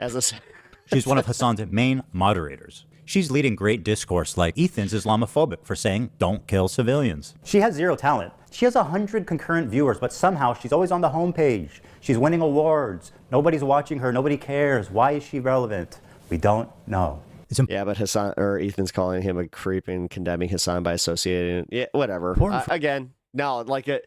I'll say that. Yeah. What was the point? For me to show you guys what an actual horrible. It was funny though. Wait, no, that's the point. I mean, if he's gonna go for a joke there, why not? So that you can see who Twitch is elevating. It's the so let's start with this insinuation that he is Ludwig, worse. a large streamer on Twitch, donated $10,000 to the Palestinian Children's Relief Fund. That's a wonderful thing to do, right? No, not good enough for Frogan.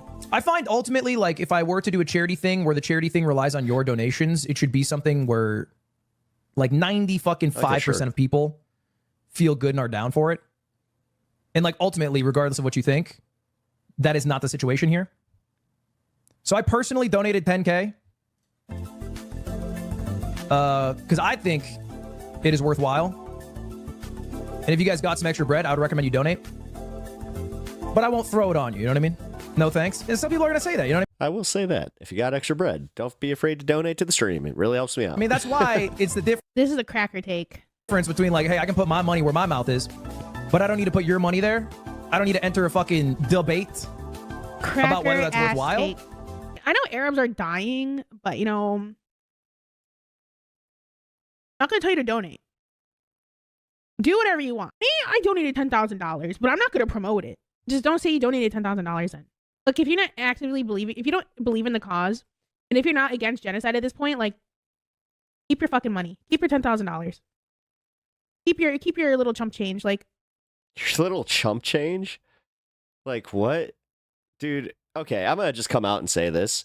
The problem that I have with her is the fact that she's kind of an asshole. What? What do you want? You can't call her out for having really shit takes and just being kind of a she's bad for the cause. Right there, telling a guy like Ludwig, take your fucking money back. Not good enough. You're not pure enough. What? And on top of it, she's sitting here with this type of attitude. You want me to say congratulations? Imagine being Frogan, a leftist living in LA and I'm just kidding. Yeah, she kind of begging sucks. for her rent money on stream and telling displaced and famished Palestinian children, "No kids, help- you need to yeah, give way that to help her 10,000 cause. back." Ludwig didn't pass my purity test. Keep your fucking money. But wait, there's more. I have no pity at all for any fucking soldiers. Distress, thank you so much. I will never have any fucking pity for any fucking soldiers. U.S. military? Boo fucking who? I hope you get PTSD. Oh my god, I want my fucking Camaro, no student loans. Fuck you. I hope you get PTSD. And I hope you get no health insurance when you get back into fucking America. This clip obviously made the rounds on social media and rightfully outraged a lot of people. Here's how she responded the next day. I hope you get PTSD. And I hope you get no health insurance when you get back into fucking America.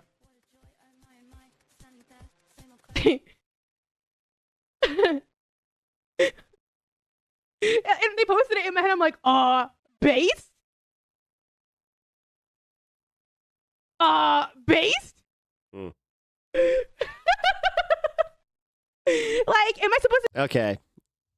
Guys, when people think of leftists in clown shoes, this shit right here.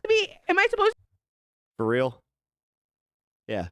Yeah, let's sell our movement on this, guys. to be like I'm not walking back? Okay? I don't even care if you agree with her. It's just this is the shit that you keep to yourself. Back on it. I still fucking agree with it. Based? The smug defiance Frogan is showing is only because fuck? she knows that Twitch will do nothing to moderate her, despite veterans being I'll classified. be honest, this is what makes me actually angry. That actually made me mad. Because it's what are we doing here? Really? Really? Okay. As a protected group in Twitch's own community guidelines. But wait, there's more. Okay. 6250. 9/11 baking show What does she have to do with Hassan? with Raph and Capri. If we get to this goal by 9/11, Capri, Raph, and I will make the Twin Towers out of a stacked cake, and we'll make an airplane, and we'll recreate 9/11.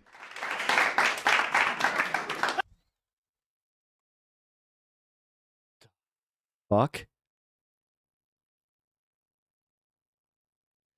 Yo, dude, I've had discourse with people saying yo, I find it insensitive that there's an inflatable of the Titanic. What the fuck? Again, guys, never have to wonder if somebody actually, because that's the other part about this that I was getting a little pissy about was oh, it's clip chip, clip chip, clip chip, clip chip. You're putting yourself out there and you're saying this crap. Literally, I understand how AI works and I understand how making a clip works. That was enough of one where I can just go, what? This tweet This is some random lady. We are smearing leftists right now. was the final straw for me. You'll notice. Yeah, I'm smearing leftists who are like this, Duke. Because leftists, you know what? Duke, I understand your need to protect it, and I understand that you want to wax semantical with me sometimes, but every once in a while, you have to own the L's, and you have to admit that it's bad optics. Bad optics do not help your movement, okay? And this is the clown shoe shit that you do not need to be standing up for and going, oh, it's some random. No, she has a bigger platform. No, she is, dude, she's literally on the H3H3 podcast. She did something to end up there. No, she has it. She has the freaking the exposure. What are you talking about? No, this is what people use to fucking classify the Twitch left, the online left. This is it. This is the shit that I don't want to go out there and be like, I have to stand up for this, and then I have to walk on eggshells with communities because I'm literally critical of this. The date is October 7th, 2023, the morning of the massacre, Holy at crap. 5:30 a.m. Pacific time. At this moment, Hamas militants had infiltrated a music festival and several kibbutzim, where they Yes, let's make it that much harder for us to convey our message when you got an idiot like this. I'm sorry, Duke.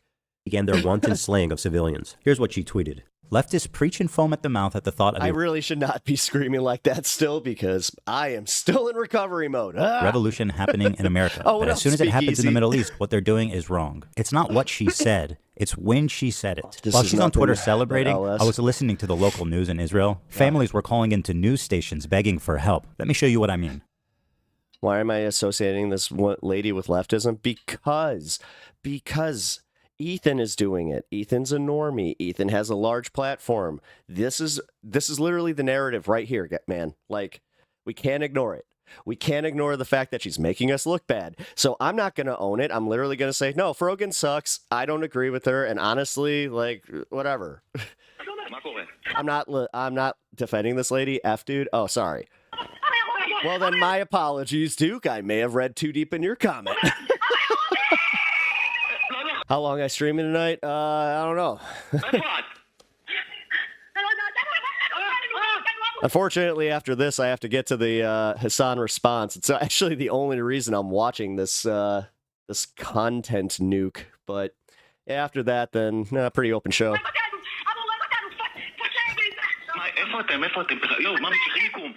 Usually do about 6 to 8 hours.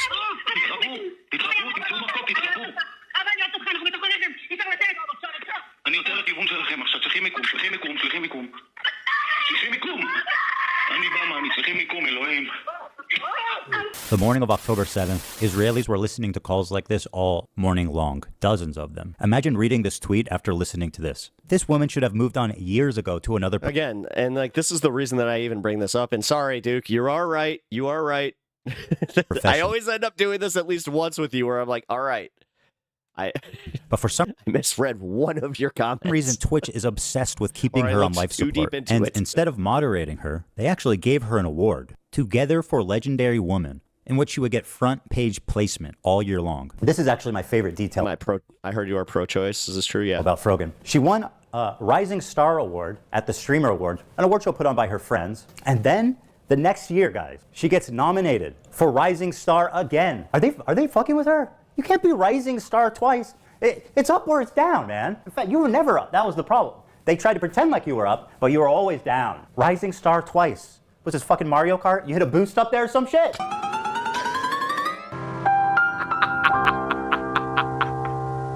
Because Frogan is the two-time Rising Again, comedy's comedy. That was funny. Star champ, and because of her massive viewership of 100 concurrent viewers, it only makes sense that Twitch would give her one of the main stages at TwitchCon to do a 45-minute long segment. Her idea, that was Twitch approved, an Arab to Jew racial tier list. So the premise... This one really got to him. He's been literally gunning at this one since it happened. Is who can say Habibi, an Arabic word of affection like baby or sweetheart. And this tier list determines who can say it. Top and most desirable here is Arab. Actually, here, speak. I'm going to link the Discord. The bottom. The worst one is, quote, loves Sabra. Now, why does love Sabra equate to Jews? Sabra is a well-known Israeli company that makes hummus. They've been on the divestment list for many, many years, so the activists are well aware of their status. Oh yeah, and Sabra literally means a Jew that was born in Israel. It also plays up an anti-Semitic trope that denies Jewish identity in the Middle East. There's this idea that Israelis are all white colonizers who are stealing the culture and identity of Arabs to make it seem like they belong there. Watch Frogan and her co-hosts accuse Israelis of culturally appropriating Arab culture. The one thing that's like funny is that there's two types of like genocide, right? There's like genocide of real people, and then there's like cultural genocide, right? Like this is fucking funny. Like, those motherfuckers trying to take hummus and say it's Israeli is the most insane thing to me. Dude, the fact that they have the audacity to create Sabra and make that like the staple hummus of America, insane. It's super offensive to us. And like that's actual like cultural appropriation. Like people get mad when someone has like dreadlocks and they call that culture. I'm like, come on, it's just like a hairdo. Like it's okay. People like white people are allowed to have dreadlocks if they want dreadlocks, but like actually trying to claim our food, our desserts. Well, wait. I find it weird when somebody like waxes poetic on cultural appropriation just because they're another culture that isn't white, but then they give something like that where it's just like, yeah, if you want dreadlocks, you can have dreadlocks, and then you got like one Jamaican, you got a bunch of Jamaicans going, nah, man. Just one question for you guys. Who the fuck do you think is making the hummus in Israel? Martha Stewart? No, it's the same fucking Arabic-speaking Jews that you kicked out in the 1950s. Yes, they also like hummus, and they like all the same shit you do, because they are you. They're from your country. You kicked them all people out, and now you're accusing them of stealing your culture. You want to talk about cultural genocide? Well, here it is. You racist piece of shit. Those motherfuckers trying to take hummus and say it's Israeli is the most insane thing to me. Hey, scumbag, here's a hummus place we used to eat at. The chef is from Yemen. Here's another dude from Syria. Does this dude look like a white colonizer to you? Would you like to tell him he's stealing your culture? Well, this is what most Israelis look like. Dude, the fact that they have the audacity to create Sabra. This is casual bigotry being passed around like a leftist talking point. It's exactly why people are saying that anti-Semitism is coming mostly from the left. And yes, I know this dipshit is also Jewish. Incredible. He picked up so many tokens, he actually became one. And by the way, everybody on this panel is looking pretty fucking white themselves. So bearing all of this in mind, it's really not a stretch to say that the Love Sabra bracket is a dog whistle for Israelis or Jews. The next person is one of my favorite people, Ethan Klein. I told you guys to clap. This is a good reaction. That was a good one. That's good. All right. Turn that up. Turn giraffes. We all know where this is going. You guys are missing a category for Zionist. That was a joke. That was just a joke in my... Stand up. Well, obviously it's Love Sabra, right? Yeah, it has to be. That's easy. That's definitely Love Sabra. It's much easier to set up stuff through Discord, man. Thank you. Consulted with the head of the KKK, and he told her, more subtle. So if it wasn't obvious enough, they pulled me, one of the best-known Jewish creators, and immediately put me in Sabra. HASAN, by the way, who's Turkish, not Arab, is Arab. That's the good one. That's the good one. The Arab ethnicity is S tier. Then Denham's jokes that we don't have a category low enough for Zionists. Once again, calling out my Jewish identity. Dude, where's the? You guys are missing a category for Zionist. And if it isn't about being Jewish, why would they put Ben Shapiro in the thumbnail? One of the other most prominent Jews on YouTube, in the category next. That's the picture of Ethan they used. To me, when he's not. All right, now I know why I was so pissed. Not even featured in the game. Guys, you have to admit that it's like, wow. Who's next down there? Anne Frank? Einstein? Seth Rogen? Schindler? Well, he wasn't. Dude, he legit looks like I don't want to say that because actually he looks way worse. They would put him down there, let's be real. It also doesn't help. That's insinuating that Stav looks bad. Their case that both my wife and Ben Shapiro's wife were born in Israel, which would make them Sabras. So Love Sabra, literally in this case, means Jew lover. That sounds pretty racist. And what about the title? How Arab are these Twitch streamers? Hold on a minute. Now I feel like we're kind of doing the Charlie Day, like we're starting to pin it on the board. See, look. This was about hummus. You know, I'm tired of these people gaslighting me. Haven't the Jews been gassed enough? So you're telling me you understand what a microaggression is, but you can't understand why a Jewish man might be uncomfortable with this. I feel like this is indefensible, blatant, obvious anti-Semitism, and this was greenlit by Twitch to appear on their main stage. How is that even possible? Right in front of their sponsors, too. Chevron, Capcom, and Samsung. This racial tier list was brought to you by our sponsors, Chevron, Capcom, and Samsung. This is an example of Twitch management elevating a racist nobody like Frogan at the detriment of their own company's well-being. Why? After the predictable controversy this caused, Dan Clancy, the CEO, went live for the first time after 2 weeks and did an FAQ. It's exciting to be here. Mary, thanks for having me. It's always a joy to do this with you. And we have a lot to talk about. And, looking forward to questions. Let's take a look at some of the questions they got. This person asked, do you plan on addressing the anti-Semitism problem? Dan's response, permanent ban. Why do you not ban streamers that show terrorist propaganda on your website? Good question. Permanent ban. Do you care to comment about the ADL and anti-Semitism on Twitch? Ban. Why the fuck is the CEO banning people for asking reasonable questions about a relevant controversy they've been in? What the fuck is this? These aren't even written like in a mean way. You are banned, just like the entire country of Israel. It had just been discovered around the same time as this Arab tier list that Twitch had secretly, without announcing it anywhere, banned the entire country of Israel from creating new accounts. This was enacted right after October 7th, and it continued on for a year. And if you're wondering how you didn't hear about it before, it's not because the Israelis weren't talking. Here's the top Israeli streamer's video about it. Which is entitled, Twitch does not want Jews on their platform. He explains that they slowly started to realize no accounts could be made, and him and his fellow Israeli streamers were causing a lot of noise to get noticed. But Twitch completely ignored them for 5 months. When he created a support ticket with Twitch, it was straight up deleted with zero explanation. Around the end of the year when people started talking about anti-Semitism on Twitch, Dan Saltman discovered the Israel ban when he was sent the code code proving the block happened, presumably from someone who works at Twitch, and it could no longer be ignored. Israeli and American media started to pick up the story, which finally forced Twitch to respond. He also explains the block started on October 13th, which happens to be Global Jihad Day, when Islamic terrorists call on others globally to act, which he thinks is an odd coincidence. They were never notified. All right, I actually just got the 100%. It is 100% the video that was classified as hate speech. In any way, and it greatly affected their business. He says he doesn't feel safe with Dan Clancy in power, as he feels he can no longer trust him. When Israelis try to sign up, it gives you a generic error message. It doesn't say anything that suggests that you're ineligible because you're in Israel. So when one of these guys wrote to Twitch customer service, this is what they said. I am really sorry that you are having issues creating an account.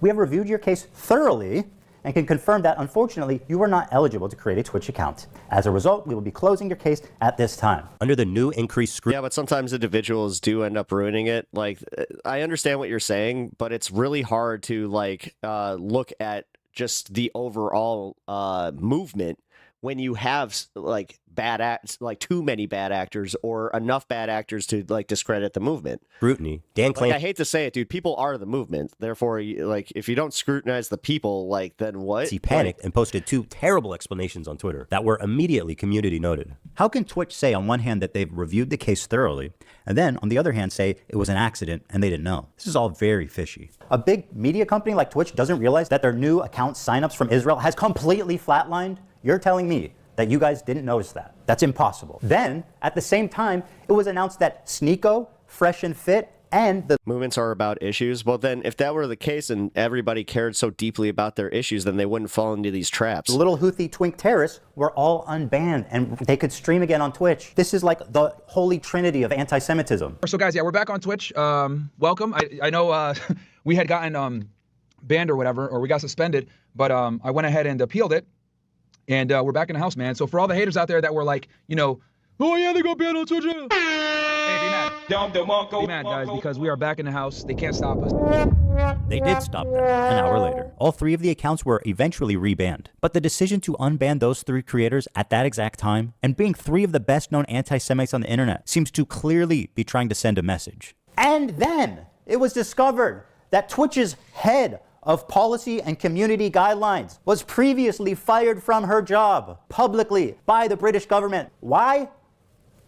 She does not like the Jews. That's right. Their head of trust and safety was previously suspended from her job at Ofcom for being too anti-Zionist. And guess where her very next job was at? That's right, Twitch TV. Apparently she was posting pro-Hamas tweets only mere days after October 7th happened. That's so interesting. It sounds just like someone else we know. It's almost like supporting terrorists is institutional. Hell, it might even be a prerequisite. Take a look at this tweet from Twitch's senior manager of inclusive marketing, Bridget Chermating, on October 12th. People are posting screenshots of them donating to Israel relief funds. Shake my head, y'all are truly rooting for the oppressor. Read a damn book. This tweet was made only 5 days after the October 7th massacre. The donations she's criticizing would go to families like this, if they were still alive. This entire family was murdered in cold blood by Hamas terrorists on October 7th. Bridget, who did these little girls oppress? How can you act so high and mighty for your cause and be so callous and inhuman for the innocents on the other side? This statement was made by the senior manager for inclusive marketing. Is that some kind of joke? Is this what inclusion looks like at Twitch? Is it really crazy at this point, after all this, to say that Twitch has an anti-Semitism problem? I think it would be harder at this point to argue the opposite. Oh, Bridget, one more thing. Sorry, I forgot. Can you tell me the answer to this riddle? What's the difference between a Boy Scout and a Jewish kid? I'm standing by. Let us know. And yes, it's true. I should point out this tweet is from 2011. This one, however, is from 22. Sarah Silverman tweeted out, Kanye threatened the Jews yesterday on Twitter and it's not even trending. Why do mostly only Jews speak up against Jewish hate? The science is so loud. Bridget said, this was the energy I was around when I worked with 2 Jewish women in social impact, who were both senior to me. She's trying to make Sarah Silverman seem like some kind of Jewish Karen for caring about the anti-Semitism. I wouldn't really care about any of this. If she wasn't the head of fucking diversity at Twitch, what the fuck is happening here? This is insane. So with people like her deciding what is and isn't okay on Twitch, there's no surprise that you end up with these extraordinarily uneven enforcements of the rules. Take, for example, this clip of the streamer Destiny. He was permanently banned for what he said We here. couldn't get through this without having Destiny included too. That community is never worth engaging with. There's just no point in doing it. Like, it's too, the risk of me, like, ending up getting, like, permabanned and my life destroyed because of these, like, inbred fucking disgusting losers is, like, it's just not. worth it. It's just totally not worth it. And I forgot that's what it was. Hey, fair enough. If you're going to be consistent with the enforcement, then let's have a Alright, friendly that's place, a pretty safe funny. environment. It's calling a minority group inbred, which results in a permanent ban. Okay. Has anyone else done that? The Jewish KKK brigades out there, just a bunch of fucking inbred hicks. Imagine the most inbred white supremacist guy. Fuck, man. I feel like you're kind of testing the YouTube algo here. Let's Inbred don't understand. Educated, inbred, fundamentalist hicks. Calling us in the middle of campus, calling us inbred, that we have no culture. One of them grabbed my friend's Israeli flag in the middle of campus, carried it to a mob by the gate that were communicating with the angry mobs outside of campus. Untrained, inbred asses shipped into southern Lebanon, telling us that we are all inbred and that we have no culture. You want to see clips? Inbred.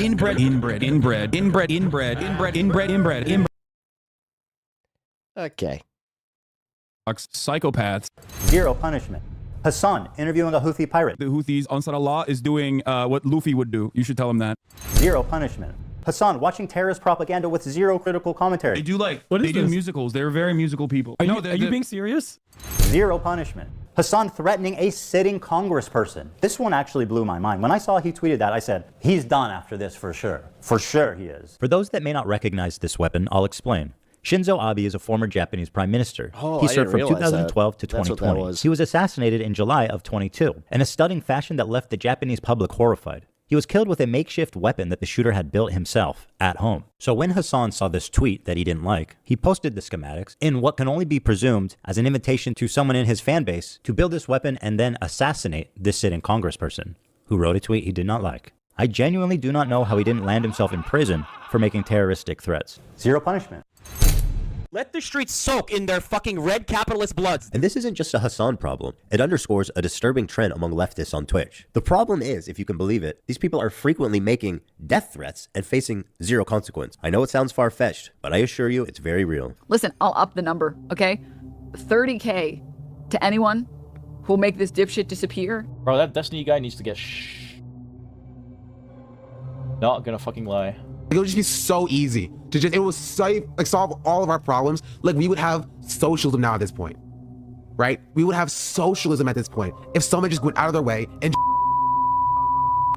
it would be so easy. Thing that happens, I mean, like, holy shit, guys. If you live in Mike from Florida, I have an PA. opportunity for you. If you want to earn $100,000, let me know. Actually, Mike from PA, the dude that's stuck in the Makes me before image laugh. of a transformation story, did receive a 3-day ban. This man put a bounty on a fellow streamer's head. This man should not be getting a 3-day suspension. He should be Yeah, getting a that's knock on his fucked. door from the FBI. I made this video for 2 reasons. First, to stop Hasan infiltrating mainstream media. Hasan has been welcomed by many mainstream outlets. They view him as a friendly social democrat, as someone who's just trying to spread progressive politics online to an important demographic. But we know that's not true. He is not their friend or their ally. If you ever see Hasan rubbing shoulders with anyone from mainstream media, let them know politely, with all the civility in the world, what kind of person he is when he thinks mainstream media isn't watching. Help them understand that his name should be associated with people like Nick Fuentes and Alex Jones, other fringe, radical, political commentators.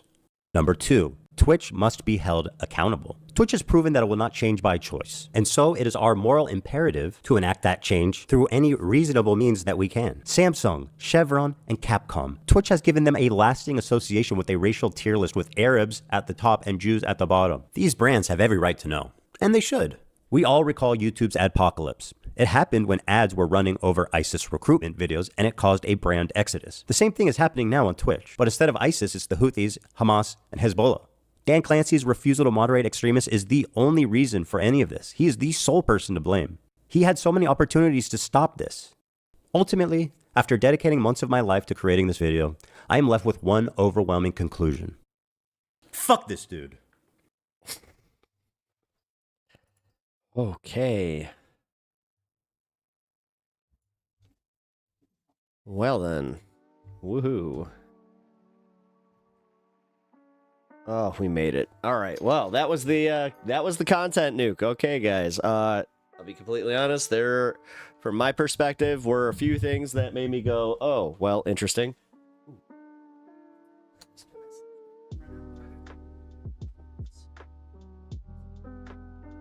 Huh?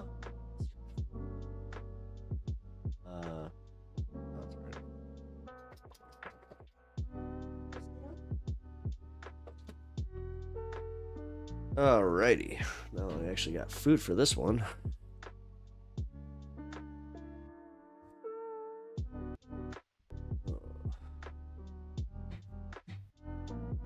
Yeah, it's actually Euro. Got me a Euro plate tonight. Excited for it. I'm gonna try not to eat too much on stream, but Ruben, did you retract your comments, or was that a mod? Because I'll just say this: if you guys are having a back and forth, Duke, don't self-mod your debates. That's not okay. But if you're not doing that, that's fine. Sorry, it was taking it forever. Now I'm back. Oh, don't worry about it. All right. Let's go into the second part of this. So,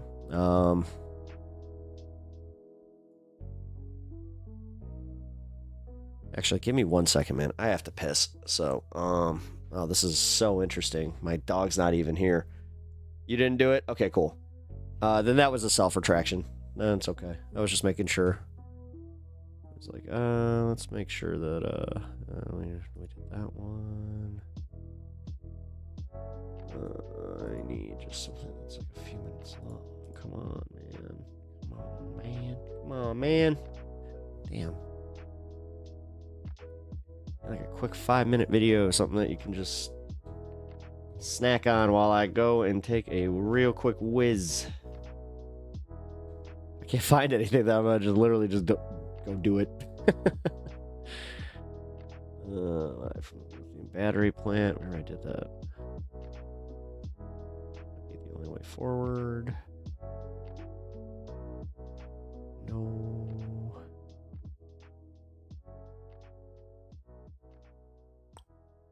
Screw it. You know what? I'm just gonna play a song of Kirk's and then go to the bathroom. There we go. I'll be right back.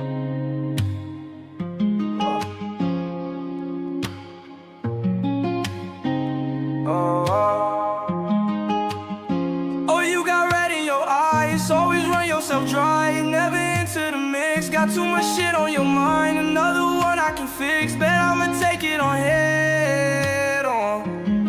Hey, calling yourself a mess, but you don't know that you're blessed. Come see me down here, I guess. I'm knocking you down a peg. Another girl who obsessed. I heard you only fuck with bad boys. No, we can see if you be right for me. Can't help but help you be the perfect girl around, so I can try to settle down and maybe I'ma set you free. Got me, I'm alone, yeah. Need someone to hold, yeah. High maintenance, but I know, yeah. I feel that you my soul, yeah. Got me, I'ma try, yeah, to make that girl my bride, yeah. It's hard to read the room, yeah, when I'm addicted to you, yeah. Put in all of this work, I really tried it on her. A girl that needed my help, but she thought she was superb. Not even tripping at all, I'm always taking the fall, yeah. Oh, no. Tank top and slips in the snow. She crazy, but a girl no. Ain't got a reason to show that I'm down bad on the low. Make every day with a glow. Fuck weekly, we should kick it every day. Every single day. Complicated. Need you in my life, you keep me medicated. There's something about you getting me all faded. They say I shouldn't work, I should've waited. Got me, I'm alone, yeah. Need someone to hold, yeah. High maintenance, but I know, yeah. I feel that you my soul, yeah.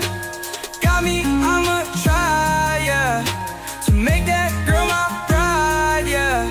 It's hard to read the room, yeah, when I'm addicted to you, yeah. I'm the type of guy who need a baddie I could work on. Keep me busy all the time. Someone I trust to throw a curveball on me. Toes ain't gonna lie, like watching Brady in the pocket. Run the nose, I got the time to put in if I really want it. Got me, I'm alone, yeah. Need someone to hold, yeah. High maintenance, but I know, yeah. I feel that you my soul. Sorry, I really needed yeah. that. Got me, I'm a She actually had hummus upstairs, so make I that was like, girl my bride, yeah. really good too. It's hard to read the room, yeah. When I'm addicted to you, Not sure if you guys noticed, but we are 2 minutes away, so I'm gonna pack it up, and then we're gonna celebrate and then move on. Camera 2.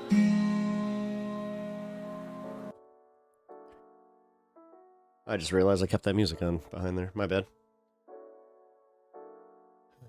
Never heard of George Orwell. Needed someone. Hell yeah, man. Good fucking tune. You guys like that? Look up Kirk. By the way, I've been playing your music again at the end of the show. I linked it yesterday. Actually got to play Hang Your Hate. Man, they're so good. I'm gonna play them again tonight. I'm also going to try and do the professional way of actually introducing your music, so do it kind of like a music block where it's just like, and here's Kirk with Hold Your Head, or whatever, Hang Your Hate, or whatever. I don't know. I just mixed up the two bands and called it one band and a song. Alright. You guys ready? 30 seconds. And then... Oh my god. Yeah, I rewatch your streams when I miss the ends, believe it or not. Oh, nice. I appreciate that. Thank you. Also, if you guys haven't already, please like the stream and follow over on Twitch. It really helps me out. Let's go! Cheers! Woo! I'm gonna go out here.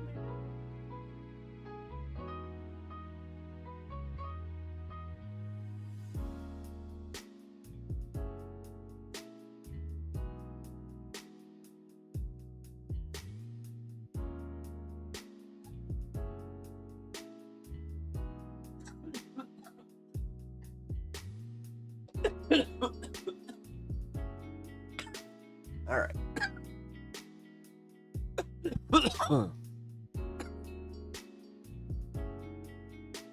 Shall we? Oh, man. That's the one thing about these headphones that sucks is when you have hair. Like, you don't want them getting tangled in it. Oh, cheers, guys. That was a good one.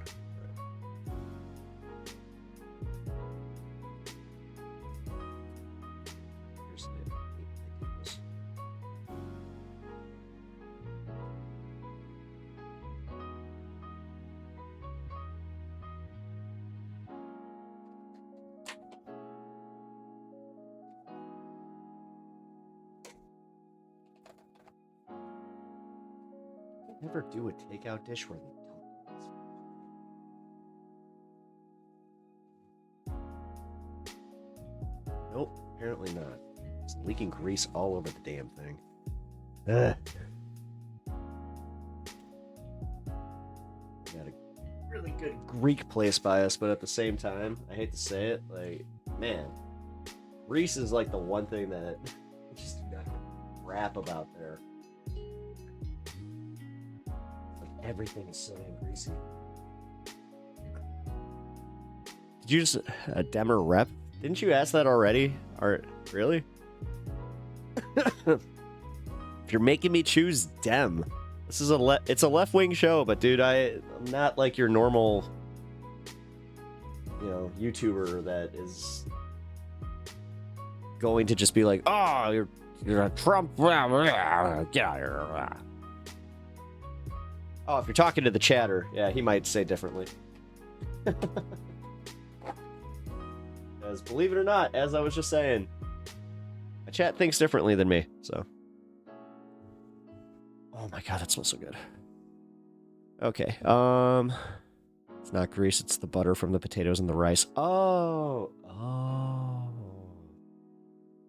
Well, either way, it's all over my hands.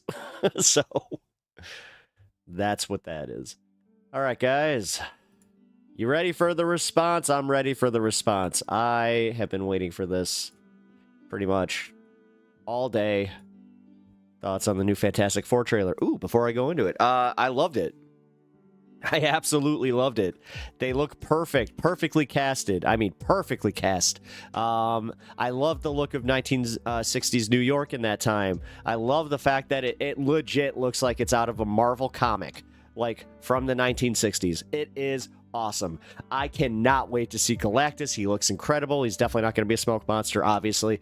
I think that John Malkovich is going to be playing the Mole Man, which is what? Yeah, like all day with that. Like, I'm very, very excited. So, plus, the guy that they got to play Johnny Storm is Eddie from Stranger Things, and that's like one of my favorite characters in anything. So, yeah, man, I'm super pumped. Plus, I've always liked the Fantastic Four. I like cosmic books. I like the fact that they were always like perceived as being boring, but the thing is, like, they were the farthest from it, dude. Like, they were the first ones to cross into the multiverses. It was so awesome. And then like they had an arc in the Jonathan Hickman one where they just kind of disappeared and then they reappear all of a sudden, and it's a big deal. I have a feeling that's what this is taking a little bit from. Cloud Galactus gone. Whew, yeah, years of trauma wiped out. Dude, that was bad. Yeah, that was bad. I remember I saw the premiere of that at a theater here in Chicago, and it turned out that Kevin Smith happened to be at that exact same premiere, but me and my buddy, we didn't know. So we didn't meet him or anything. It just was cool that we were in the same exact premiere, and he talked about it on one of his podcasts. He's like, yeah, I was just in Chicago, and I went to go see the Fantastic Four, and oh boy, that cloud scene, guys. And I was like, I remember. We're all pissed off at the same point. We're all just like, no, it was actually pretty good up until that point. Like, they almost redeemed Doctor Doom from the last movie too. Like, that Doctor Doom sucks. What was that guy from Nip Tuck or whatever? All right, guys, let's do it. The content nuke is done. We're going for the response. All right, let's get Hasan's response to the content nuke, since I know that me personally, this is legit what I was trying to watch, but I felt bad as a content creator to not at least give some context. So now that that's out of the way, let's go. Clearly, Ethan Klein, if you want to have a conversation with me, I am available. I can talk to you about any number of different political disagreements that we have, except this time, I'm not going to be nice to you, okay? I'm not going to treat you with kitty gloves. I'm not going to talk to you like you're a special boy who deserves my special attention and that you're so funny and so special.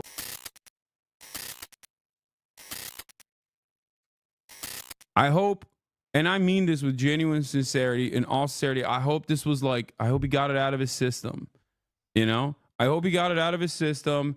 And instead of like clip chimping everything that I'm saying right now and then posting it on his fucking stupid ass, silly little fucking drama show, okay? If Ethan wants to talk to me, he can talk to me, okay?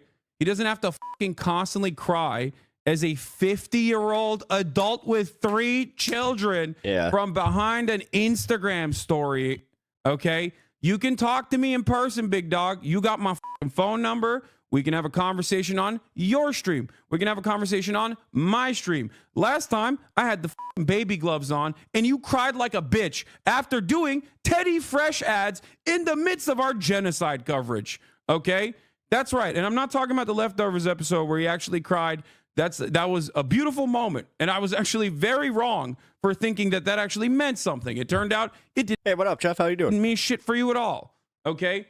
Because selfishly, you spent the next year constantly fucking ripping into, suspiciously, a lot of, not myself, but other people of color. I'm not calling myself a person of color. I know it's going to get clipped out of context here as well. And then you're going to be like, meh, meh, meh, meh, whatever. No, just noticing that you have just been going after a lot of people of color Arabs, Muslims in general, just constantly fucking talking about how scary they are. You know, why are they so scary? I don't know, because maybe you're an Islamophobic who fucking retweets or basically tweets out Ben Shapiro quotes about Hamas. Maybe that's the reason why people think you're fucking super pro-Israel, okay? Maybe that's why. No fucking accountability, okay? No accountability whatsoever. Constantly pointing the finger at other people. Oh my God. It can't be me. It can't be the broad reception of my worldview.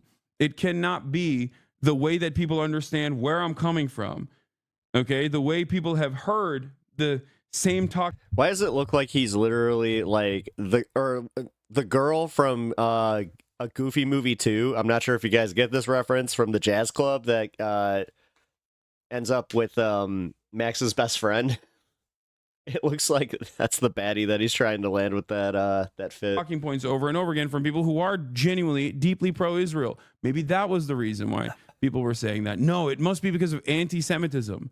And it's like, it's not as though anti-Semitism isn't increasing. It is, okay? And it's something that I understand. It's something that many... Either that or it looks like he's about to, go join the Wet Bandits. ...of these people that Ethan has falsely smeared as anti-Semitic understand. Hiya, so especially pal. at a time when there's motherfuckers like Nick Fuentes, Jake Shields, or numerous other like actually anti-Semitic monsters out there who are running rampant, hyper-focusing on people who are anti-Zionist and expressly and openly not anti-Semitic is certainly a choice. How good is the Japanese coffee? It's not that good.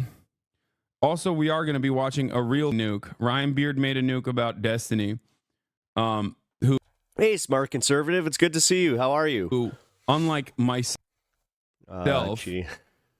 actually has real major issues, and yet it gets no coverage whatsoever, obviously, because slop tubers also want to suck Destiny's cock and do openly suck Destiny's cock, so it doesn't usually get much motion, unfortunately.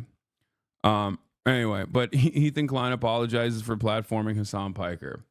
Is a very funny take. Anyway, I didn't even post it. I went live here. Okay. 52 minutes in. I'm posting it now. I didn't even post a blast off meme. So stupid. Yeah, I'll debate you anytime, anywhere. All right, Ethan? If you want. All right, Ethan? The assumption that I'm afraid of you is so idiotic, okay? Be honest with your fan base, okay? I'll talk to you anytime, any place. I'm done. I'm done with this nonsense. Like, these morons literally think I'm afraid of a dude who does not know anything about politics and basically just rehashed Willie Mack show and Destiny clips, dude. Like, these guys just... You're wonderful. How are you? I'm good.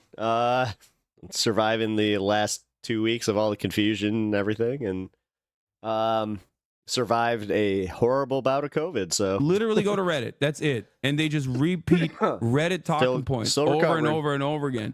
It's one of the dumbest things I've ever seen. Yeah, I saw Roman also popped off. Because, dude, if you are even remotely interested in politics, you're going to look at this and go, what the fuck are you saying? Incredible video to drop in the current political climate. Fascist takeover happening in the U.S. and tons of other places. And he drops a 2-hour video on the biggest threat to America is Hassan and communism. Lol. LMFAO even. I fully expect Ethan Klein to become an anti-woke grifter within the next 5 years. So H3H's video on Hassan is deadass just Red Scare and McCarthyism. I actually haven't even seen anything more pathetic in my life. Bro's trying to pander the last remnants of his right-wing fan base by going after lefty boogeyman streamer right after Trump win as well. And he's doing it also that people forget his controversial Israel takes. Incredible. That's what's so crazy, by the way, which is that there are a million different ways to try and hit me on like drama related shit. Why the f would you try to do politics, man? You're so stupid. How narcissistic of you. How unimaginably narcissistic of you to think that you can like write this brilliant. Hey, Anna, welcome back. Finally, I'm so glad to be over with that. And finally get to watch Hassan's take on this. Political work. Like, stick to your lane, dude. What is wrong with you? You look like a clown to adults, okay? Maybe not the cultish fans that have stayed behind, A lot of people are messaging me saying, Roman, how can you side with Hassan when, he has had terrible Ukraine takes? And I actually agree. I don't watch Hasan for his Ukraine sakes. In fact, I don't watch him at all. But I do think he's a good force in today's world. You know what I mean? Like, good take. Once again, people are getting deported, Ethan, and you drop in a 2-hour video on Hasan Piker saying that Hasan and communism is actually what's destroying America today, you know? Like, please. If you're choosing between Hasan Piker, who, once again, talks about real issues and is like, in my opinion, once again, a good force in this world currently, from my point of view, from where I stand, you know what I mean? Who actually talks about real issues, you know, that minorities face and so on. Ethan Klein, though, he just talks about, like, you know what? You want to know what's crazy about this? Like, these guys, and this is what's so frustrating to me about, like, Ethan, I can't believe is a part of this group now. But there are a lot of people online, like, what is his name? Like Turkey Tom or something. Like, that's one of those guys. Like, all these dudes that have been, you know, actually leaving Destiny's orbit now after suckling on his teat for maybe the past 3 years, right? Willie Mack Show, all these slop tubers, right? Just names that I never wanted to learn. They have no interest in politics whatsoever. And to them, it's just another way to extend the algorithmic boost that they can get. That's what's so annoying about it, okay? That's what's so goddamn annoying about this process is just like for them, it's just all drama, okay? It's all drama. Like, Ukraine, drama. Palestine, drama, okay? What is this? I think Ethan just wants to defame you and for you to react by suing him. I'm not even going to watch this video. And by the way, if I did, get great views overall. I'm not even going to dignify it. And you can say it's because I'm scared, okay? If you are literally the dumbest person in the United States of America, perhaps the entire planet, okay, then yes, you can think that. I am stating it very clearly. Ethan Klein, if you want to have a conversation with me, I am available. I can talk to you about any number of different political disagreements that we have, except this time, I'm not going to be nice to you, okay? I'm not going to treat you with kitty gloves. I'm not going to talk to you like you're a special boy who deserves my special attention and that you're so funny and so special. I'm going to talk to you in the same exact way that I would to an actual political content creator. If there is a political commentator out there who was expressing your viewpoint about Israel, I'm going to talk to you in the same exact way that I would talk to them. Okay? So if you think that I'm afraid of you, okay, I think you and I both know that that's not the case. I think you and I both know that there's a reason why, despite... He should do him one better. He should even, like, let him get somebody that, is more politically savvy, but like not to debate Hasan like on counterpoints, but to help Ethan out. The fact that you and I have very similar enemies, some of which you've turned into your friends, even after they got, you know, unfortunately they got outed as sex pests. But I think you and I both know that I didn't run away from Twitter. Okay. I don't have to constantly go to subreddits and clip stuff from those subreddits to post on my Instagram page instead of hanging out with my fucking friends and family. Don't be a fucking idiot. Yeah. Don't try to fucking pull a Sam Cedar on me. Guess you can't really do that with Destiny now, can you? Since, you know, he was outed as a fucking sex pest. It's got to sting a little bit. That your number one guy, oh no. That's my guy. That's my little guy. He's my favorite guy. Fuck him at this point. Debating him won't change his mind. I don't give a fuck about changing his mind.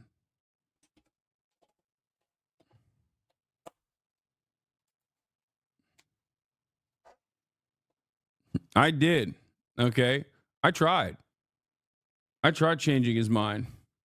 Maybe this time I'll bring Sam Cedar and you'll be the one saying, oh my God, Sam Cedar, what a fucking nightmare. Because, you know, you've been running away from him. Yeah. I wonder why Ethan Klein won't fucking talk to Sam Cedar.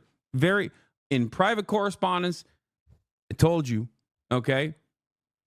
I said, hey man, I know you don't respect me, because he's claimed that I wasn't like talking to him at all. So I say, hey, I don't think you respect me at all, but you respect Sam Cedar. You should talk to him. You should talk to him about this issue. He has a lot of lived experience.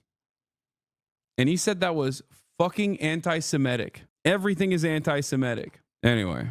Celebrity drama or whatever. Like, fuck off, please. What it all comes down to is that I just don't believe that Ethan Klein, you know, cares about any of these issues. Yes, that's what's so fucking annoying about it. He doesn't. He does not. He does not. That is what's so unimaginably annoying about this entire process. He doesn't give a single shred of a fuck about any of these issues. Okay? And it is literally ego. It's not even like a significant political disagreement, by the way. It's more so ego. Okay? That's what's so fucking frustrating. And that's what really makes me mad about all of the people that hyper focus on this shit. Okay? It's just ego. It is a man who feels scorned. It is a man who bravely took the step online and became a more progressive person. That is the journey here. Okay? A person who had some reactionary takes, a person who openly said the N-word a million times over and numerous other slurs, saying, you know what, this is the old me, this is not the real me, okay? I am going to become a better person.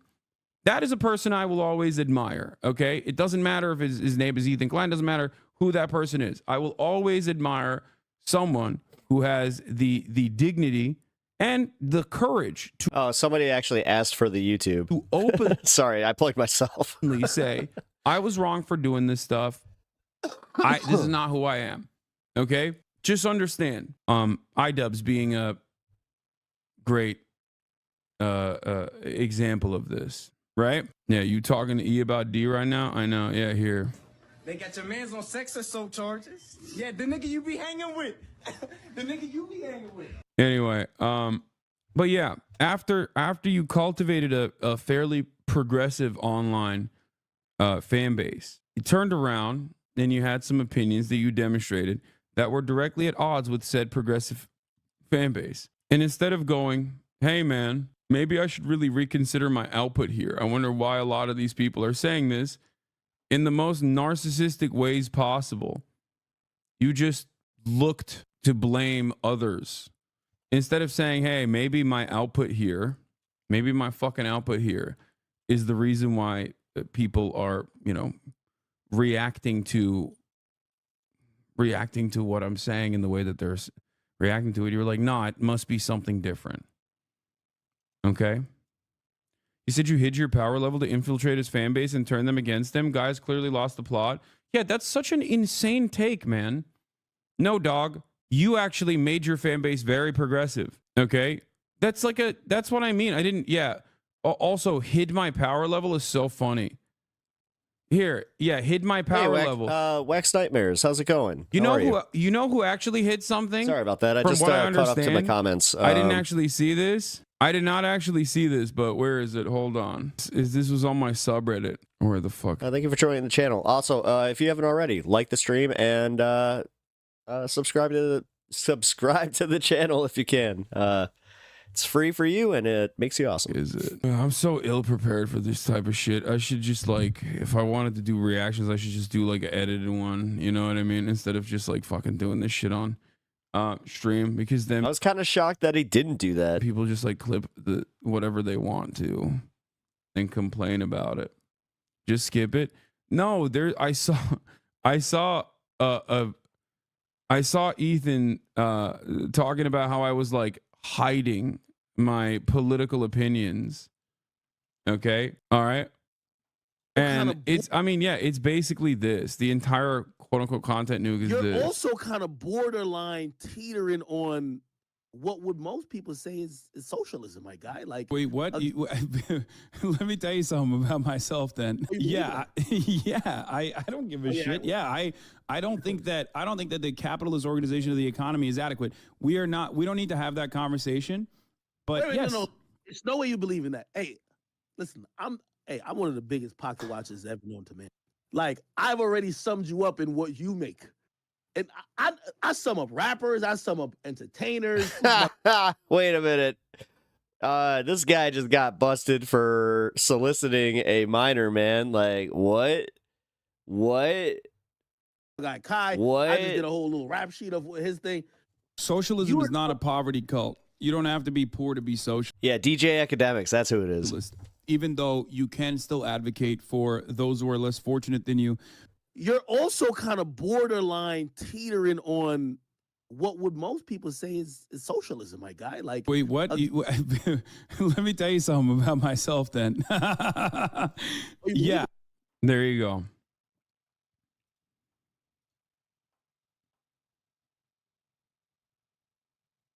Okay. What is this? Had a terrifying vision. Oh, this is just directly clipped from his live stream. Was Hasan Me, a 40-year-old child, was duped by Hamas Piker. That's it. Hasan groomed me, and I was a neurodivergent minor at the ripe age of 40. It's kind of funny to have it come out the same day as the JCP tour.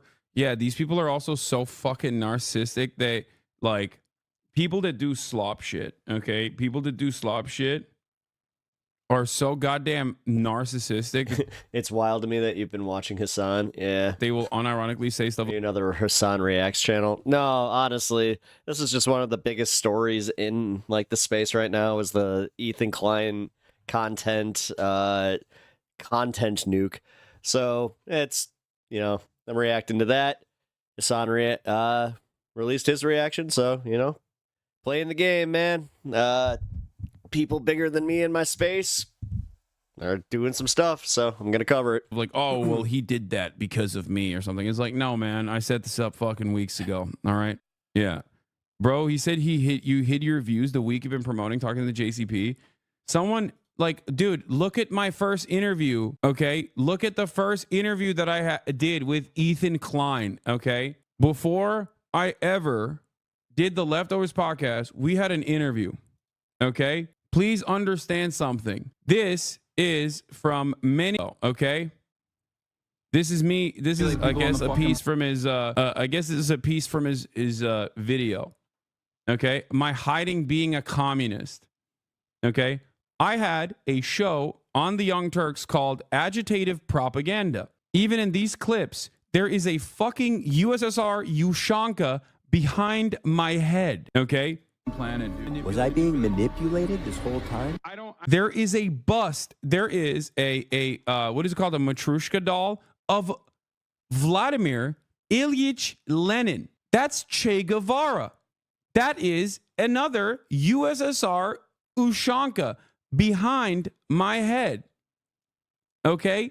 What the fuck are you saying? What the absolute fuck are you saying? Like, either you are being disingenuous and acting like there was something sinister afoot, okay? And that there is something that is sinister about being a socialist anyway, which is a ridiculous position, by the way. I think, like, there's nothing this is actually sinister much about better. being Okay, socialist, cool. all right? Ironically enough, the other person whose doll is behind my head, who has this artistic work behind me depicting him as a punk rock guy, also calls himself a socialist. Just, you know, the person that I interviewed a couple weeks ago before I left for Japan. Now, the question that is on everyone's minds is, like, there's two things here. There's two outcomes of this. Either you are the dumbest person on the planet and just, like, whenever I described my political worldview, it just, like, went in from one ear and out the other. No bus stop in there, okay? No pit stops in there whatsoever. It was just like information coming in and out, okay? Nothing in there. Just an empty hallway, all right? And that you just did not retain anything that I told you. And you were like, I thought you were like a, you know, kind of progressive, vote blue no matter who type Democrat. What is going on? And if that's the case, then you have no business doing political commentary, okay? Because what the fuck are you saying? Like, what do you mean? Then you're just, like, ill-equipped to have this conversation. You've openly demonstrated that. He cropped him out of the video? No, he didn't. I mean, Che Guevara is still there, but I'm sure he just, like, zoomed in or something in this one. Because isn't this from the video too? I consider myself a liberal, but in the American political lexicon, I guess, like, I'm super liberal. That's what they, that's what Americans think liberalism is. Like, the more left you are, the more liberal you are, even though there is a genuine distinction between the leftist and the liberal. But yeah, I'm progressive, I guess. That's the catch-all term. This is actually here. Like honestly, the fact that like Hasan treated it that way, like come on, we know how we need to tackle this. Yeah. Who wouldn't want to be progressive? It's in the. We need to treat everybody like it's the first time you're eating Ethan Klein. We're progressive. Oh God. Yeah. Well, that's why like early stage classical liberals who like wanted to rebrand, like Dave Rubin, for example, who now are very openly on the right and like everyone knows it. They originally tried to say like they're the real progressives, and that the people who brand themselves as progressives, people like myself, they were actually regressive. George Soros and Google. He wears jackets that say "bash fascist." I'm sorry, I gotta stop again. Bash. What is wrong with hating fascists? I just don't understand that point. Bash. Yeah, I mean, aren't we supposed to hate fascists? Has a club in his hand. We're supposed to hate fascists as Americans. I know. I don't get it. And then they'll say like Antifa is the real This is not in his content nuke, chatters. This is just our first ever on-camera conversation. Okay. The reason why I suspect someone spliced these two things together is because they wanted to show how fraudulent and how idiotic this is. Okay. For Ethan to be like, I was duped. I was groomed into believing radical politics by this big scary man. When even before we had a fucking podcast together, I never sheltered him from my true opinion. I even say it there. I'm like, I wouldn't consider myself a liberal, but in American politics, because people's false understanding of liberalism, they would say I'm a super liberal. Okay. So what's really interesting about this entire process, despite the fact that I have a literal fucking like Lenin bust behind me, a Che Guevara bust, and a USSR Ushanka behind me, okay, and also prominently display other famous leftist political figures, revolutionary political figures, and also Bernie Sanders, who is himself a socialist, okay, and go through the minutia and the process of explaining to him over and over again what my political worldview looks like.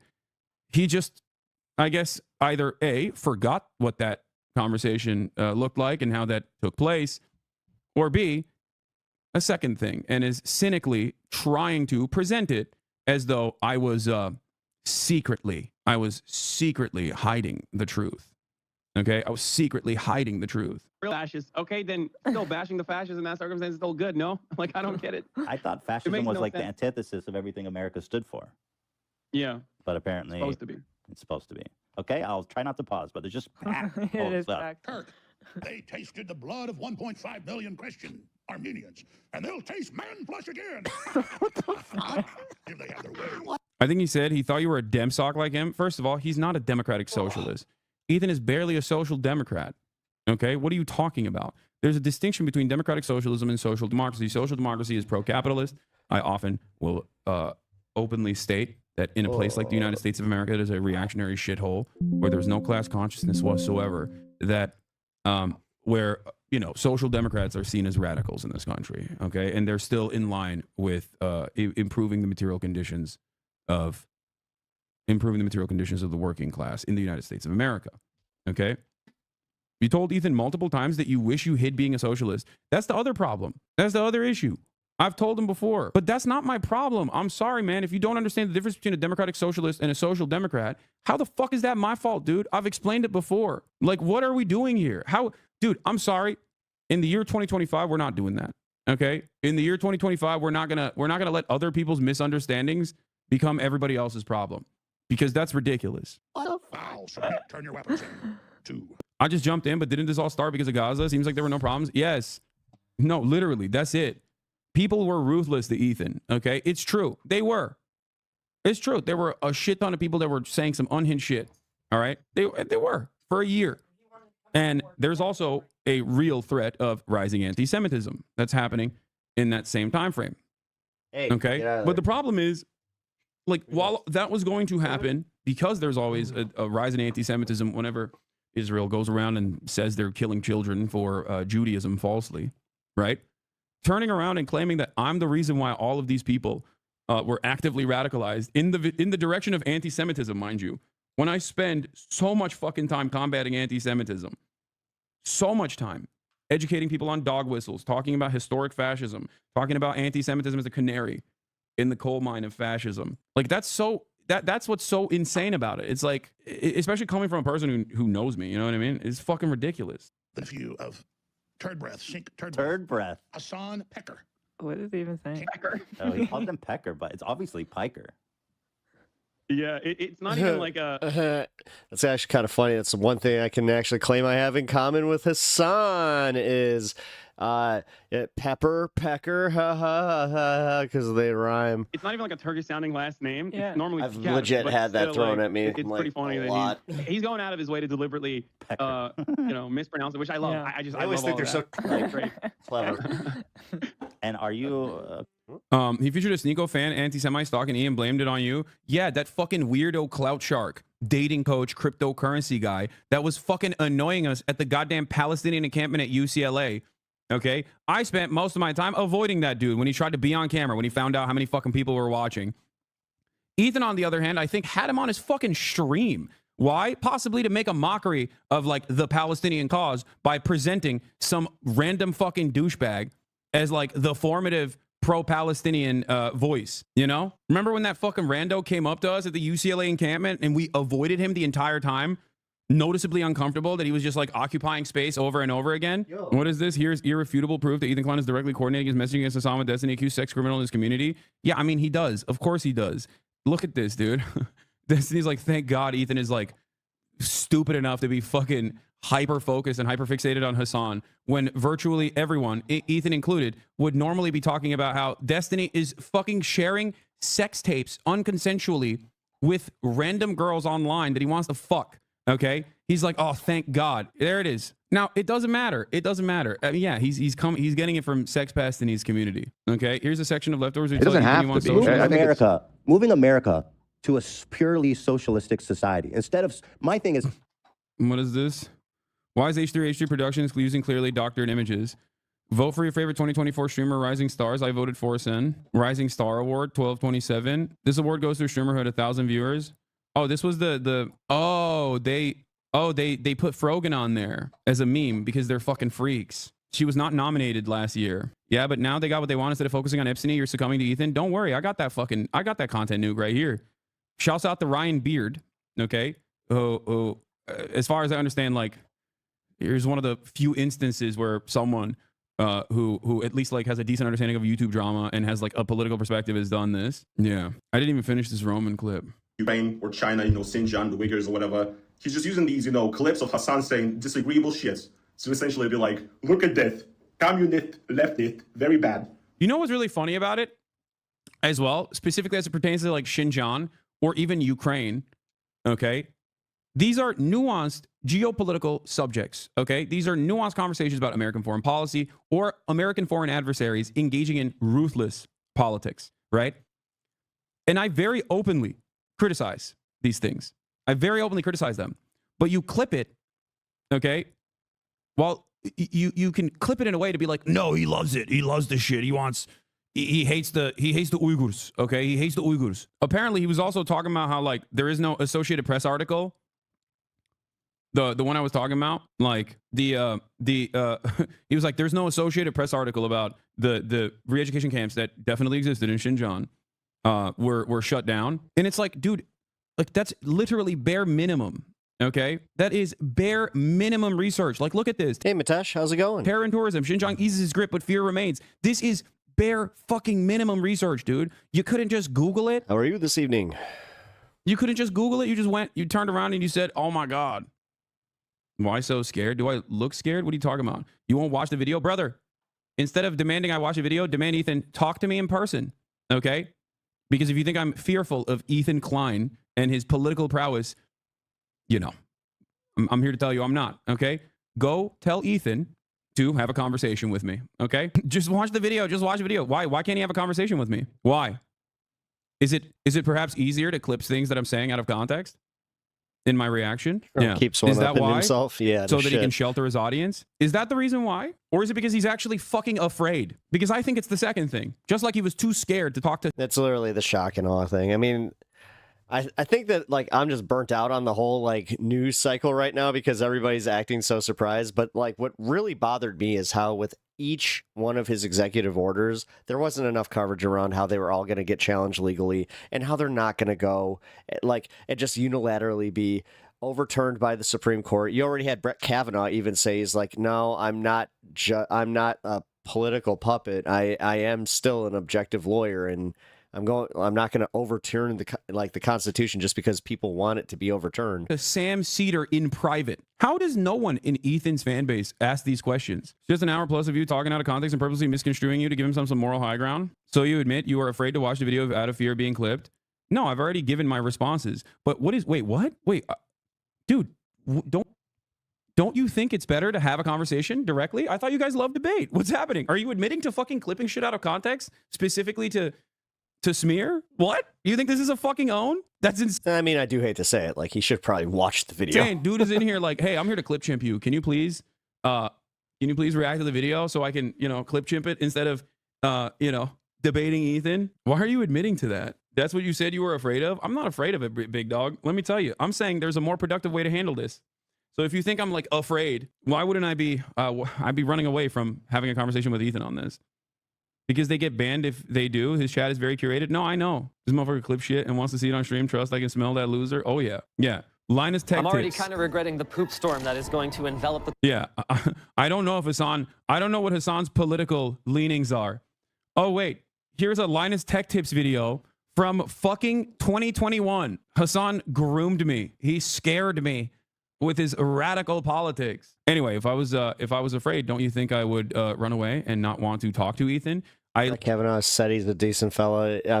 I am convinced. Like that, it's not about even him saying he's a decent fella or anything like that. It literally does come down to the fact that, listen, it's so easy to just lose objectivity in this news cycle because there is a lot of stuff that you feel like you didn't doomer enough, and then it happened. Like, I mean, just Trump being the president, we already kind of have that feeling. But man, we got to calm down, man. For all our mental health, we have got to calm down. We got to breathe. We also just have to start, like, really just taking it as it comes. But like, you can still prepare, but not worry. You know what I mean? Has hugboxed at least enough people in his community into legitimately believing that I am afraid. I'm afraid of having this conversation with him directly. So I'm telling you right now, okay? I'm not. I will have this conversation with Ethan directly. Well, I hate that I had to do this. I found the first time that fan came onto your stream. Oh, here it is. Yeah, there it is. He had no idea what was going on. He just wanted to shout out his channel. He later on asked you twice for an interview, but you say no. He keeps asking if you're a communist. Clearly not an actual fan. If the most clips are out of context, good at watching it, add the context. Dude wants me to watch the video more than he wants me to debate Ethan. I don't understand. It's IRL. Why? Pothead or Potman. Is that it? Hey. I could be on. Are you guys doing interviews? I'm Palestinian. I know I look Jewish. I'm Palestinian. Oh, no, we're just streaming. It's literally the guy. Really, I look like the guy? Normally the answer would be yes, but he's busy right now. What are you guys doing? What kind of content? We're just streaming. It's live stream. Oh, live stream? Yeah. Dude. Twitter, bro. You guys on Twitter? Yeah. Actually, you get viral there sometimes or no? Sure. I'm just kidding. Yeah, I'm a content creator too, bro. Sure. I do content. Yeah, my big fan, dude. To go into a debate about something. That's what I was trying to do today, and when I decided to sneak a peek at CNN the middle of the afternoon. You should first watch the content, right? Or do you go into blind every debate? I go in blind. You want to know why? That's how fucking confident I am in my worldview and in my knowledge in this space. Okay? Also, I'm not going in blind. Let's be real. It's the exact same things I've addressed a million times over. So it's not new nor unique. Having said that, however, this is a very interesting thing. Okay? This is a very interesting thing that I've seen from people where they go, oh, dude, why don't you watch the video? Okay. Why wouldn't you want me to just like debate the issues if the issues are related to me? You think I don't know the subject matter very well? I'm the fucking subject matter. What is happening? Yeah, he can just argue the points in the video if he wants to, directly to my face, and we can have a conversation about that as well. You would think if you're wrong, you would expose yourself going in raw. Yeah. I'm trying to make content, but I don't know, like, you know? I don't know what to do. Yeah, doesn't seem like this guy's a big fucking Hasanabi head, even though he was presented as such, weirdly enough. Okay? That's good. All right. Hasan duping an elderly 40-year-old. Yeah, I mean, the funniest part about a lot of this is that, like, you can just straight up watch any number of different conversations that me and Ethan have had in this time frame and recognize that there is, holy fuck, my brain is so fried. A list of his lies if you want.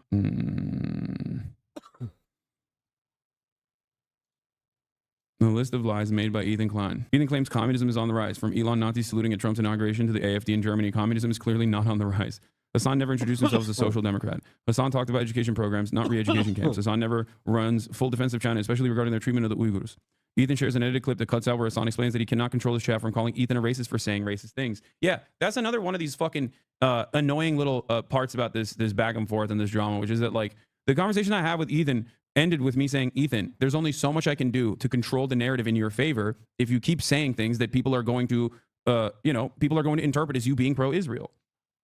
And it's not because you're Jewish. And even though, to be fair, I'm sure there are plenty of people who are like, oh, he's Jewish, and they suspect you of being pro-Israel and are deeply anti-Semitic, right? Having said that, there are plenty of people in your fan base who aren't anti-Semitic, who also absolutely made up their own minds after listening to the way you talk about Gaza. He cuts out continuously, there's only so much I can do, and leaves out, if you continue to say things like this, people are going to think you believe them and get mad at you. Yeah. Shows a random clip of someone being anti-Semitic, claims Hasan does not care about Israelis because of his lack of reaction. Hasan never justifies sexual violence. He routinely says that sexual violence likely occurred during October 7th and regularly cites the UN investigation that had one credible documented instance of sexual violence. He says that the sexual violence that may have happened on October 7th is not a justification for genocide. Hasan never said that Israel should let Hamas enter Israel unrestrained. Dude, it's, for the record, easiest like 500,000 view video of your life if you just like look at all of the clips that Ethan used and go on Twitch, go to the VOD and extend the clip by like 30 seconds and just be like, this is the full context. Here he is responding to a chatter. Actually, this is not his opinion. This is clearly something that he's responding to that he's reading in chat.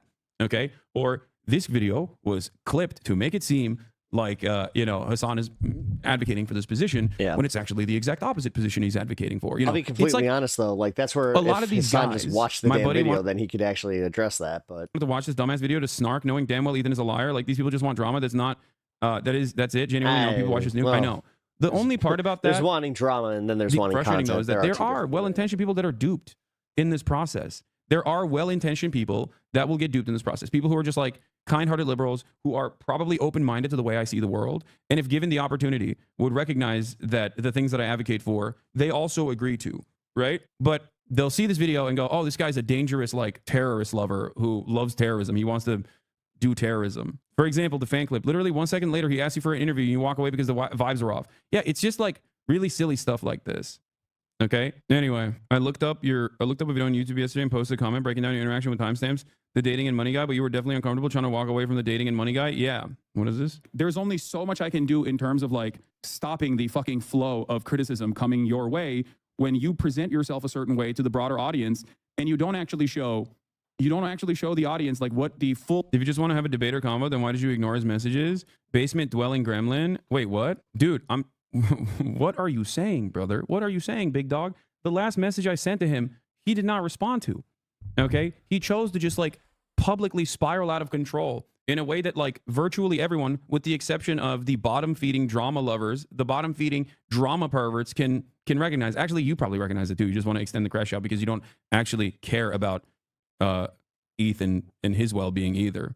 Okay, that isn't what Ethan said. Can you? The tower behind him looks like something out of like Mega City 1. Please prove that. He did. He admitted it. Okay, disprove Ethan's malicious lie. He did. He openly admitted that when I texted him about talking to Sam Cedar, he said that it was actually anti-Semitic of me to suggest that. Ethan himself openly admitted that. Why don't you go? Why is it?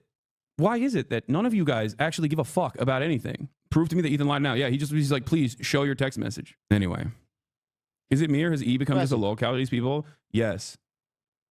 They're using him like a fucking fleshlight, dude.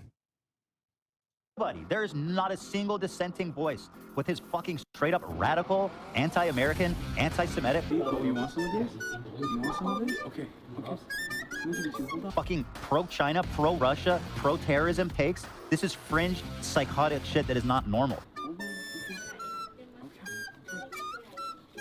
Oh, I know where he's at. Like, I know he's in Japan. But I was just saying, like, yeah. Explain that to me. How is there not one? I was just commenting on the architecture of the building itself. Dissenting voice on that entire platform.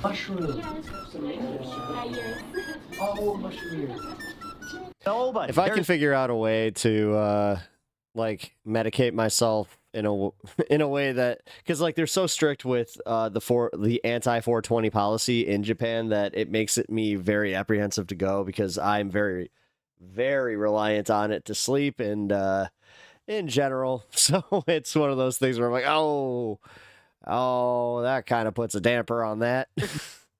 Yeah, the lamest thing that people can do is when they fucking hit the like this. I'll be who am I kidding? I'll be completely honest with you. My biggest fear is that I'll want to start smoking again. Person is like actual like smoking cigarettes again. The commie shit, and just like let it sit on its own. It's incredibly silly. Just being like, this person is a commie. And being a commie is bad, okay? This person is a communist, and that's a bad thing, and you should be scared about that. Also, the notion that, like, I have no political opposition on Twitch is a funny one, okay? You know, since Asmongold is currently the largest political content creator on this platform. And What? He's a political content creator now? I thought he was just a gaming, like... I mean, oh my God! Wait a minute. Calling Asmongold a political content creator is like calling frickin' Charlie, like Penguin Zero, frickin' no, disagrees come on, with man. me vehemently on political issues. My God. Isn't that the world that you wanted, Ethan? After all, since you constantly cried about me being anti-Semitic, I just and the thing is, like, because like, you know, smoking there it's not, you know. It's definitely not legal. Like, I mean, to the no, that's a big no. So yeah, I would drink a lot. Like, I know me. I also already like Japanese beer as it is. So it's kind of like, oh man, ooh, that would be a bad mix because trying to get me banned before the election. I actually was blacklisted on Twitch. More political opinions than Charlie. Really? Famously. On election night, when I had 314,000 people on my broadcast watching in real time, I was actually blacklisted. So people had to directly click on my link or click on my my Twitch page to find me. I was not being shown to people that were just going on the platform for the first time on. I'd prefer not to. Election night. You know who else? You know who was though? Asmongold. I know. That's he's cool with Trump. Asmongold was being served. Yeah, no, I know him, XQC, who else? A few of those other dipshits. They started, God, what's his name? Aaron Ross? Every or something like single that. new Twitch viewer that was coming on the platform as Ross, the premier Ross. That's a political broadcaster. And since then, he has grown tremendously. And it's great for him. He was on the front page on election night. He was on the front page on election night, just like you wanted, Ethan. You said you wanted political opposition to me. Well, there was political opposition to me on election night, and every day since then, as a matter of fact. So much so that Asmongold is a more popular content creator than me in general. He's always been. And now he is the largest political content creator on the platform, you know? So your wishes, bro, so mad it's not him. Nah, he wanted to pop off like Asmongold. Yeah, I don't think he wanted to pop off. So I don't know why Ethan is like constantly talking about how there's no political opposition to me. There is political opposition to me. XQC also of political issues. As a matter of fact, many content creators who previously were quote unquote apolitical are coming out. Okay, coming out and showcasing that maybe they're not so apolitical after all. A lot of people have found their courage to say their truth, to speak their piece. And it turns out that you know, Ethan's wishes have been addressed. Thank God, which is now less anti-Semitic because they've uplifted more opposing political voices to someone like myself. Communism. In a brief moment, there's something kind the of way Japanese people squat and smoke always seem cool to me. Well, you would have thought I was awesome because I did the same. I'll be going to the Japanese probably because I was into Japanese anime, but also because I was always trying to find little nooks and corners, especially when it was raining. Communist Party's headquarters. No, we're on our way to the Communist Party right now.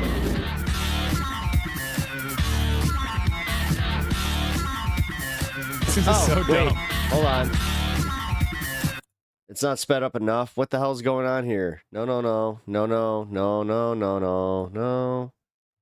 He's on Twitch. That's right. It is nearly 2 hours of McCarthyist drivel spewed by a man with seemingly an increasingly loose grip on reality. Yeah, the funniest part about this is that, like, even though this is obviously awfully sourced slop, okay, which basically rehashes the same fake drama that Redditors have mostly clipped out of context. Very dedicated Reddit community comprised of a sex pest and cult leader who has his own personal bone There's so pick much with dog me, hair in my okay? keyboard. Just watch the video instead of people reacting to it. I am not going to watch the video. I will, however, talk to Ethan directly if he wants my attention that bad. I know that you want me to watch the video. I know that he really wants me to watch the video, but I'll just debate him. If he wants to have this conversation, we can have it, okay? If you think that I'm afraid of Ethan's brilliant political perspectives. Okay. Oh, and he said nobody knows where these guys are. Oh, yeah. They recently released the crew of the Seas cargo ship Galaxy Leader after the ceasefire was implemented. So the idea that nobody knows where these guys are is also silly. Once again, this is just such bad, like, it's slop. This is what slop is, okay? When you don't actually do your due diligence, when you don't fucking do your due diligence, and you literally just, like, stamp all of this nonsense that you found on fucking subreddits that are obviously geared in a very specific direction, and you just don't even fuck something. Like, this isn't meticulous research, dude. Okay? This is not meticulous research. It's not. Like, what are we doing? How is this like... Yeah, why do you have to watch a video of yourself when you said and did whatever you were supposed to watch? You don't understand. It's because these guys want to make clips. That's it. They want to make more clips. And, you know, that's pretty much... That actually makes sense, especially with how much, like, these guys rely on it. Yeah, that makes a lot of sense. Which, somebody in here was just like, wait, are you just another Hasan Reacts channel? It's like, no. That's the reason. Yes, I have my fair share of, like, reacting to some Hasan content. Not my fair share. I'd say, like, what? I do maybe a video a week. Did say it directly, actually. In the video, he directly complains about Epstein Possibly being banned two, off Twitch and depending on the defends Dan subject. Saltman. Yeah, which is also wild. You know, I'll say this much, okay? As far as, like, the drama tubers in the Keemstar orbit, one thing that they always Phone died, thought he's was a still sacred yapping, cow yeah. that they never Yeah. touched was people's bags, right? Like going after people's advertisers. I guess all of that, you know, fell apart when Dan Saltman and Epstein very clearly and deliberately created a Discord brigade server with the express purpose of going after every single advertiser that would that advertised Best way on to try Twitch to deal with create what they best way to deal with people trying to get a reaction out of you. called Yeah. the adpocalypse. And Ethan totally fucking add fuel to the flame. What happened? What happened to all of these people that used to do call outs on things like that? I thought YouTubers, even on the drama side, given their own personal interest in maintaining like some kind of parity here, all right, and create like a protective barrier for themselves, had this consistently held principle that you don't fucking constantly push for people's advertisers to get taken away, which I don't have any, which is why they didn't even fucking go after my advertisers. They just went after Twitch, right? And they lied about it. They lied about so many things, saying that Twitch is anti-Semitic. Okay?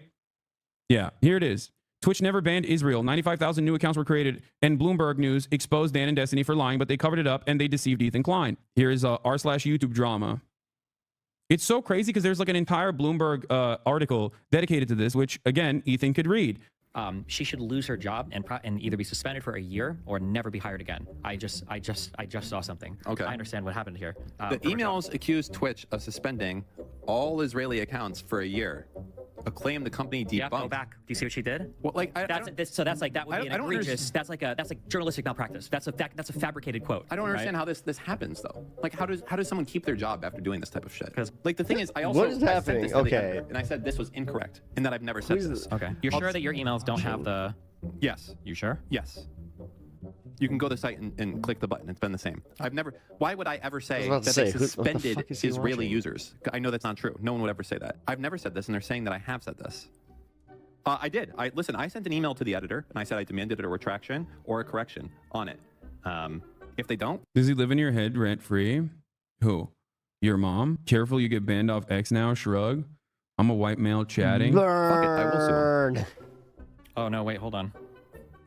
Forget it. Delete this part of the VOD. Okay. Your fucking dumb email does say that. No way. Even more troubling. Twitch previous. Delete this part of the VOD. Your email does say that. They sent like 100,000 mass botted emails to like virtually every platform that would listen with an abject lie. Okay, yeah. Okay? Yeah. They want you to react to the video so you can spend 5 hours on the back foot explaining how we clipped you out of context as opposed to you dealing with the claims face to face. Exactly. No, that's why they're like, why don't you watch the video? Why don't you watch the video? I'm like, bro, I'm the fucking subject matter of the video. Well, the thing is, I'm almost saying like it would. I'm not sure if does anybody know if he's watched the video like in private? He's the one who made the video. We literally used to have a podcast together. I'm sure if If he was watching it in private, then fine. Like that was kind of where I was going. It's like, no, it makes it a lot easier to just be like, well, okay, no, we really need to debate this because you're so far off base. Thinks that I am terrified of Ethan and his political prowess, they would be excited at the prospect of Ethan Klein destroying me. Okay, I am mentally a baby. Okay, I have no understanding of politics. Ethan, on the other hand, can absolutely eviscerate me. All right, you are the worst, bro. It's the Hamas supporter, Hamas #1 fan. You are the worst, bro. No one likes you, and everyone's going to turn on you. So this is a wild thing to say because like the two dudes that we're watching on screen right now have virtually destroyed their entire network of friends, and this is not the first time that Ethan has made content out of an immediate person that was in his life with an extended sequence of crash outs. I, on the other hand, have not done any of those things and am still very much around all of the people, that I love and admire. You're currently crashing out, dog? No, me responding to... This is Hasan crashing out? Guys, come on, man. These ridiculous claims is not the same, I think. Suspended all Israeli accounts for a year without public acknowledgement or explanation. All right, well, never mind that. So, I mean, everybody's pretty much described exactly what the contents was. All right, we'll just trim that part out of the VOD. Well, there it is. Even more troubling, Twitch previously suspended all Israeli accounts for a year. Yeah, let's just clip this part out of the VOD, please. Let's just delete this part out of the VOD. Bro, you sent like 100,000 emails, dude. What are you talking about? Oh. Bro, you could deceive Ethan Klein by covering your eyes videos all day. Why are you stopping at this video? Because I have direct access to the person who made the video, and I think it would be much better to have this conversation in person. Don't you think that me reacting to another fucking 1 hour and 40-minute video would be infinitely less quote-unquote content if that's the only thing you care about than me directly talking to him? Also, it feels like you guys get really pressed that I'm not watching it. And that's the funniest thing. There's like this thing that the Destiny community created called the Hasan method. Has he done that before? Right? Like just banned everybody in chat? Like, oh, the Hasan method. Like he's just like avoiding responsibility or whatever. I'm like, okay. Yeah, I'm not avoiding responsibility. I'm not ducking Ethan at all. I'll talk to him. Maybe I'll even have Sam Cedar attend. Will you live stream the Ethan convo? Yeah. No, of course. Yeah, I don't want to steal Ethan's labor by watching. The property and migrate to the only place in the world that would accept them, which was... That is literally so far from reality. What are you talking about? The only place in the world that would accept them. Oh my God, it looks like the guy from Stranger Things. Talk about America, bro? Talk about Canada? What are you talking about? Whoa. The only place in the world that would accept them. How can you even say those lines seriously? That's crazy. Israel. The irony of this whole situation. That's insane. Why would you say that? The fuck? You could say maybe the only place in the world where they are the dominant, or were aspiring to be the dominant faction. At that time they weren't. No, I don't know. That's just insane. That's just literally wrong. To leave their homes, their lives, their property, and migrate to the only place in the world wrong that would accept them, which was Israel. Not true. The irony of this whole situation is that after the 1948 war, when Israel won the war to declare its independence. Oh, yeah. Also known as the fucking Nakba. Your latest Hasan Prod video about this nuke that explains this is pretty accurate. I watched the nuke first, though. They won the war. They won the war to declare its independence. Palestinians. That you can't go out and have fun. I've gotten enough out of this, I think. Let's see if there's anything else. Endless sea of attacks. This is but weirdos that are falsely smearing me as like a radical anti-Semitic Islamist terrorist. What the fuck are you talking about? Like, what do you mean objective? It's a video about me, dude. I'm the fucking subject matter. Oh, you set the music video? To imply that that's of no fault to Israel is insane. Because again, the Israeli inception, they were co-opting the Jewish identity in order to justify colonizing this region. So you should be pointing your fucking eyes at the Israeli regime. But anyway, I'm not saying those other governments don't deserve criticism, but it's like there's a cause and effect. Yo. Hasan, you are supporting terrorists. You are one by proxy. You only say that because your religion is Muslim and it makes you believe that. It's funny to me that you can't see both sides of the situation because you just want your sides to win. Hasan, you are supporting terrorists. You are one by proxy. Wonderful fan base that Ethan Klein has cultivated, by the way. But of course, Islamophobia is not seen as like an inappropriate thing. And dare I say, cherished as a viable political commentary in modern American political discourse. So no one will even bat an eye at the fucking kinds of statements that are coming out of this, coming out of this video. Damon, thank you, bro, for the 50 bones. Damn. I just hope the rest of the general public watching his video will see through how disingenuous this is. It's insane. It actually, like, when I heard that, my fucking spine vibrated, bro. And I know that this is going to be so intense because we have over an hour left, bro. Over an hour left, man. Holy fuck. I can't handle this, honest to God. The reason it pisses me off, bro, the reason it sincerely pisses me off is because we are so carelessly stomping into very fucking nuanced global conflicts throughout the last 100, 200 years. Terrorist sympathizer confirmed on multiple instances. Had a terrorist on stream. I hope Trump's birthright citizenship reversal includes deporting Hasan. Cool, man. You can't handle one another. Democrats come at you like this. What? Democrats come at me like this? What are you talking about? You might actually care, but I'm not sure. I'm not a fan of either or anyone. The public's uneducated on the religious aspects of this. If you really think your streamer who you are is going to solve this problem, the real truth is just making money off of it. Like you told everyone, you might actually care, but I'm not sure. You can't handle one other Democrats come at you like this. What? Okay. Now, do you get to turn around and say Ethan is weaponizing his entire community to try and kill you for being Muslim? You shouldn't, but it's obvious how silly he is. Yeah, exactly. Yeah. The other person is bringing up really funny points. He's like, no, it's definitely about Islam and Judaism for sure. For sure, man. All in the service of owning Hasan. I need to go wash my What face. a waste. What a fucking waste. Shit. I knew it, man. When the Dramaverse started using political conflicts as a backdrop to justifying drama, you know, like conflicts between content creators, I knew we were in for some shit, but this is next level, bro. This is crazy, fucking crazy, man. Wait, hold on. My mom just texted me and asked me what I want for my birthday. Am I 12? I should have said a gift card to the dispensary. You can still say that if your mom's cool with that. I know mine, like, I actually take, like, for my mom, like, for her birthday, I usually get her a little care package and, you know, stuff like that. Yeah, I don't know, man. The older I get, the more oddly enough, like, my mom got me this, like, random sweater. Usually wouldn't even be my jam, right? But it's a weird shade of yellow that just happens to look good on me. And, like, I was super proud that my mom got me that sweater. And, like, I remember I was, like, at some party and one of our friends just walked up. She's like, I really like that sweater. I'm like, thanks, my mom got it for me. She just looked at me. I'm like, I don't know why I'm strangely proud of that now. She's like, no, that's adorable. I love it. She's like, you know what? Our parents are, just be happy they're still here. I'm like, right? Yeah. They were forced to leave. Oh, by the way, it's February 1st. So tariffs have officially been imposed on Mexico, Canada, and China. JD Pondon strikes again. Got a heated blanket Yeah, for I my don't know who mom. that content creator For my is, mom, but, changed my life. It seems Yep. like that was a decent. Do you regret leftovers? No, not even one bit. Imagine my flap. My mom's gotten me some good stuff. She's gotten me some weird stuff, I'll admit. Like, my mom has gotten me some gifts that I was just like, you got this for you just in case I didn't like it. Flabbergasted when I found out that the anti-black allegations against Hasanabi that literally kept me away from his content for so long were actually being leveraged by... Oh my God. Oh my God. Okay, that actually reminds me of one of my favorite Christmas gifts I ever got from her. So, one Christmas, it was recently too. It was like in the last few years. We're at right before they moved out of our town here.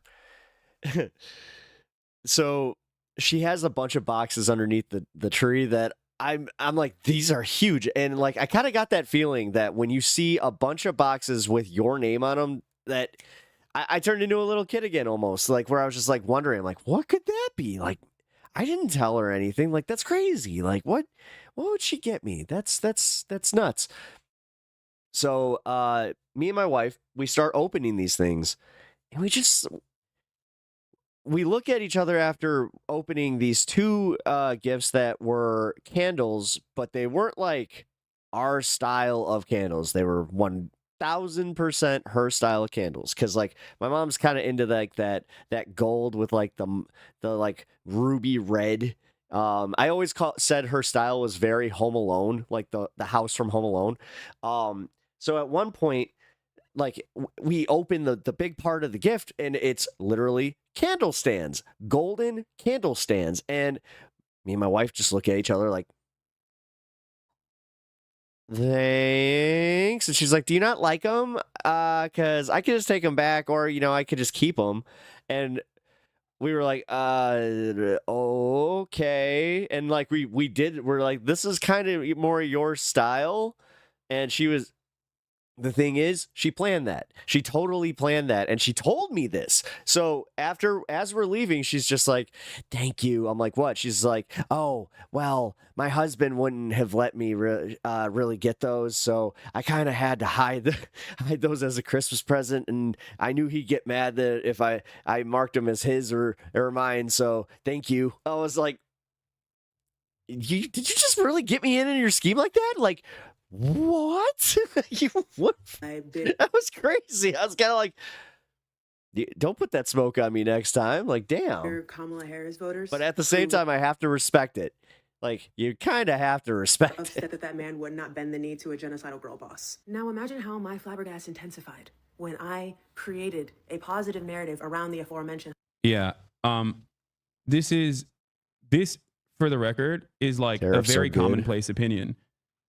This is why I always say, look, man, find out on your own. I'm live. Yeah, I'm telling you, every man. single That's happened to me more than once with her, where I was just like, what's with this cashmere sweater? She's just like, oh, you don't like it? I'll wear it. day. Okay. I'm live every single day. You can find out on your own whether I am this bad, evil person, this dangerous person. Okay. Excuse me. That others are claiming. Don't get duped by the clips. Just watch on your own. That's why I my mom's a blast. saw this tweet that was going viral already before I even retweeted it. I spent like 5 years thinking Hassan was some I'll just say this, man. There's never a dull moment with her, ever. horrible human and decided to watch a stream one day. Ever. And he dropped like $2 million to a minority group and then covered.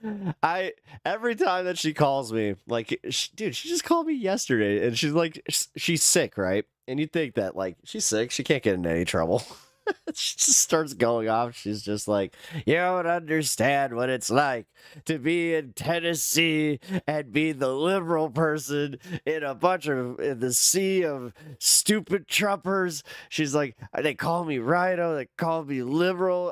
I'm like, Mom, you ever think that you're just like their token like liberal friend and they just use you to make fun of liberals, and that they talk like mad crap behind your back, and that these people are toxic and you really shouldn't grace them with your time? And she's just like, I'm already lonely as it is. 3 ongoing problematic issues. I just think people hate him because he calls people idiots when he beefs with them. How do you tell her not to? Promise you, it is not that hard to figure out what I'm about. And then she's just like, at least I kick ass at bingo. I'm like, how do you kick ass at bingo? It's just, I don't know. I am perhaps a little too open about my She's a funny lady, perspective. man. I think it is indecent to hide your biases. Okay? I am the first person to tell you what my biases are. I believe that everyone has she calls herself a deer watcher by hobby. A political bias. That was one of my favorite things she said to me recently. I've been on the porch a lot lately, and I've just been I consider myself a deer watcher by hobby. Yes. And I think it's important to openly mention what your political biases are. That's why I say what I believe. Man. I don't try to lie to you and make it seem like this is a neutral perspective. Many people do this instead. They say, this is why I never had to write any stand-up material. If I needed new material, I would just call my mom. hey, oh, I'm coming and then I would just go right on stage. This from a position of neutrality. I'm not even lying. Like, I legit did that a few times where I didn't feel the material I had for the night. So I just call my mom. I would just I would go. What about you saying you water down your space to get people in the door? Great question. Be like, it's called, hey, Mom, how you doing? Being a normal person. What you doing? If I were to go into dialectical materialism with every random... One of my favorite times I ever called her was completely random. And I'm just like, hey, what you doing? She's like, oh, I'm going to see the last Harry Potter. I'm like, wait, you're going to see the last Harry Potter? I'm like, have you seen any of them? She's like, no. In person. Like, what are you doing? People would look at me like I'm the most autistic man on the planet. Just Okay, by yourself. that's it. Just went to go see. You might consider. By the way, where did you get that information from? Oh, that's right. I fucking revealed it. Further evidence that I am, once again, honest to a fucking fault. That's it. It's not a secret. Christmas Day, we got my mom to play Cards Against Humanity. She won 3 hands. Nice. It's not a fucking secret. 90% of the time, my haters will literally act. My mom wouldn't know how to play Cards Against Humanity. Shit. My mom is like legit. Always does something where she'll misread a rule. Like the one where what was the one where like you're supposed to like act out? Because at one point she got high and she just did the opposite, where she started shouting things out. Like, I'm like, they no, have uncovered the secret truth when it's something that I have voluntarily because she was up. She was the one supposed to act it out. Okay, and then they just lie about it too. They just add like lies to it. Why are you hiding the thing you said yourself? Is half of the time, that's what people are basically stating is like, well, I saw a clip of you openly admitting hiding this, and it's like, no, it's not only something that I openly mention all the time, it's something that I tell chatters as well. It's something that I tell chatters to do as well. Be fucking normal. Okay? Good advice. Be normal. Be normal. Be normal. Be normal. When you talk to people, you don't have to immediately fucking dive into like theory or whatever. Based. Okay? Find identifiable. This is, by the way, what I'm explaining to you is like a very easy to understand first principle of organizing in general. Okay? Talk to people about the pain that they're exhibiting, the pain that they're experiencing, and try to help them understand. You can tell when Hasan's lying. He scratches his face. I never really bought into like tells like that unless it's like so obvious. Who is responsible for it? Okay? Because I didn't see anything they'd be lying about right there. I just saw he had an itchy face. He does. He looks like he's French. You should have seen at the very beginning of the video. He had himself a little cup of espresso. Yeah. Wait, why do I sound like French Canadian instead of just the French? Oh, I got to go for more French. Targets, marginalized targets, DEI, or any number of different nonsense that like Republicans point to in an effort to deflect away from the you like the look for a Hasan biker, huh? True vectors of pain, okay, and reorient their attention to the actual people that are causing harm. Trying to land a French girl while in Japan, awfully bold, eh? In their lives. That's it. People act like the alt-right don't do this too. There's a difference. Somebody saw the French connection on his connection. I openly state that I do this. And if you have no understanding of politics whatsoever, you will say, oh, well, that's the same as like Nick Fuentes hiding his power level. It's like, well, one, I'm not hiding my power level. Okay, I'm openly stating what my politics are. And two, my politics do not need to be hid. Okay, they don't have to be hidden because they're not bad. What are you going to do? Advocate against fucking socialization? Advocate against like the actual policies that I'm advocating for? Like the difference between someone like myself is at its logical conclusion, the way I view the world is more equitable for all people. I want to improve people's material conditions. There is no group of individuals in that he's hiding his power level, get the scouter vision that are harmed. Okay, Nick Fuentes. I mean, after I heard that, I was like, that is kind of awesome. And I mean, I don't know. I feel like, man, can I be in that I hide my power level club, or am I just kind of, you know, like dumb? I'm dumb Frieza, where it's just like I don't have that ability really. It just or fascist politics. Wait, no. Revolves around harming outgroups. No, Brawley's the one that couldn't hide his power level, really. Well, yeah, he could. No, they all could. Okay. What am I talking There's about? an in-group, out-group dynamic born out of some intractable quality, some intangible His head is normal looking size right now. Yeah, he doesn't look as swole. Quality that can never change. You say except billionaires. I don't want billionaires to be murdered. I've never understood that. Why he has I to want get that. them to no longer be billionaires. They can still be fucking rich. I want a better distribution. Your body's not going to wear it. Like the thing is, if you get unnaturally big like that, like if you get past a certain point, what your body is actually like meant as far as lean muscle, what it's supposed to like have, it is going to damage your muscles. Like I happen to know this one because I did a lot of goalie camps where we part of our camps was learning about like muscle structure and healthy muscles and how you don't want to abuse them and why steroids are so bad, and also why overlifting is something that you do not want to do. You want to definitely take as many breaks as you do like work out. Like that's also something. It's one of those things. Man. Of wealth and resources so that everyone has the opportunity to a fine improve line their of too material much conditions. working out. That is not a unique position at all. That's not a. It's a very commonly held position. That sucks. Okay. Billionaires are not late. marginalized. Well, what the fuck are we doing here? Oh, the true marginalized in society are the people of wealth, the real POWs. Like what? Is that what we're doing? It's not actually like, you know, Guatemalan undocumented migrants. It's actually the people of wealth, literally a moderate left position, which goes to show how silly these attacks all are. That's it. But yeah, if you have... That's still like French Hasan. If you're feeling some type of way about the way that I've been presented, if your friends are feeling some type of way about the way I've been presented online, then, you know, get them to watch one video about any subject It looks like he's about to go get a nice fresh baguette. matter that they have knowledge over. Sorry, I feel like I'm being very, very... like one person just checks in and it's just like, what the fuck? Care about. And they will very quickly find out that they've been duped. The thing I will never understand, however, is that like, why would these guys get mad at the people who have duped them? Right? Why don't they get mad at the people who have lied to them? I don't understand it.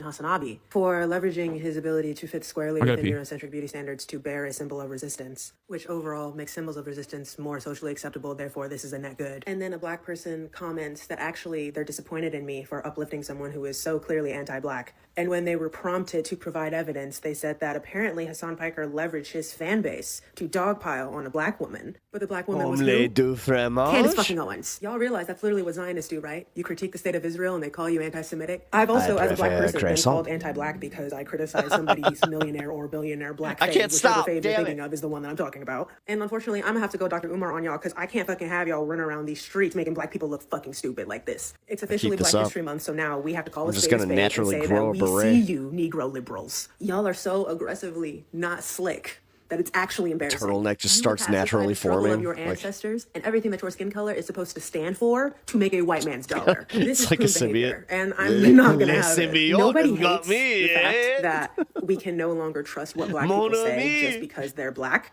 more than me. Back in the day when we were all in bondage, for the most part, we could trust each other because we knew that we were being subjugated to the same bullshit condition. Okay, wait, what the fuck? Did he really just take off and take a piss like during a react video for his bullshit? That's wild. Okay. You bloody Americans. I would say more mean things, but you know what we do best? We give up, huh? Oh, you see what I did there? We call that let's burn. I'm about to come throw a scarf at you. They call me Le Pepper. I am the curator of the museum.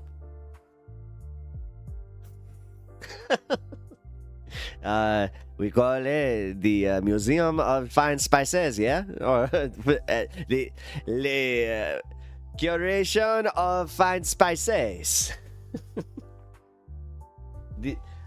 Otherwise known as Museum of Peppers. Okay, I'm done. Now I'm not even doing anything. Now it's just literally like doing a French accent to do a French accent. Oh god. All right, well that was fun. Hope you guys enjoyed the bits. That was funny. Just oh my god, the random thing. Oh my god, I just thought of a few things that I needed to get to tonight, and I'm not going to. Oh crap. Oh. Les Messieurs des Spice. There we go. My bad, you guys. I didn't know the French thing would derail the show.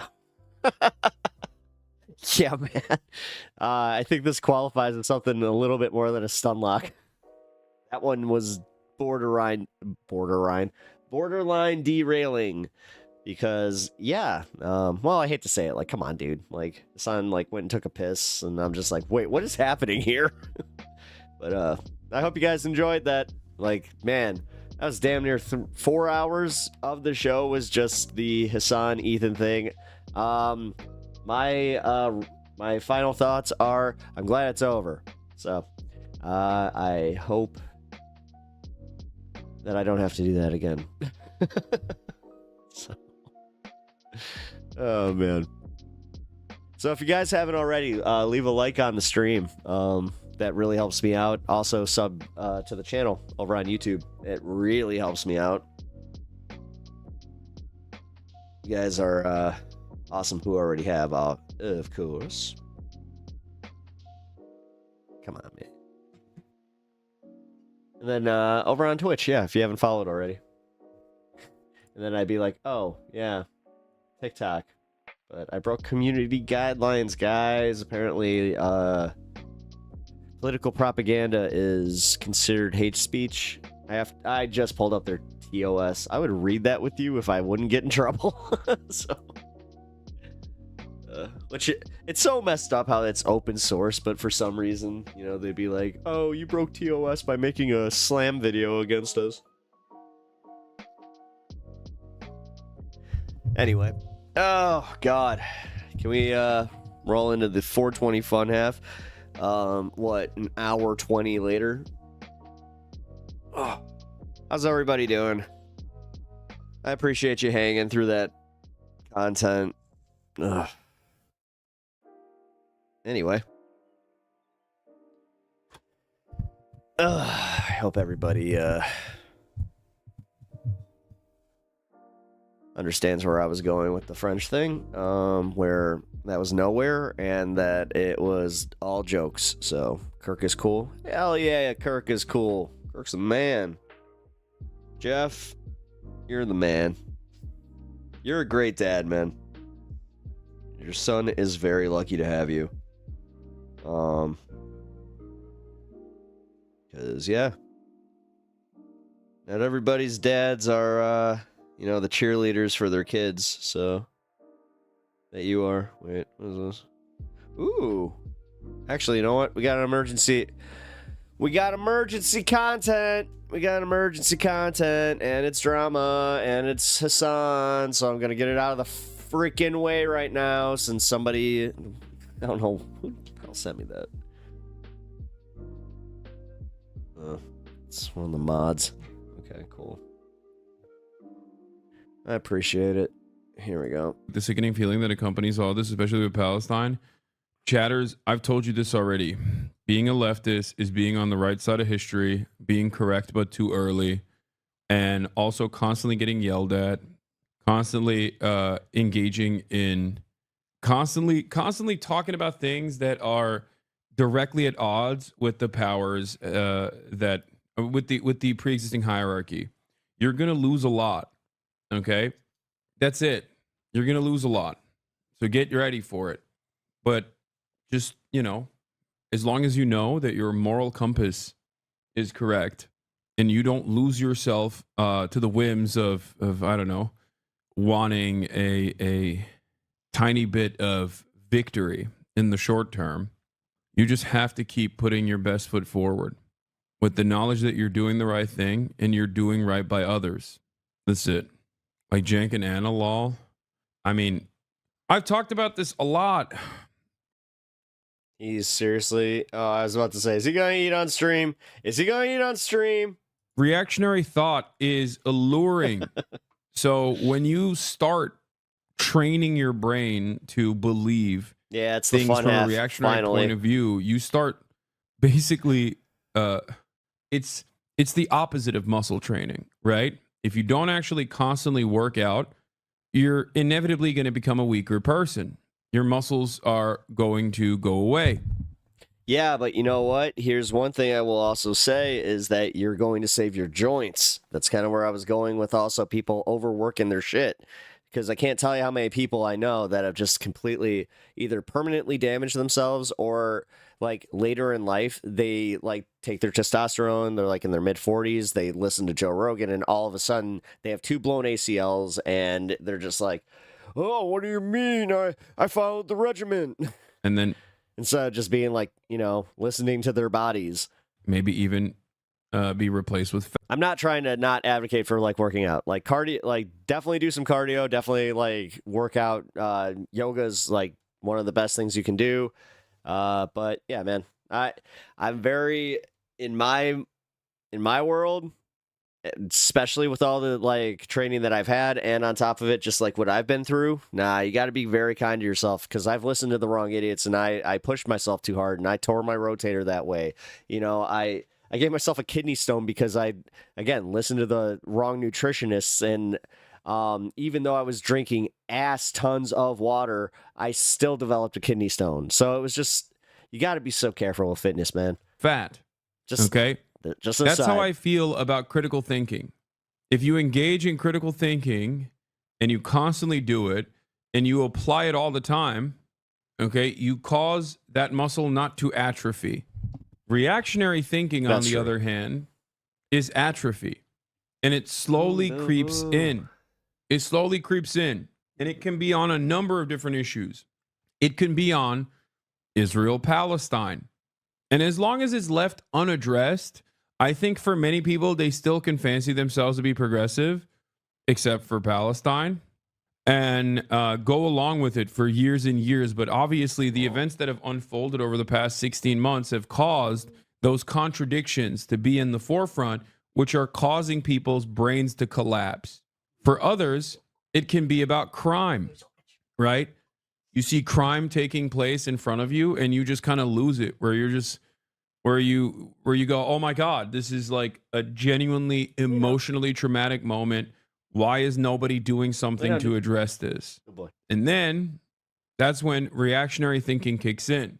Reactionary thinking, right-wing thinking, is illogical. It's emotional. Okay? You don't care about facts. You don't care about empirical evidence. You care about your own personal feelings and your own broad reception. Okay? So when something happens to you that is genuinely traumatic, it's understandable that something in your brain shifts, where you no longer think about this issue through these systemic solutions, but simply want to deal with it head on, immediately, instantly, take matters into your own hands, or the only systematic solution to it is through a mechanism of enforcement that is more rigid than the past. Okay? Reactionary thinking is a puzzle piece that fits in every argument. Okay? In every single argument. You always go, oh, I know the reason for this. It's DEI. You know what I mean? I know the reason for this. It's black people. I know the reason for this. It's women. I know why something is happening that is bad. It's because insert whatever, puzzle piece that you want to put in there, that reactionaries put in there, their daily flavor. Okay? It's illegals. And the interesting part about that is that it's a captivating way of thinking. It's comforting. It's comforting to feel like you have the answer. It's comforting to feel like you are aware of all of the issues, and that their solutions almost always are just someone else. And especially when that someone else is marginalized, then it's much easier to tackle that problem. That's it. Do you think that conversation can lend itself to the type of freeze that it meant for the tariffs for Canada and Mexico? There are a lot of people who act like they're doing the world a favor by publicly espousing progressive politics, but the moment it affects them personally, they go full-blown reactionary because they now actually address their own biases. They just said everything you wanted them to say. Yeah, and I think that is actually part of the reason why it's pure projection when, like, Anna or other people will say, like, Hasan is totally captive. He's a slave to his audience. Am I radicalizing my audience because I'm a, socialist who loves undermining American empire by doing acts of terror, and I'm actually radicalizing my audience? Or is it actually that I'm a captive to my audience? I'm a slave to my audience, and I have to portray my point of view? Maybe it's neither of those things. Maybe these are genuine opinions that I hold, and I'm uncompromising and routinely yell at my own audience all the time when they say some silly shit. It makes no sense, but Superman haircut. It doesn't have to make sense. So when someone like Anna says, like, Hasan is a slave to his audience, or Destiny used to say this all the time too, Epstiny, Sex Pestiny, Hasan is Sex Pestiny. Audience captured. Hasan is audience captured. That was when fire. they say stuff like this, it's actually projection. It's no different than saying you're virtue signaling, right? You're coming to the conclusion that the values that I'm espousing are virtuous, but I simply cannot truly mean it. I must be doing it for some cynical reason. Because if you were in that similar predicament, you'd be doing it for a cynical reason. As a matter of fact, maybe you are actually advocating for the things that you're advocating for. See the new Superman movie trailer? The new actor doesn't seem fit. I think he looks perfect. For some cynical reason. The thing is, Superman was always supposed to kind of like... I never liked the overly muscular, like Christopher Reeves. This one reminds me of Christopher Reeves, and I love that. Right now, that's all this is. That was my Superman, and like, dude, the heart is there, the music, that trailer. I'm telling you, man, that got me. They're bringing heart back to comic book movies, and that needs to happen. Okay. And I think for a lot of people, trust me, it truly. I can be cynical about the over corporatization of like comic books and just taking everything, but man, I love the fact that I live in this great time where I have so many different things that I get to just enjoy, like from Hollywood movies, like. The fact that all of you guys, or most of you guys for that matter, know who Thanos is in pop culture is insane to me. You told me that in 2008, I would have been like, what? Stems from personal vendettas. It stems from personal insecurities. And I think people, maybe I'm like a little too autistic, okay? But for me, I care about your output more than Wing Superman, the personal back and forth that we have. There are plenty of content creators who have treated me not so great. And I'm always going to be gracious. Bless you. Until it gets to a point where they're just like so overtly hostile that they are deliberately playing the role. Ethan isn't being cynical, though. He does think you're racist, but he's also very stupid. Okay. That's not... I wasn't even necessarily talking about Ethan here, but that's funny that you said that. Okay. The point I was trying to make is maybe it's the autism in me, but there are... I don't necessarily care about, like, envy as much as I, do I feel envious? Sure. Okay. From time to time, certainly. Okay, did you watch the full video and fire Frogan yet? First of all, this is the operating, like, this is the brain operation that the smartest fans have. What do you mean fire Frogan? From what? I wanted a Thanos helicopter in the last Avengers. Yeah. We kind of got it in Loki. Frogan is her own person. She's a content creator on her own. Yes, she mods in this community as well. But like, what do you mean fire Frogan? No. And the answer is no. Over what? Hummus? Shut the fuck up. Okay. Oh my God. I can't believe she wanted to make a 9/11 cake. Yeah. Let me act like that is the most scary thing I've ever said from a guy who literally said he wanted to bomb the NRA headquarters or said that Ben Shapiro would be the first to go to the Holocaust camps. I can't believe Frogan made a edgy joke about 9/11. Oh, no. Oh, she must be a terrorist. I guess you can only make edgy jokes if you're not a hijabi woman, you know? Like, what are we doing? Where is the consistency, guys? Come on. Also, it's so stupid. Envy and jealousy are different. Anyway, my point was that for me, I think a lot of people that end up trying to make these arguments about how, like, Hasan is... I am not going to lie. I love that purple sweater. Hasan is bad for politics and he's radicalizing his audience, yada, yada, yada. I think a lot of those people actually, unironically, are coming at this argument from a place of not like a political disagreement, but they're coming at this argument from a place where they have disagreements over something else, maybe jealousy, maybe envy, maybe anger, right? Or resentment over something. But then they try to turn this into a political disagreement because everyone wants to moralize their consumption. Okay? Everyone wants to moralize their consumption. Everyone wants to moralize their call out. They can't just be like, I hate this guy. His vibes are off. Okay? Or they can't simply say, I hate this guy because he's successful and I'm not, and we're in the same field. Look at him. Look at him. Guys, it's important. Look at him. He moved his bed in such a way that he wanted to use it as a pillow that he's now hugging, and he's perfectly on camera. Like, oh, I don't like that, he left the Young Turks and was able to reach levels of success on his own. It's not about that, right? It's not about that. It's actually because that person is like audience captured, and that's the reason why he's advocating for the things that he's advocating for. He must not simply believe the things that he's saying. Like, all of this stuff is just personal perspectives masquerading as a political disagreement.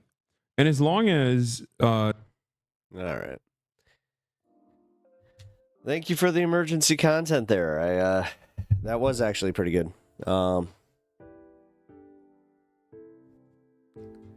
Didn't know that Anna was just gonna blatantly go after Hasan again, but it was to be expected. Like, come on. Especially at this point. He's so cute. Oh, my baby.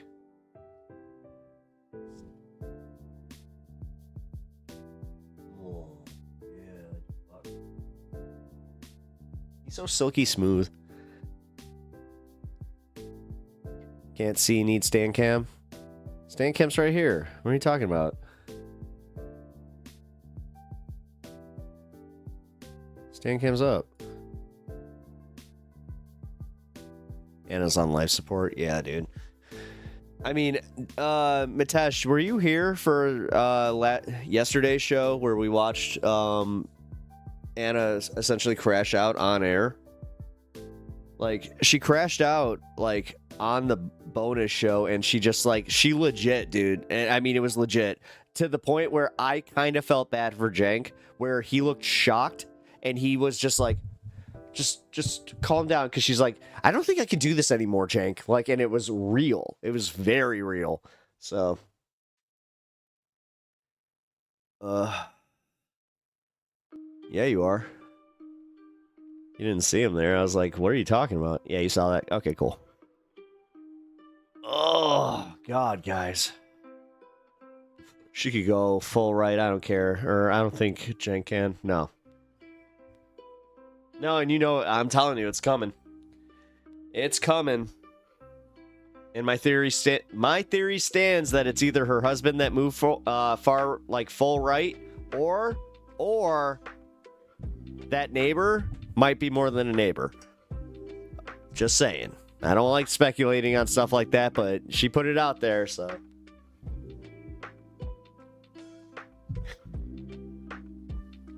That's a little disingenuous on my end, but hey. I try. That's the one thing I won't do is like, ooh, look how virtuous I am. I'm better. And nah, every once in a while I'm just like, nah, I'm kind of cunty myself.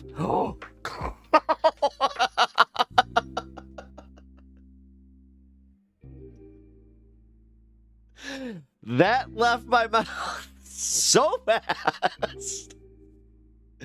Oh, please don't pick that up, YouTube. You didn't hear what you thought you heard. I really, yep, yeah. Neighbor. Yeah, you didn't hear about her neighbor, Jim. I think his name is Jim. She's got this neighbor Jim who like she like had always like gone over to like borrow salt or like butter or whatever the hell, and like he would help her with her car and stuff, you know, whatever else sounds kind of, you know, a little bit like a Hollywood a Hollywood scene, just one of them naked ones. So yeah.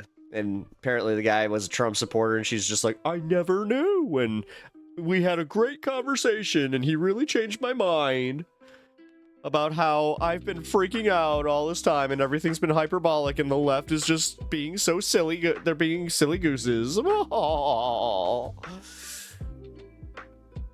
Jim is a Chad. Yeah. Incoming ad, guys. Bear with me.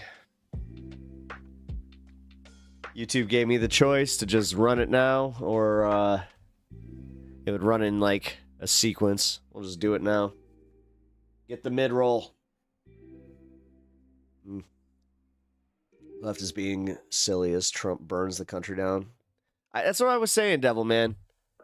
I was literally saying that. Like, dude, it's so frustrating. That's why I don't want to add to it. I don't want to add to that kind of discourse. I don't want to fucking muddy the waters any more than we already have seen them be muddied, you know? No, guys, we need to be clear. We need, like, dude, we will not be able to be an opposition party if we keep doing this, let alone a revolution. Like, come on. God. I just had that conversation recently where somebody's just like, no, we can't even, we're not starting there. We need to start at revolution. And I was like, that's impractical as shit. Just saying. Because to have that happen, you would need everybody. That's what a revolution is. Like, no, what you're talking about is protesting until, you know, people don't, like, call it whining on your end anymore.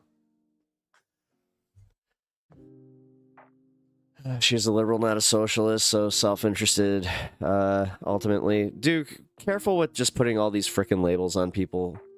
Honestly, like, over-labeling the left is kind of what's doing this. I'll be completely honest. I'll call you out. I'll call you out the way you called me out on, like, saying the left. I think that you're doing, you're over-focusing on that crap. Because what you're doing is you're kind of just otherizing everybody else at that point. Give me a second.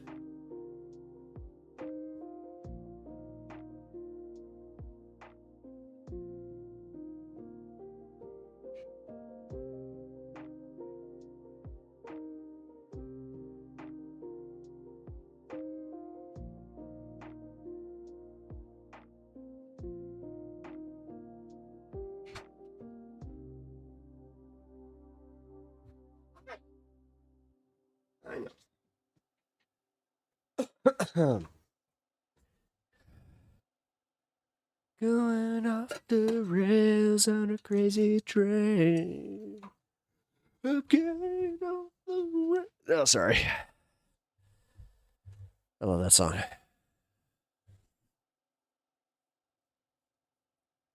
This is not loud at all.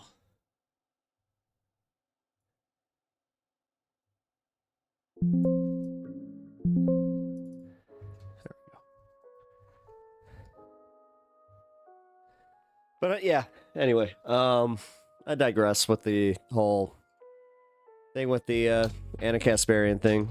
But I do like mean it, Duke, and I think you understand where I'm coming from. Like, dude, we're hyper fixating on this like holier than thou bullshit, and I'm so sick of it.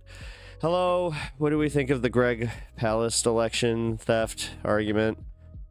What was it? The 3 million? Well, the thing is, they did purge voter rolls. Like, it's not an argument. It's literally fact.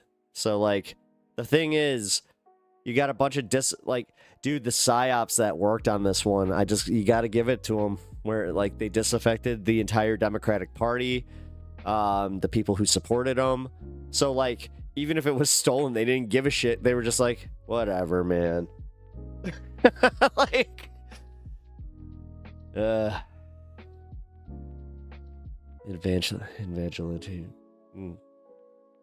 Vigilantes Inc. What? Pac-Man did a good segment on that. Oh, really? Pac-Man did a good segment, eh? Sorry. I try to be fair, but man, Pac-Man's fallen off, like, in my opinion, here.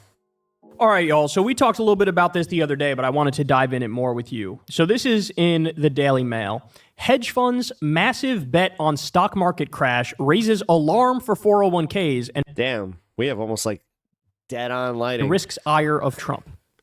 Okay. So basically the idea here is all the hedge funders, all the venture capitalists, all the MAGA robber barons, the multimillionaires and the billionaires, they looked at Trump's tariff threats and they went, oh, shit, short the market. Bet on there being a market crash in the U.S. That's what they did. Yeah. Right? So here, let me walk you through this. I'll agree. I thought we were the same age. It turns out this asshole is a year younger than me. Ugh. Hedge funds are making multi-billion-dollar gamble against the U.S. economy, betting Donald Trump's presidency will result in a massive market crash that could devastate 401ks, pensions, and household savings across America. Data from Goldman Sachs has sent shockwaves through financial circles, revealing a dramatic surge in short positions against U.S. stocks, a move that signals a belief the market is headed for a precipitous crash. Throughout January, investors placed 10 times more bets on American stocks falling than on their continued rise, a staggering shift that reflects growing unease over Wall Street's future under Trump's leadership. The timing of such financial revolt is no coincidence and comes just as the world witnessed a $600 billion wipeout in major U.S. tech stocks earlier this week, driven by fears over Chinese AI rival DeepSeek, which disrupted the once unshakable dominance of America's technology sector. All right, now let me pause here to point this out. This looks even more sketchy. Did you watch Vigilantes Inc.? No, I didn't. All of these bets from the venture capitalists for the market to crash. No, the important question is, have you guys watched Creature Commandos? That show rules. This looks even more sketchy given what just happened with tariffs. Give it a shot. Trump comes out and announces, that's it. We're doing tariffs on Mexico. We're doing tariffs on Canada. It's done. There's nothing you can do to stop it. It's for national security reasons, so Congress has no say. It's 25%. If they retaliate, I'll kick it up to 50%. He laid this all out there, clear as day. Canada comes out and goes, okay, we're just going to slap the same tariffs on you. We're just going to retaliate, tit for tat, eye for an eye. You do it to us, we're going to do it to you. Mexico, same thing. Oh, you're going to tariff us? All right, we'll tariff you. The exact same amount. Tit for tat. Here we go. You want to play this game? We'll play this game. We don't want to do it, but you started it, so okay, I guess we'll do it. What do you mean? Right? What do you mean? What do you mean that they actually have some power in the market? That's insane. So what happens? When he announces that... They just have so much snow. I thought they were made of snow. I thought all they had were snow cones. And they announce their retaliation. Boom. Markets open Monday, plummet massively. Right? Now again, what is the title of this article? Hedge funds' massive bet on... Our boy has been shopping for shoes. Stock market crash raises alarm for 401ks and risks ire of Trump. Right? How do we know? I always love seeing what other people's algorithms feed them. This wasn't all planned from the beginning. Because at the last minute, what did Trump do at the last minute? After he announced the tariffs, after they announced the retaliatory tariffs, he goes, oh, I'm having a meeting with Mexico and Canada tomorrow. Then he comes out. If we can't distinguish between liberals and socialists, it's a problem for me. I can't try to talk about it unless... Wait. I can maybe try to talk about it less, but your attitude towards these things makes me feel there is a misunderstanding. It's not a misunderstanding, Duke. I think, well, maybe between us. Like, the misunderstanding, I think, specifically is that it's simplifying language and honestly just kind of...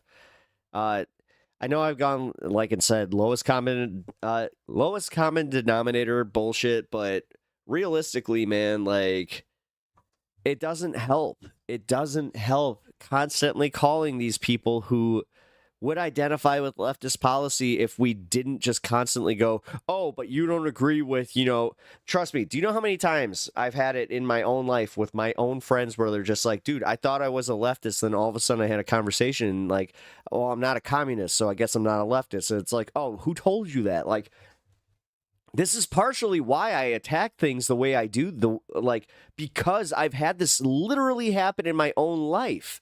So that's why I'm very cautious with this. This is also why during this the next 4 years, actually I'd say the next 2 years, this is why I want to focus on this, man. I want to start bringing these people over, but we can't do that if we constantly get bogged down in fighting over fucking I'm just going to say it. What's it called? The virtue signaling. If we get bogged down in virtue signaling over who's lefter than thou, or who does more, who has the better answer for something that is theoretical either way, why? And then we literally the worst thing we can do is watch these people just walk away disinterested while we're arguing with each other. I literally think of it this way, where we are just sitting there trying to sell these people on these ideas, like the change my mind attitude with the lemonade stand. But then me and you start debating at our own lemonade stands, and the people just walk away. And then it's just me and you arguing at our lemonade stands until everything's closed, and then we're just arguing with each other. Down says, hey, I made a deal with Mexico. They're going to send 10,000 troops to the border. They're going to block drug smuggling and immigrants coming in the country or whatever. And so therefore, we're going to pause the tariffs for a month. So started the problem, caused the problem, at the last minute claims victory and rolls back the tariffs. Yeah. How do we know this all wasn't planned?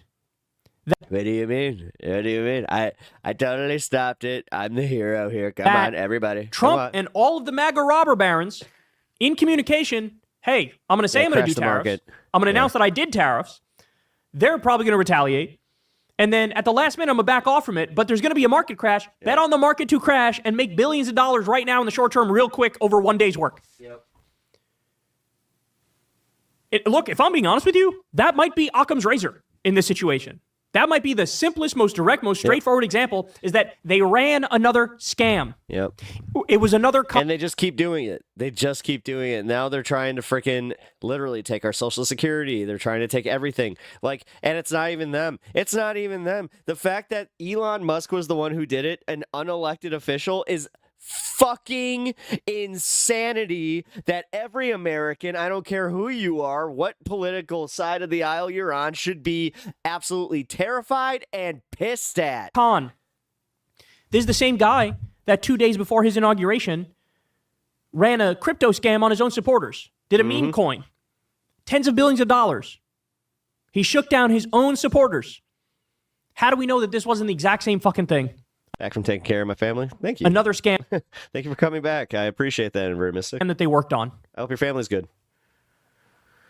Jesus Christ, bro. Now, the article goes on. They talk about DeepSeek and all that stuff. But the bottom line is, this may have all been planned from the beginning. That everybody knew this is how it was going to go, which is why they made the best they made.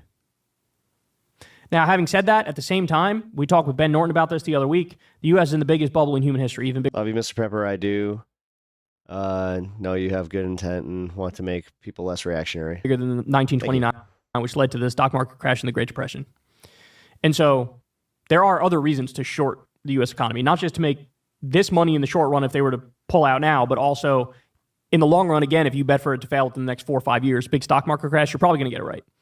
Yeah, because the less reactionary we are, then we can all just start having the hard conversations like, these guys are fucking us, aren't they? You're probably going to get it right. So there's that angle as well. It's that even before this instance, even before... And then once they're just like, yeah, but these transes, and then you just put your mouth up, it's just, shh. You got it. Let's stop at class consciousness. What just happened with the tariffs? For the past year or so, you've had Bezos pulling out money, you've had Zuckerberg pulling out money, you've had others pulling out money because they feel like, but the immigrant, like, oh yeah, this is going belly up. So, but here's the thing: when you look at something like this and you hear my theory I just laid out, one of the things somebody's got to investigate this. That's what you're thinking. Somebody's got to investigate this to see if this was all a plan. This was all a con, and they were just trying to make $10 billion and run out the back door, right? But here's the thing, guys. Scott Bessent, the venture capitalist, who doesn't believe in the minimum wage, right? He was put as the head of the Treasury. Trump also said, now you're the head of the CFPB. What's the CFPB? They're the scam police. They make sure big financial institutions don't run scams on people. That's what they do. Trump picks this guy to be head of the CFPB. Guess what? He sends a memo. Halt movement on any proposed or final rules and guidance. Suspend effective dates on rules. Do not advance investigations and enforcement actions. No material agreements and no public communication and reports. So in other words, this dude shut down the scam police. He just shut down the number one agency that cracks down on scams. He just handcuffed them completely. They can't do anything. If you were going to run a scam where you and all your robber baron buddies made an extra $10 billion by betting on a market crash because Trump... Seth Meyers, what have you done? Help me have an awesome Trump impression, because technically I worked on my Trump impression based on his and a few other aggregators from Trump himself, but that was like the base. Caused a temporary market crash, right? Whatever, you got to admit it. Wouldn't you also at this... He helped me figure it out. There's definitely a certain cadence. I mean, if you have a certain type of voice, I mean, Shane Gillis technically does the best one, but I do the inflections. I think that I got the inflections pretty well, and on top of it, not everybody locks the jaw. Everybody's got to lock the jaw. At the same time, say, hey, anybody who was going to potentially investigate us for that? Lockjaw, great in the Inhumans, only character that anybody actually gives a shit about. What the hell is with the guy who can't talk? What's with that? I mean, he knocks down buildings, he'll take down planets, knock down buildings, and then he's married to this banging redhead. You know that she's totally cheating on him. I mean, if he can't even open his mouth, what are we doing here? Sorry, we just axed him. There's no more anti-scam police. Dude, this is dark, bro. This is dark. It's like every day it's another con, it's another scam. Like, and it just feels like there's going to be no accountability and no justice. And nobody's even going to talk about it. You're going to hear about this here and that's it. Nobody else can talk about it. That's it. You hear it here and nobody will bring it up ever again. And it's like, what am I supposed to do with this? We're being run by fucking pirates. Yarr. That's what's happening. Yarr. It's been long enough. We told you we were coming back, but you didn't listen. Yarr. And it's never been more clear to me. That's for sure. Hey, y'all, do me a favor. You didn't know that we were rocking peg legs under these bridges. And like and subscribe. It helps out big time in the algorithm. Click the bell as well for notifications when videos.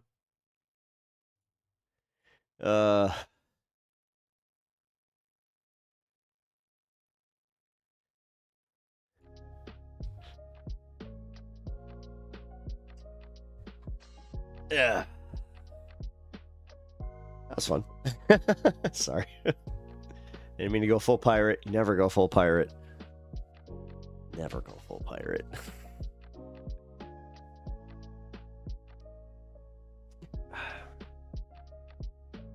If you fly Ye Jolly Roger too much, then you might get banned off the internet. You know how that goes. Man, that's BS.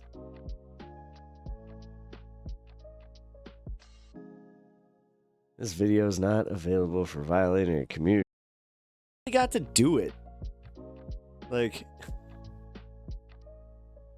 what just happened there?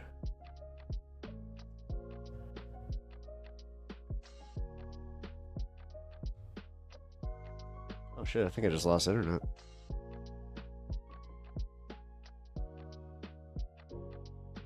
I did. Oh shit. Sorry for the hiccup, guys. I just lost my internet for like a quick second there.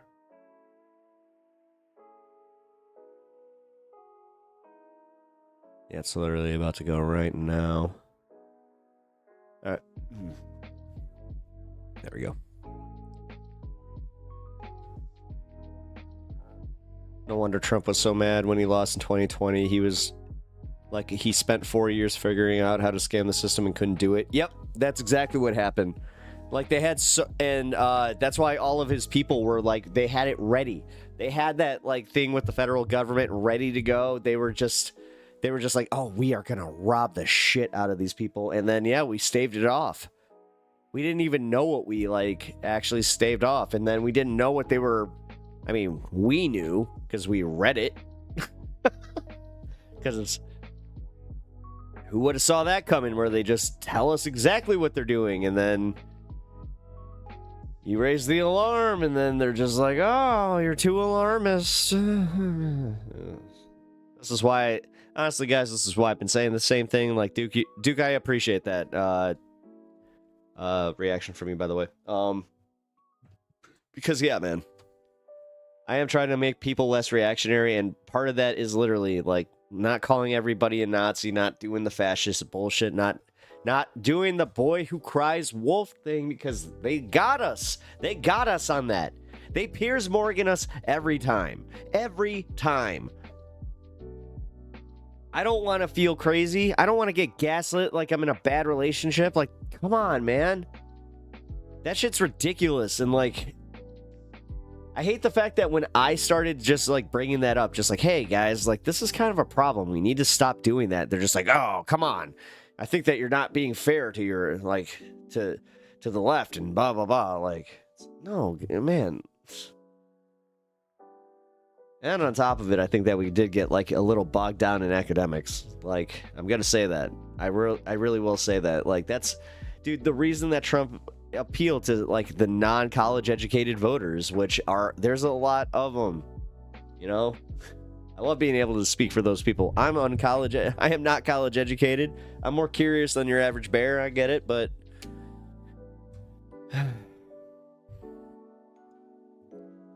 either way, I'm not gonna go on a whole tangent of that.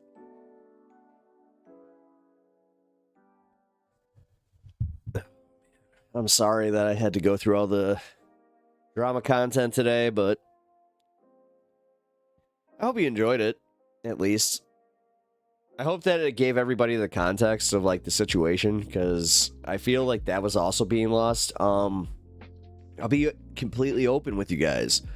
What made me do this was I was watching the Surf's live coverage of when this dropped.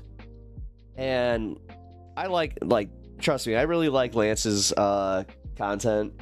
I've had problems with him in the past as far as like just not enjoying some of his takes, and then on top of it, his laugh is a little bit annoying sometimes. Like one of my friends brought that up. I was like, okay, which, you know what, if you find something about a content creator that annoys you, you know, sometimes you go like, oh, okay, you can't unhear it. But yeah, the most annoying part about his coverage with this one was specifically how he didn't show the full video. Like, I was really upset about that because he kept like, anytime that he got close to like Ethan making a funny or like making a good point, he would conveniently fast forward, which I hate that shit. Okay, but the academia is reflection of reality. MAGA is textbook fascist movement. White supremacy is... I'm talking about the academic speak. I'm not talking about like whatever... Like, again, there's nothing wrong with theory. There's nothing wrong with like political theory. There's nothing wrong with political science. There's nothing wrong with it. It's the fact that most people don't want to fucking hear about it. They don't care. What they want to hear is literally like, that politician is going to make your taxes lower. That politician is going to give you free health care. That's why everybody responded to Bernie the way they did. I'm going to tell you right now, Duke, the problem is nobody gives a shit about Marx. Nobody gives a shit about any of these things. Nobody gives a shit about, like, seizing the means of production even. Like, you lose them at that. You somehow lose them there. Not you specifically, but I'm just saying, like, when we have these conversations, trust me, I've seen it so many times. And that's why right-wingers... they are able to communicate with these people because they don't, like, when these, especially like these white dudes, like they don't feel like they're being talked down to, which is a big thing. And I will say that, like, Duke, I know you hate when I do this, but that is almost like exclusively on the left when speaking about like political theory.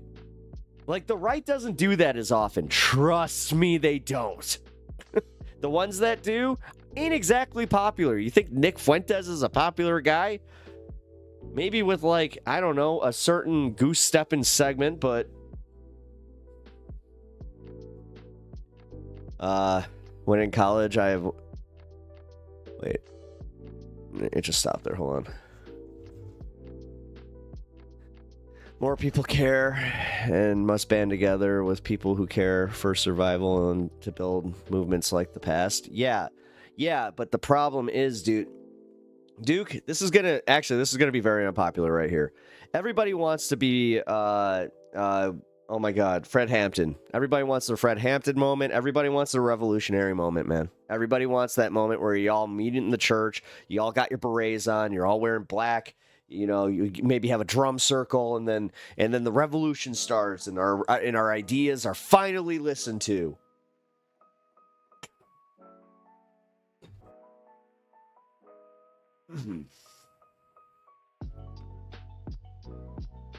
Seriously, man, you know how shitty it is that I have that take, and how shitty it is that I feel about having that take. Because do you know how many times I've walked out of a fucking movement where I was like, this isn't going anywhere.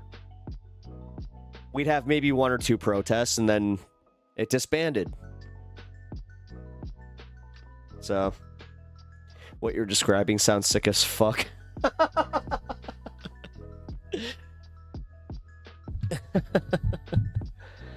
Ethan Klein is a dunce. I can't stand him. Yeah. You're in the... Trust me. I mean, if I'm taking sides, I'm definitely, you know, more pro Hasan in the fact that Hasan's actually educated on these things, and he actually gives a shit about these movements, so... I'm not.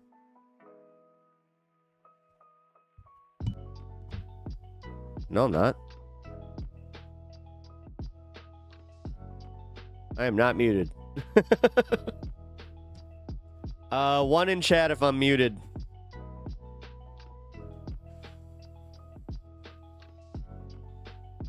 Oh, shit. No, one's in chat. I might be muted. Uh-oh. That might be bad.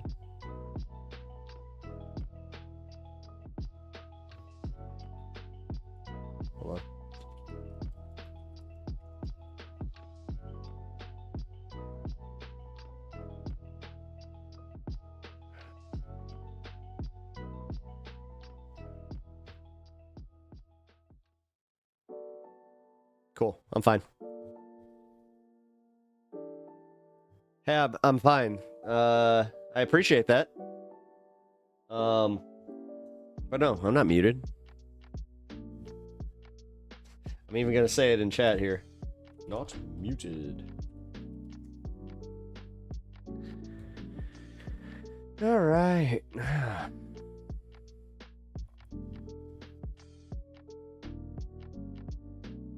No, Duke, but that's kind of where I'm saying, man. Like, you can have these like this is my idea, is to like be able to have these kinds of meetings with everybody that considers himself a Democrat. You know. Pep Talks, thanks for giving me Oh yeah, man. I'm gonna play them again tonight. Yeah, they're awesome. I didn't take a hit, so that written consent worked. I did submit it to YouTube, so I was hoping that that would be the case. So it looked like it's all good, all good. I have no audio at all on your channel, but I do others.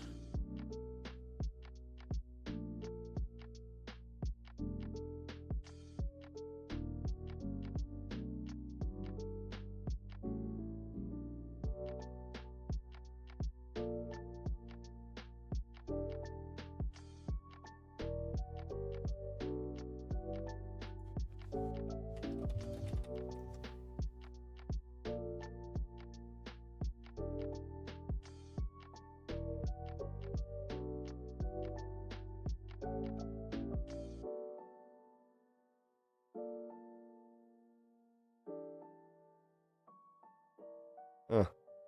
Okay. I'm good. Thank you, Eli. It seems that I'm having some problems over on Twitch. I just unmuted, but that's what I thought. I didn't mute.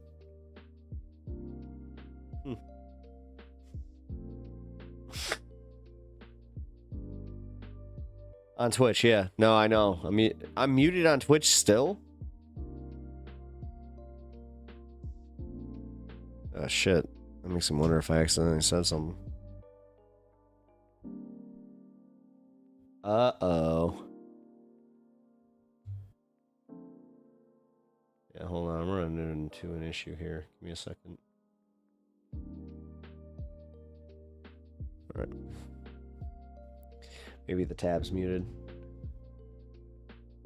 Oh, guys, yeah, check your tab. You know what? Mine was muted. Check your tab. Because I just refreshed the tab. It was muted. Here.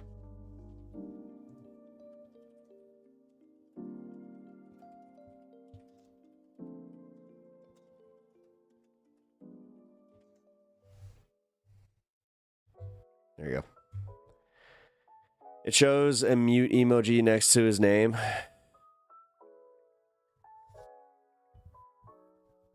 It does. What's going on here?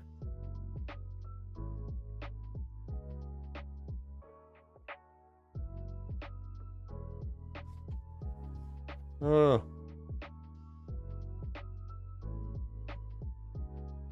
That would suck.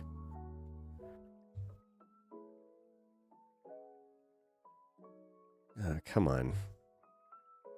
I just refreshed Twitch. Give me a second here. It's not my equipment. My equipment's fine. My equipment is optimized. Everything is up to date. Everything is optimized. So I don't know what to tell you guys.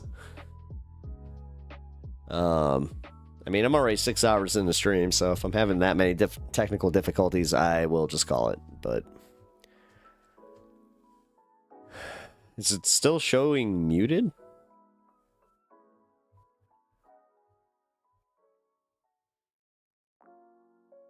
What the fuck?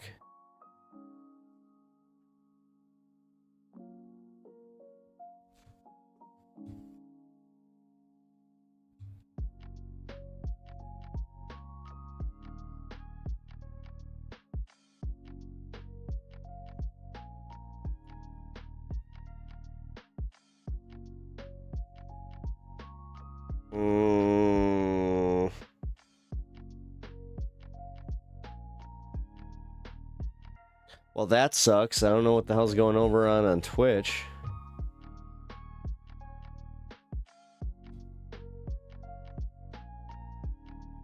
You guys can hear me. Yeah, you guys hear me on YouTube. Fine.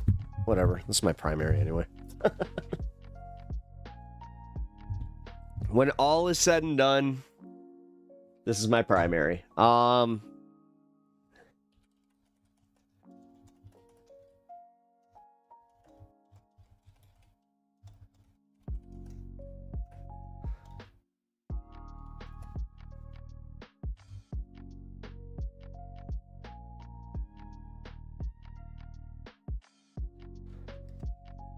There we go.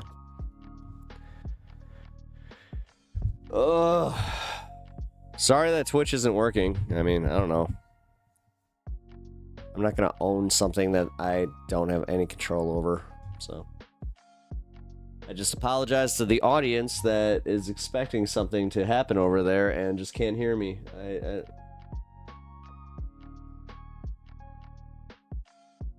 Yeah, you know what? That is messed up though, because every time that like I go and click on the volume, it's all the way down.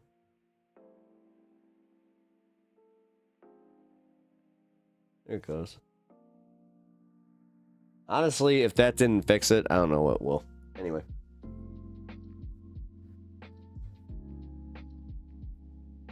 Hang your hates. That's what I was doing.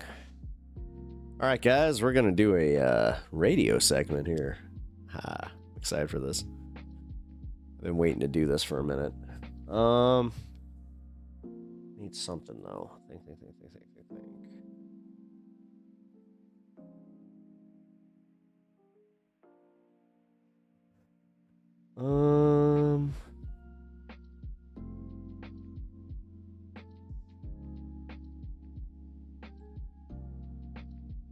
Oh my god, that's what I'll do. I'll make a Pep Talks radio. Oh, that's what I'm gonna do. That's what I'm gonna do. Okay. Hold on. I think I might be able to do this right now. Give me 1 second.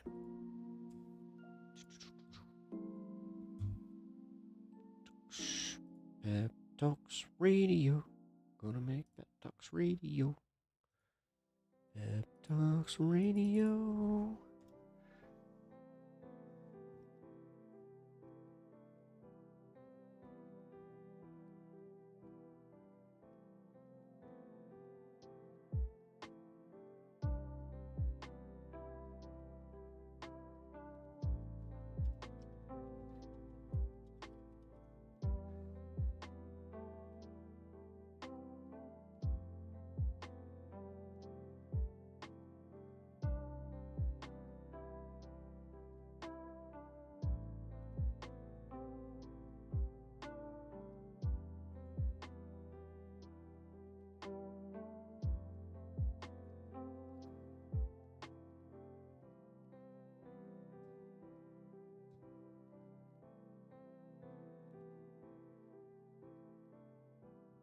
One second, guys. Just let me finish this.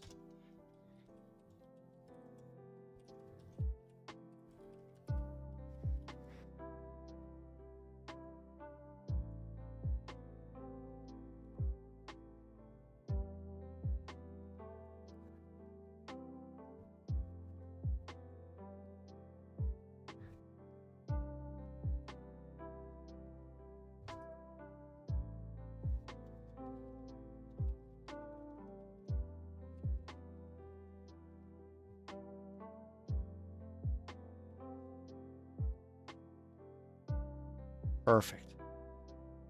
All right. You guys ready? We're going for the radio segment. Cool. If you guys haven't already, please leave a like on the stream. That really helps me out. And also, sub to the channel if you haven't already, and follow over on Twitch. Also, is he on? Hold on, give me 1 second. Intro. Speak. Yeah.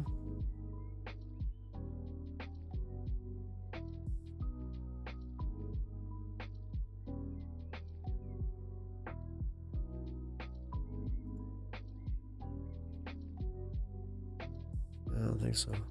No.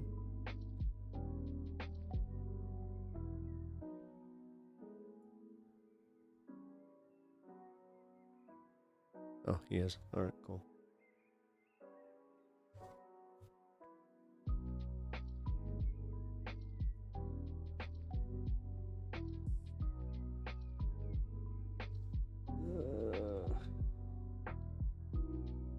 Is everybody over on Twitch moved?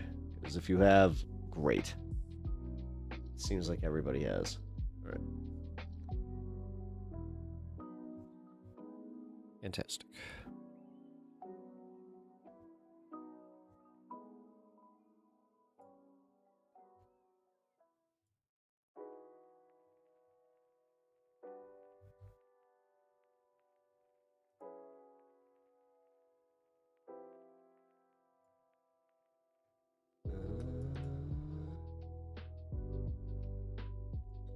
There we go.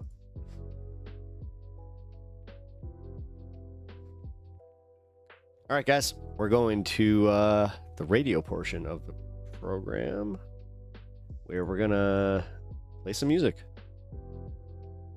That is from, it's original music from some of our chatters here. But while we do that, I'm also going to just be hanging out, so. Actually, hold on. Before I go there, let me check this real quick.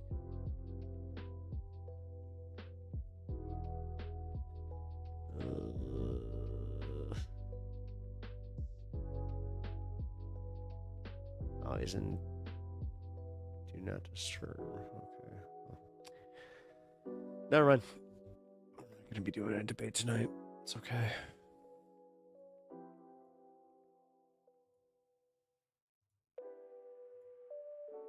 Kind of prefer that. All right. Well, we're in the fun half, so I've been holding off on this one for a minute now. Let's enjoy. Ladies and gentlemen, please make some noise for Josh Johnson! Yeah. Let's go. Let's laugh. Let's have some fun. Because it genuinely has been an insane week. You know? Yeah. No, I know. No, it's that part. It's that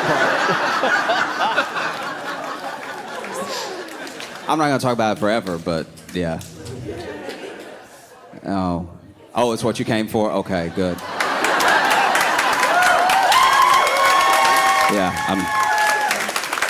I'm glad you didn't want to hear about my life. No, okay. You know, Trump took office and he immediately signed a wild amount of executive orders. They've been one-upping each other every presidency for a little while. Like, I'm pretty sure Barack Obama signed more than Bush, and then Trump signed more than Obama, and then Biden signed more than Trump. But this was like astronomical. This was a whole lot, because basically Trump went ahead and signed executive orders that rolled back a lot of what Biden did, plus his own. Right? And he did some sweeping stuff. Like, he signed an executive order that began the steps for the U.S. to leave the World Health Organization. I did not do it. But what feels kind of wild to me about the executive orders that Trump is passing, and a lot of the things that we're going to see for the next few months into the rest of his presidency, is basically just a blueprint of everything that Project 2025 said that they were going to do. It's a project that he said he knew nothing about and had nothing to do with, but now that he's in office, they seem hella tight. It's kind of like when you tell the police you don't know somebody, And then the police are like, but here's a picture of you two right here. And the picture hella incriminating because it's not you just happening to be in the picture with them. It's you being like, hey. You say that you're not boys, but in this picture here, you're holding a different picture of the two of you together. You're like... And sure enough, yeah, Trump signed an executive order that would start the process of the U.S. leaving the World Health Organization. And I feel like there are some things that Trump is doing because they're his idea, and some things that he's doing because his aides and the people that wrote up Project 2025 are pushing him to do it for whatever their own reasons are, right? Like, I feel like they went to Trump and they were like, we need you to pull out of the World Health Organization. Then Trump was like, who?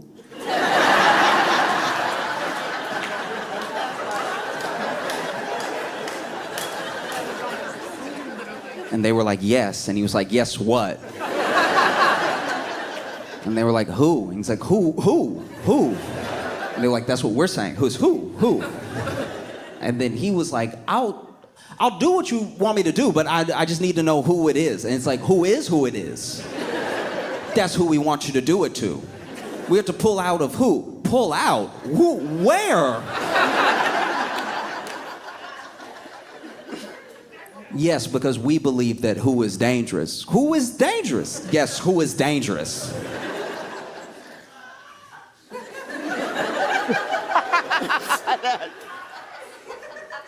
Where is who? Well, sir, who's all over the world? Who is dangerous all over the world? Yes, that's why we have to pull out of who. I'm not in who, by the way. I'm just standing here.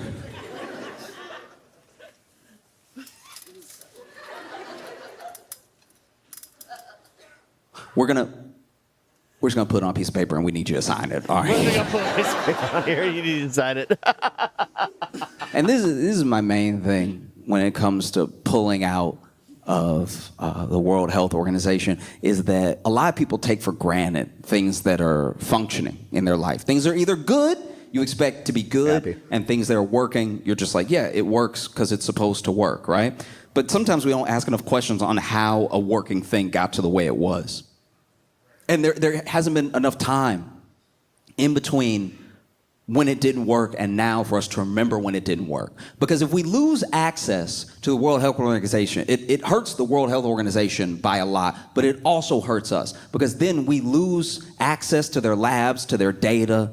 Most of what happens and the way that cures and vaccines come about quickly is because all these countries are able to share information, which all sort of help us leapfrog over the last breakthrough that another country had. And because it's not a race, it's just shared information. It's just a group project. And our pharmaceutical companies, by the way, also need the World Health Organization to just stay on top of things, right? And I'm no fan of pharmaceutical companies. I'm just saying I'm a fan of people who are sick getting help, right? And so my thing is, if you pull out of the World Health Organization, as good as the doctors that we have in the U.S. are, or at least can be, it won't be long before we're all just sort of WebMD. You know, it won't be long before a new thing, take something like COVID, right? No matter what you believe about the origins of COVID, you understand that something started up in China.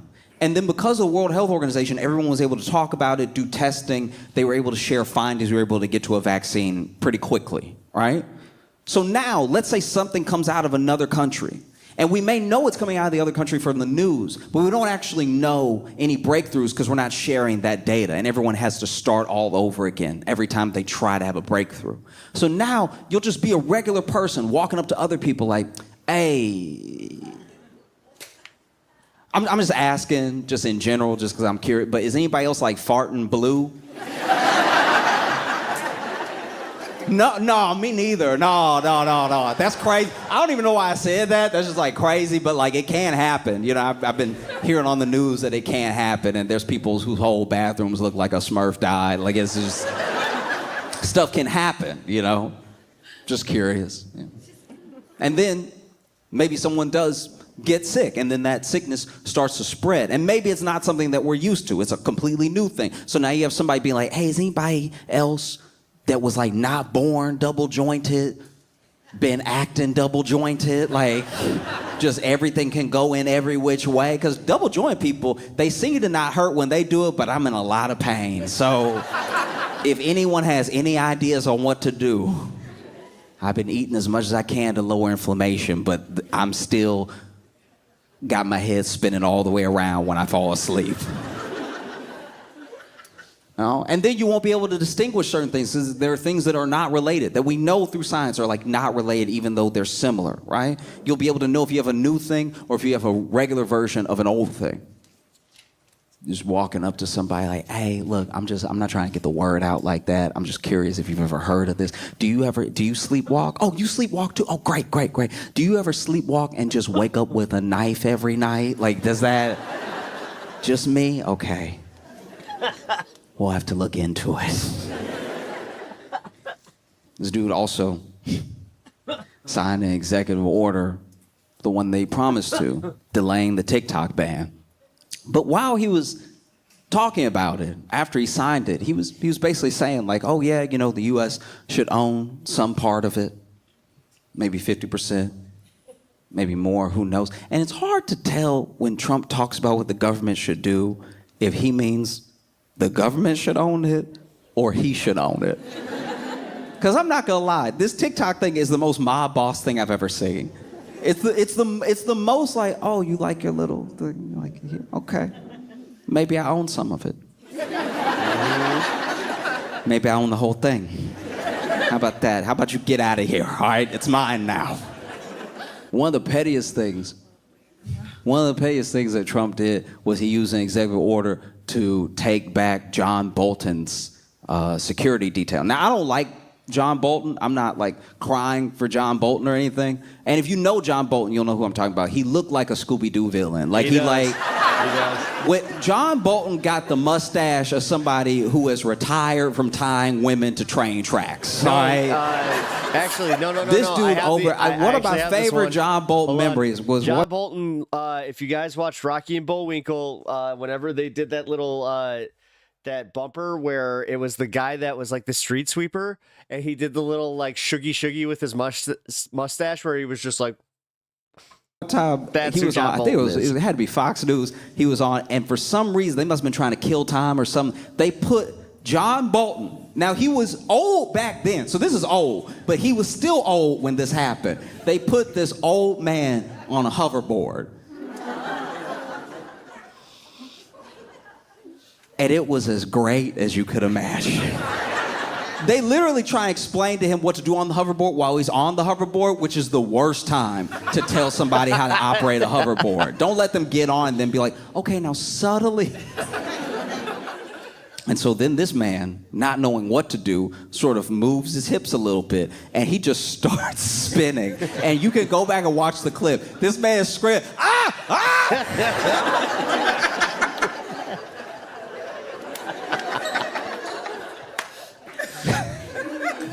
But Trump took back his security detail, and it was just to be petty. It's just because he doesn't like John Bolton, and John Bolton doesn't like him, right?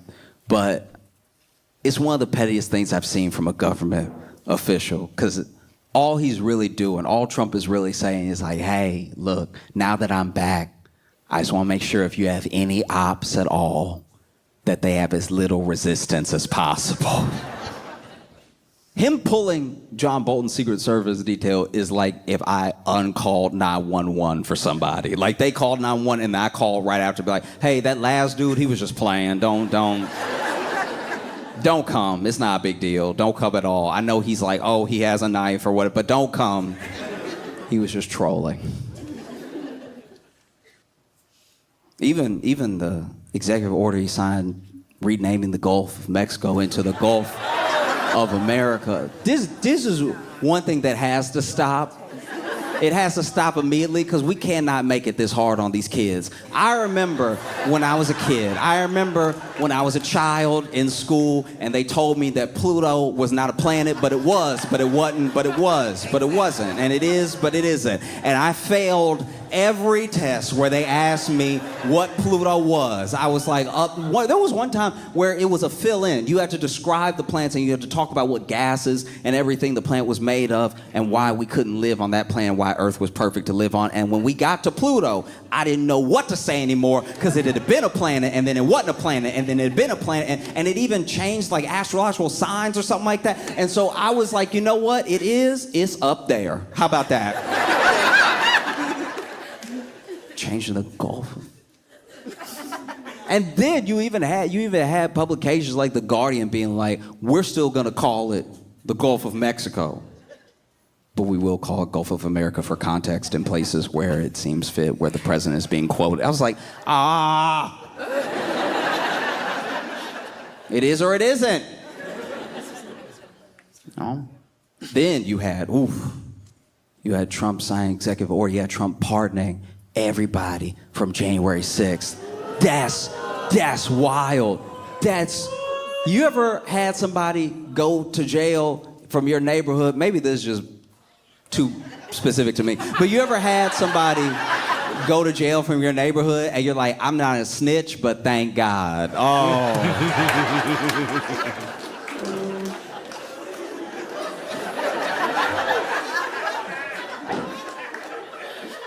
There was this dude named LaDon, right? And I can say his name because he's never gonna get out. But there was a dude I knew named LaDon, and I remember when he got locked up, I was like, oh no, don't. Like, you know what I mean? Because you wanna show that solidarity, but the police were taking him. I was like, oh, how dare you, 5-0. I can't stand 12. LaDon, no. Oh, but LaDon was wild. He's like a proper criminal. It's like, you know, because then his boys were wearing like free LaDon shirts, and I was just like, Anytime I saw one of them, I was like, oh no, I hope this doesn't have the support that I think it does. There was even one of his friends that wrote to the local, I think it was council person or something, trying to get him to look into it. And yeah, John Bolton had Secret Service.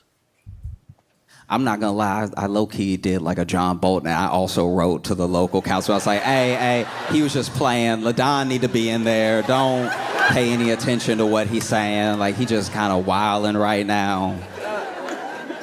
You know what it is? LaDon owe him $20, and he want the 20 back. He doesn't want him free. He should not be free. LaDon a bad person. LaDon was a bona fide monster. So hey, now imagine. Hey, here. LaDon go to jail. The hood is free.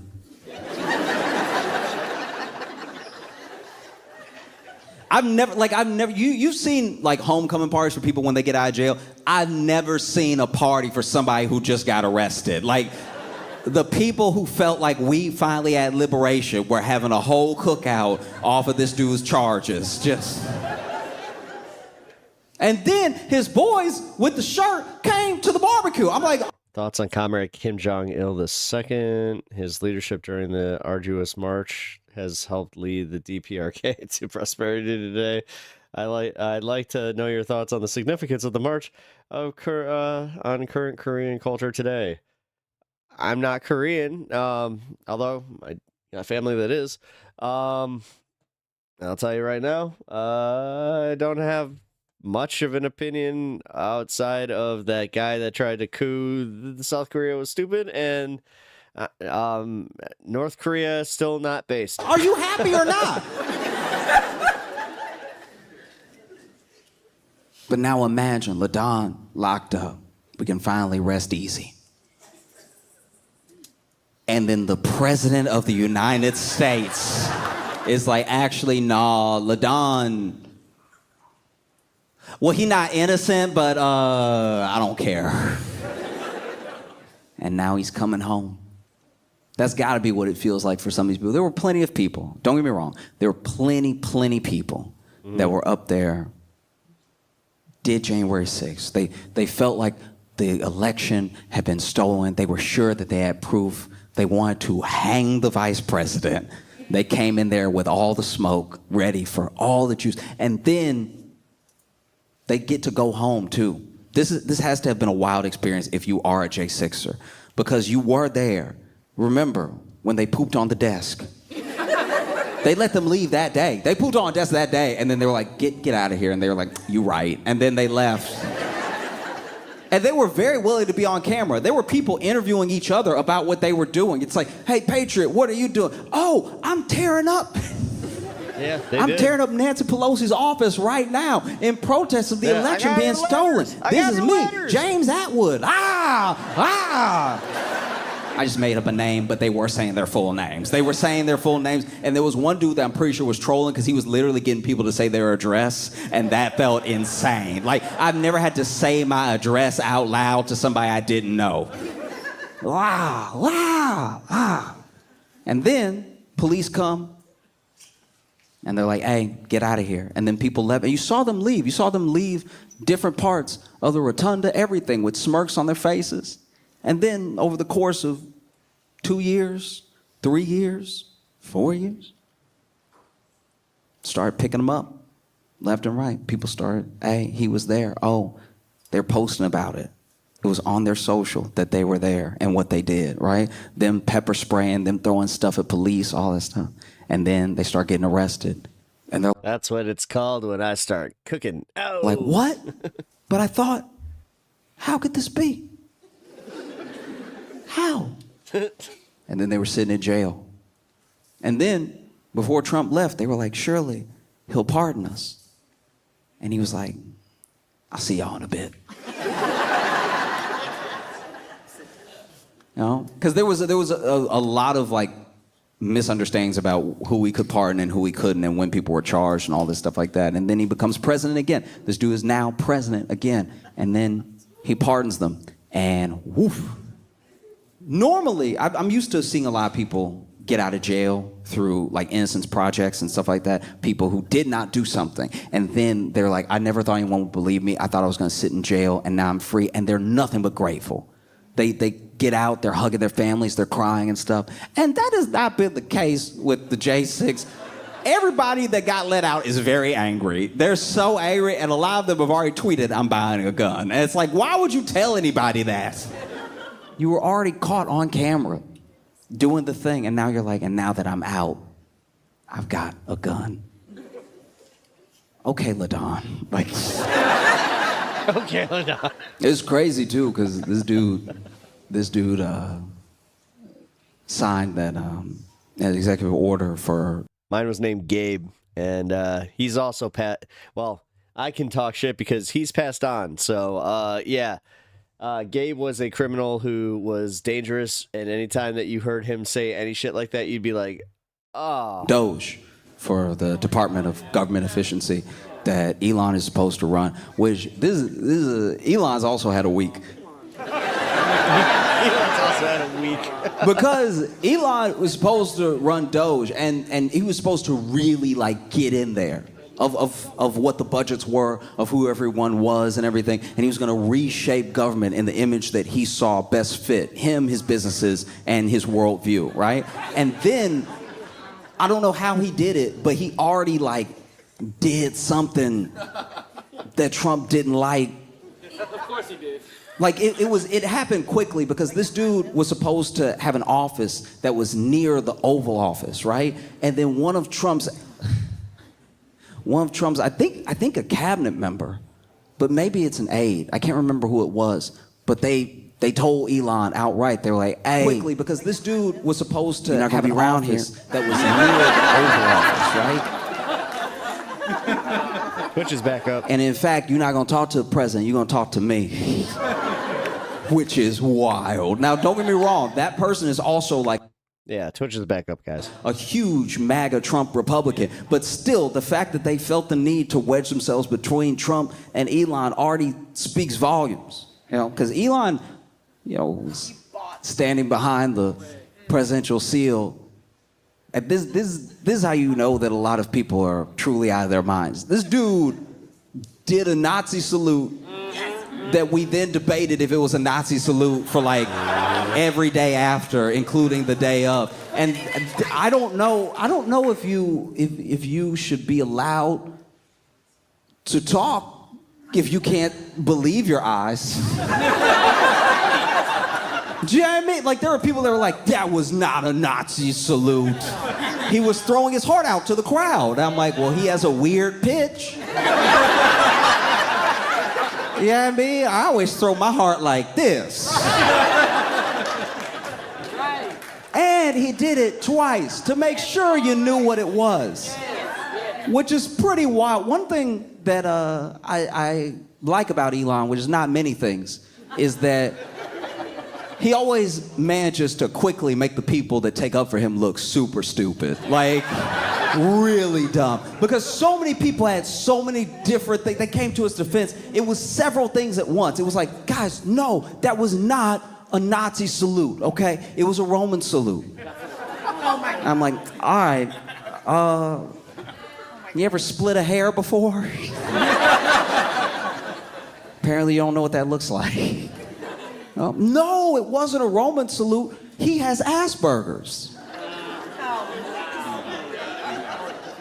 I know a lot of people with Asperger's. I know a lot of people that are on the spectrum. I know a lot of people with, you know, different types of autism on different parts of the spectrum. And when I've hung out with them, and they've needed to point,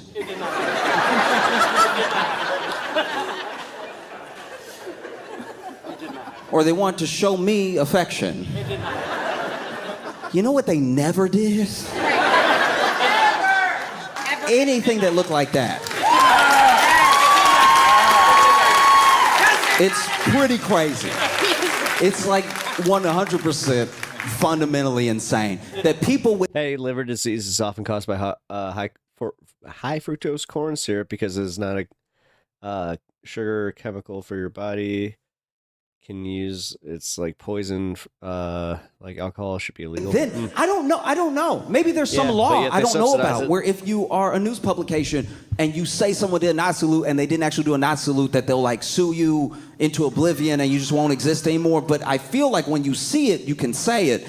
And the fact that so many notable publications were like, he did a thing that appeared to be.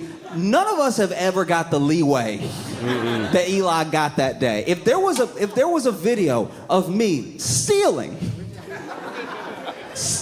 out of a store, the headline would not read, Josh Johnson is holding something that appears to not be his in the form of a Best Buy electronic. You see how that works? You see how when you see something, you can say exactly what it is and the world won't shatter? I do think genuinely that if people call out what they saw, they might feel the need to do something about it. So rather than do any of that, let's sidestep it and just be like, look, maybe it would, but I don't know. Who knows? These do. Like, in what world do you not know? You saw it. And you know how you know you saw it? Because Nazis saw it. And you know who was excited about it? Was Nazis. They were very excited. And if they think they saw it, then what are you doing now? If they're very sure of what it was, what do you look like being so unsure? No, it was a Roman salute. No, he has Asperger's. No, he's just awkward and he gets excited. I'm awkward.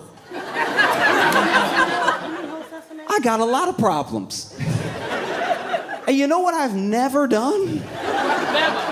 But truly, that's like that's a thing that I watch happen. And then so many people are like, guys, he's anything but a Nazi. He's not a Nazi. He loves Jewish people. And then we pointed to tweets where people showed whole sick conspiracy theories against Jewish people and anti-Semitic rhetoric. And then he would comment under it, that's true.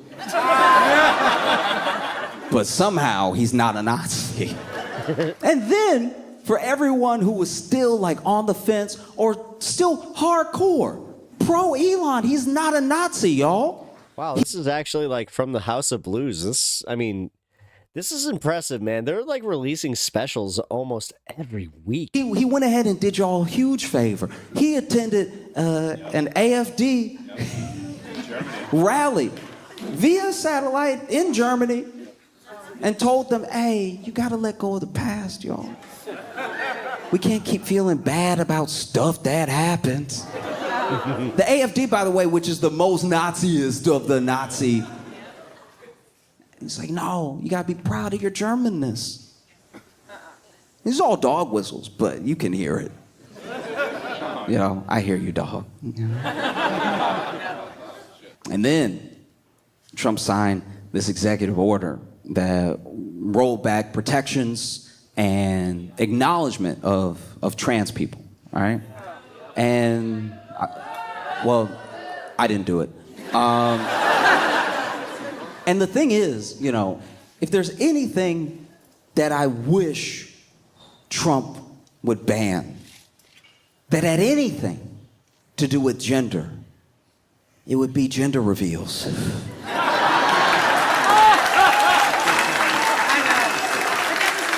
They're getting genuinely dangerous. I watched a gender reveal where they had, because they're creative in the worst ways. Because then I watched this gender reveal where they had a blue plane and a pink plane, right? And both planes were flying at the couple, right?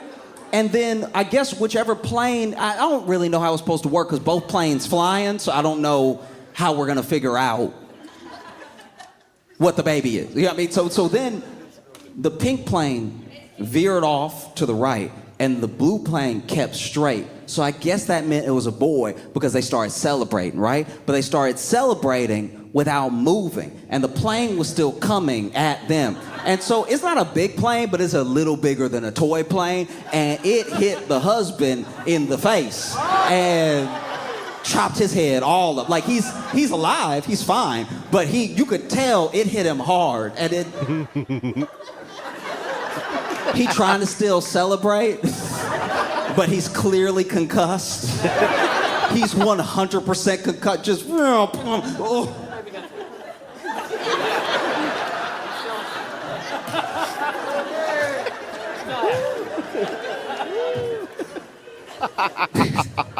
Didn't even put a hand out or anything. I don't know who is like winning with this thing. You know, maybe if you're a tech billionaire, you're doing very well because he's going to push through to like lower regulations so that you can make things as fast as possible, even if those things need some guardrails because they might be potentially dangerous, whatever, you know. And if you really hate other people, then yes, you're having a good week. But for America, specifically for us, I don't know what these things do. You know? Like I don't know what rolling back what few protections there were for trans people does for me. I thought the election was about safety and eggs. I don't know, maybe I'm wrong. I thought it was like everyone was talking about eggs a lot. Like everybody was like really hitting those eggs. I didn't know eggs were everybody's favorite food. Like eggs. People weren't even talking about bread. They were talking specifically about eggs. I think a lot of people went to like Kroger or Walmart or something on the wrong day and they were like, hell no, eggs is my #1 issue. I'm a one-issue voter and eggs is that vote. And so I don't know what any of this has to do with eggs, but it doesn't seem like we're getting there. You know? Even the language of the executive order was weird. The language of the executive order was like, you have to treat and address people as the sex that they were assigned at conception, which is not how, that's not how anything works. That's still, if it's conception, dude, if it's conception, when it happens, then there's no men. There would be no dudes.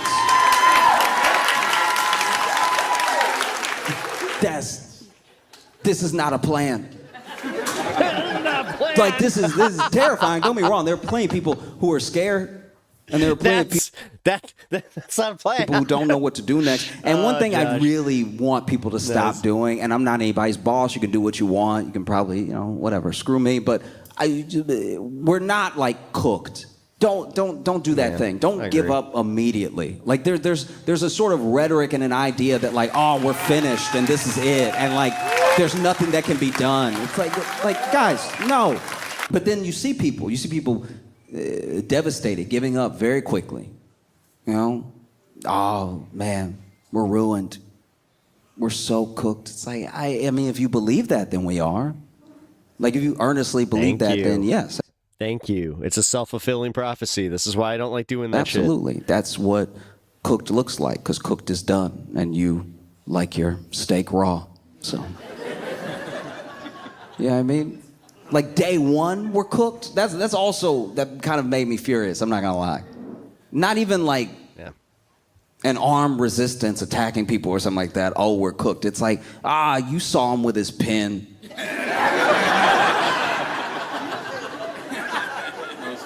Like, I'm saying genuinely, people, please, if you feel anything, then you should openly speak it. One of the reasons that these things spread, why negativity spreads, why like the general pessimism towards movement spread, is because people let their doubt reign over everything, all of their discussion, all of their thinking. It's like, I'm not saying that I know exactly what to do about executive orders that he passed that I don't agree with. Those things are for the courts to hopefully fight, But I will say, for every person that I know that was affected by an executive order that he has, that I know is scared, I talk to that person. And I tell them, hey, I'm at least here. Now, I'm not the president, but I'm here for you, locally, right? That's how you build community.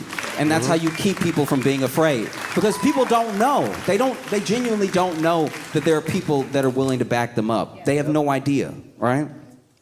He signed an executive order that was supposed to take away birthright citizenship for people who were not already citizens, and to stop any confusion, it was going to be birthright citizenship starting now, right? Because if it was for all time, then like half of his cabinet, they wouldn't even know where to take them, put them. And then he started work on this thing that he'd been promising. And it was a thing that people didn't really think he was going to do, of like mass deportations. And so far, these are the numbers so far as I know them. Once again, I'm willing to be like fact checked. If I'm wrong, I'm wrong. But this is from what I've read and from what I know, this is basically what has happened.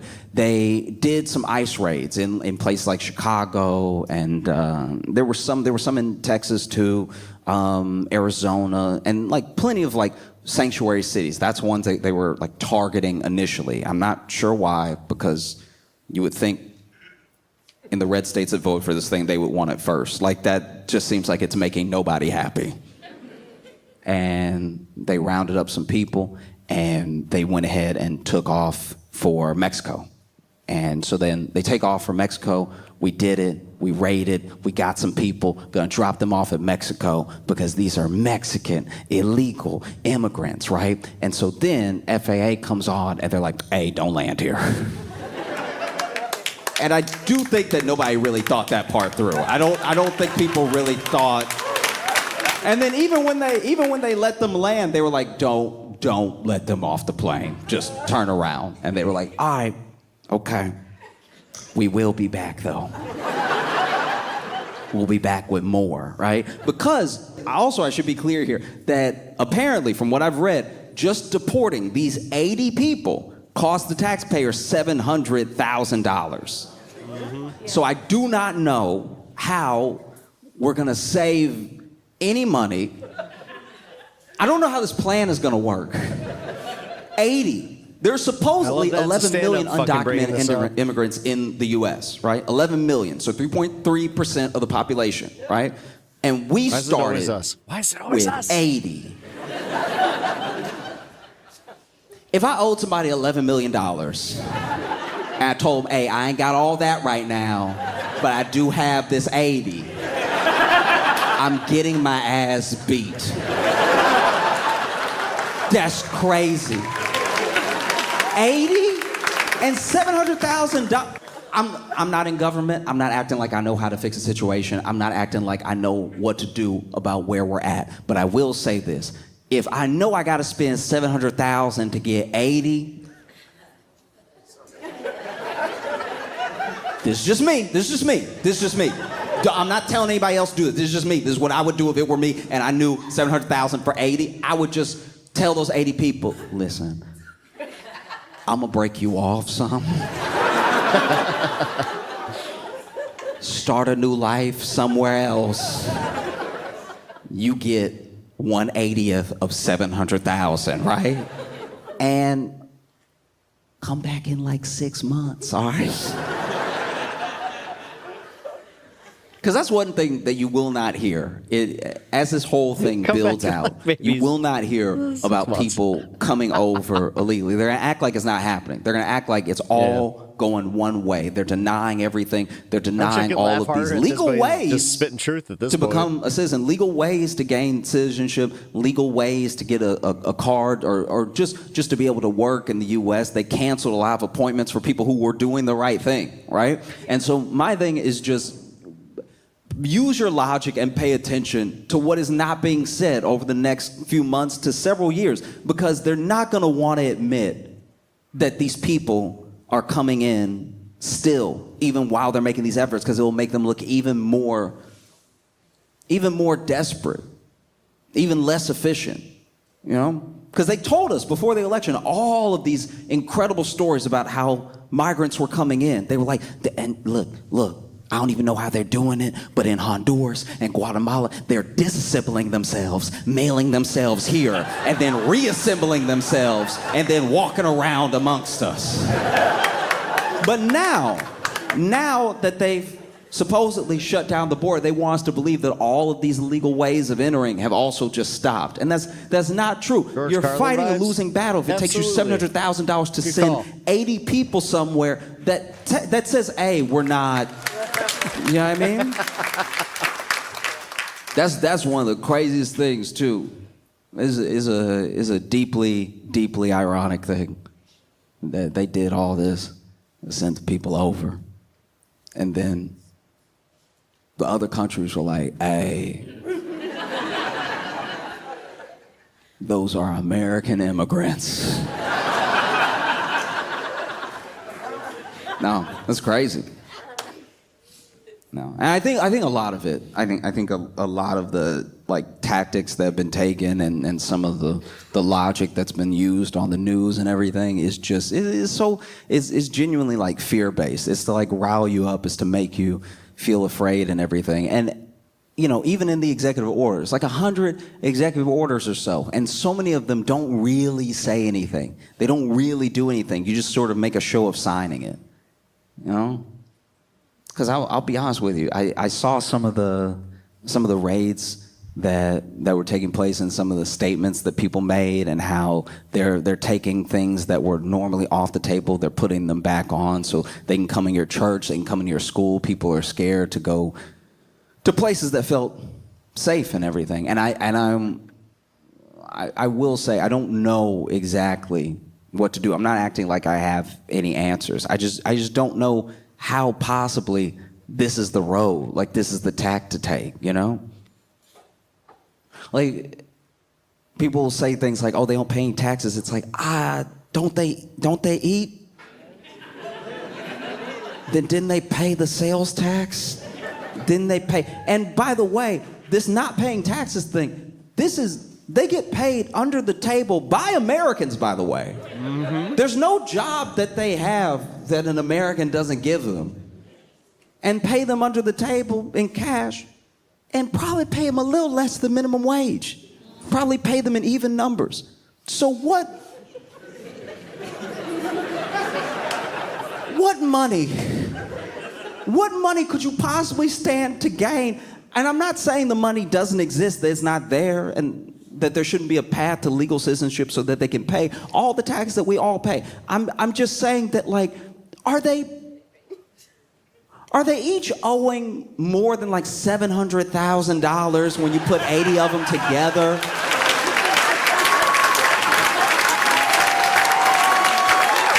I don't know.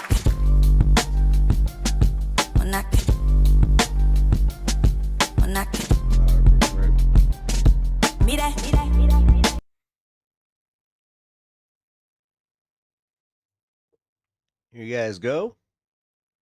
Here is the copy of that special.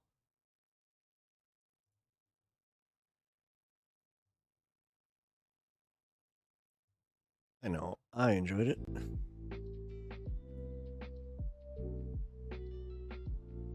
Obama ethics czar and the founder of the I'm joined by former Obama ethics czar and the founder of the Contrarian, Norm Eisen. Norm, thank you for joining, and I'm actually really glad that you were able to come on today because this is a really timely moment here. Obviously, the issue of Elon Musk kind of figuring out his way for Doge to insert themselves into the Treasury, into finding access into our Treasury payment systems has made front headlines here, and it's caused a lot of concern for people. You've taken action against this issue. Can you explain what you've done? I have, Brian, by filing a lawsuit.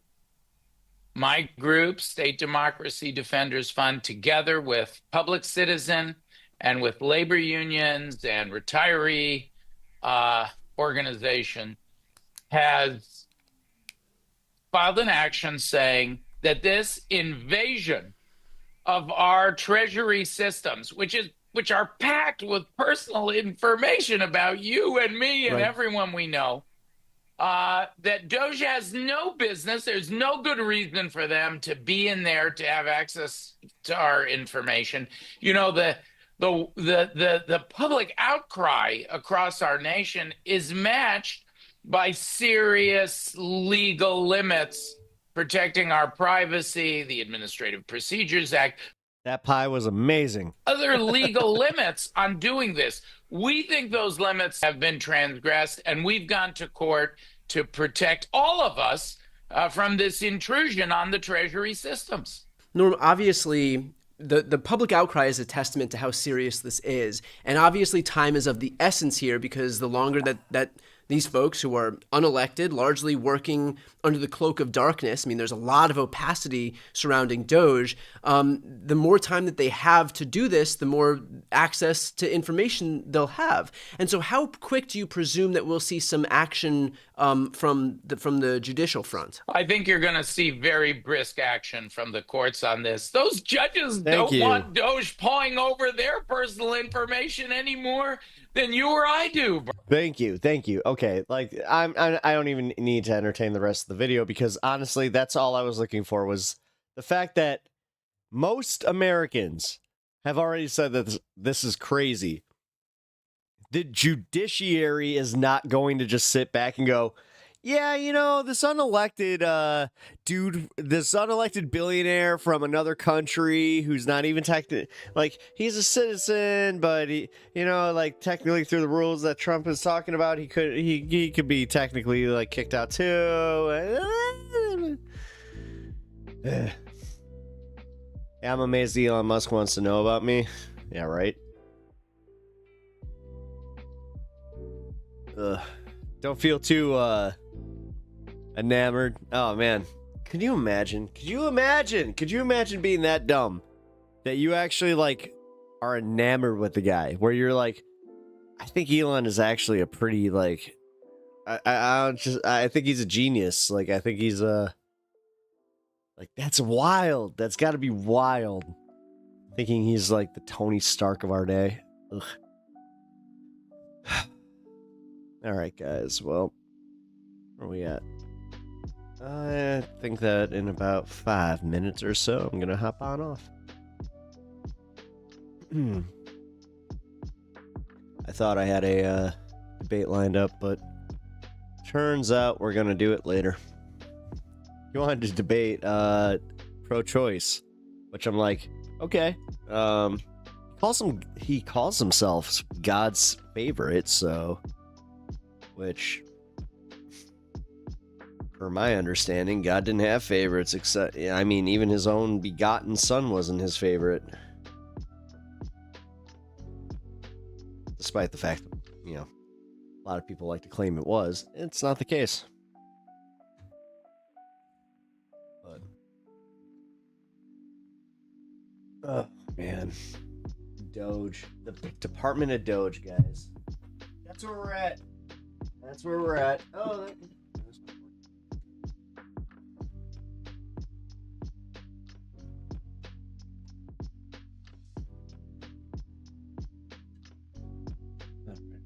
I think fuck it. I'm going to play your son's band here, Jeff. I'm gonna do a little practice thing here. I've been. You got it. You got it.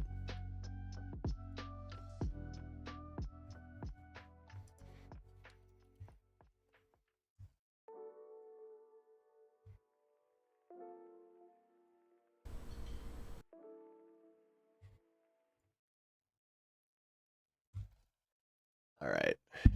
Let's see. Can I still do this? I'm gonna put the hood up for it because you have to remember that I like trained to do this where I wasn't on camera. So like, all right, coming at you. Hang Your Hate. We got Sharp Pains, the new single from Hang Your Hate. I hope that you guys enjoy it. On KPEP. PEP 105. Woo!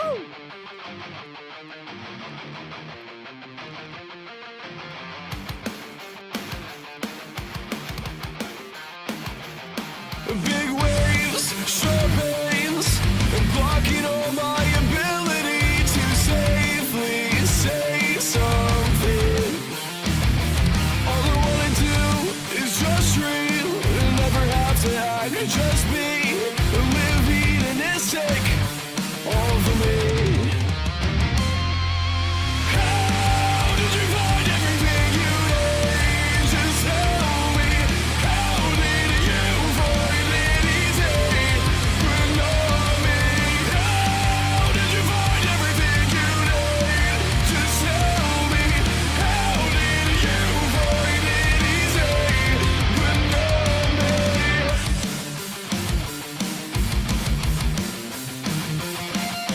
Did I give you something to laugh about? Am I the butt of the joke? Modern day humor delivered in the form of insults. Every now and then I like to shake my world around. Can you pull the rope hanging from my back now? Can I blame it on God? Is that trick too old now? How did you find everything you need? Just tell me. How did you find it easy? But not me. How did you find everything you need? Just tell me. How did you find it easy? But not me.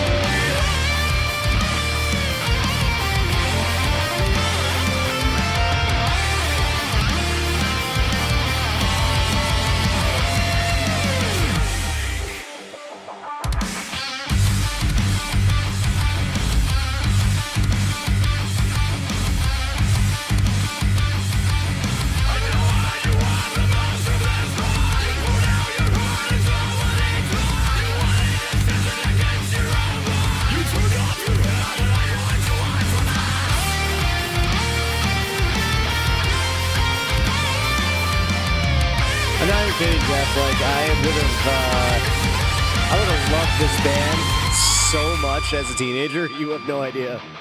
So,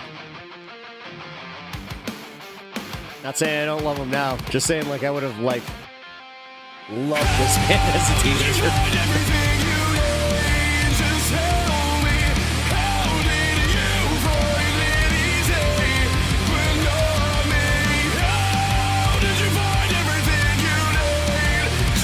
Man, thank you.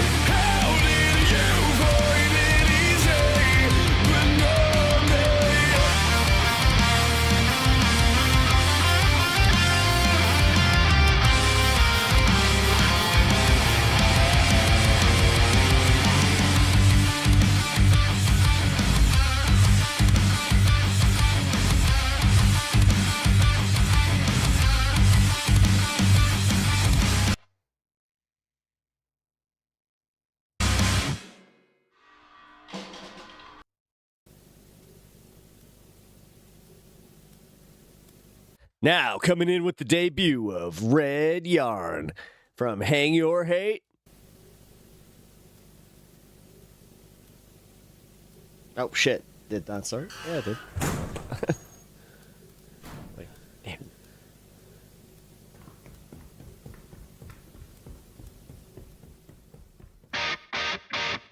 You're listening to WPEP Radio.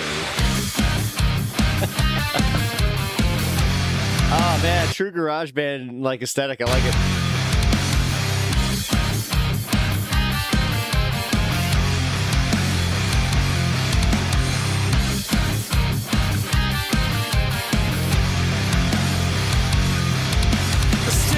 What? I'm just literally doing like a little joke that you're listening. I was trying to be on broadcast radio, Jeff. I'm just having fun with this. Like the fact that I get to play music where I'm just like Fighting, sleeping, nodding, staring at a wall, practicing. If I had my fucking chance, I'd make you cave in. But no one still choke on my way in. Let's repeat again. I'm overcorrecting. And will you listen to me now? This is my allegory. In other words, the conclusion to my story. And if I'm afraid, I gave it a name. And if I gave it a name, I gave it a place. But I Good night, wanna Bloodstone. believe that I can change. But my overarching author thinks I'll stay the same. And I'm the one who will sign our story personally, leaving residue throughout your lifetime to turn the page. And if I'm afraid, I gave it a name.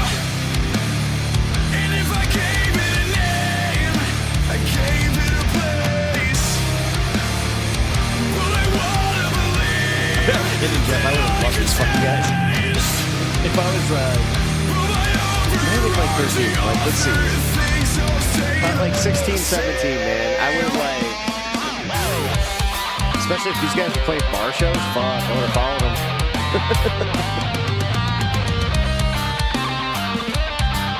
They're really good, man. You had to change your mind because you had more to prove. Even though I cut out room of my nightmare for you. I just realized that I like the sound of your son's voice because he could technically, like, dude, he could do any like type of rock music, but has he ever tried ska? Oh, no kidding. That's cool.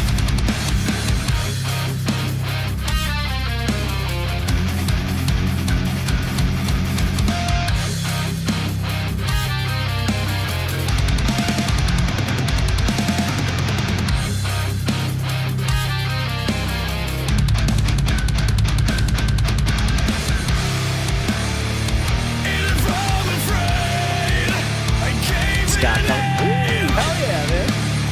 And if I gave it a name, I gave it a place. Well, I wanna believe that I could change. But my overarching author thinks I'll stay the. Pretty cool, man. Pretty cool. All right, we're gonna.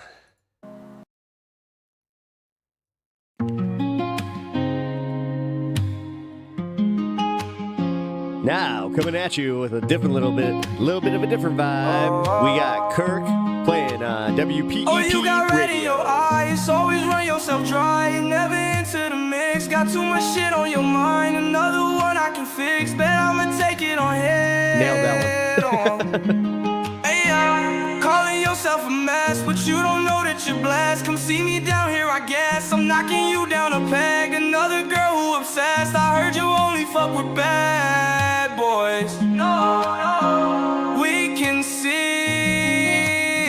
if you be right for me.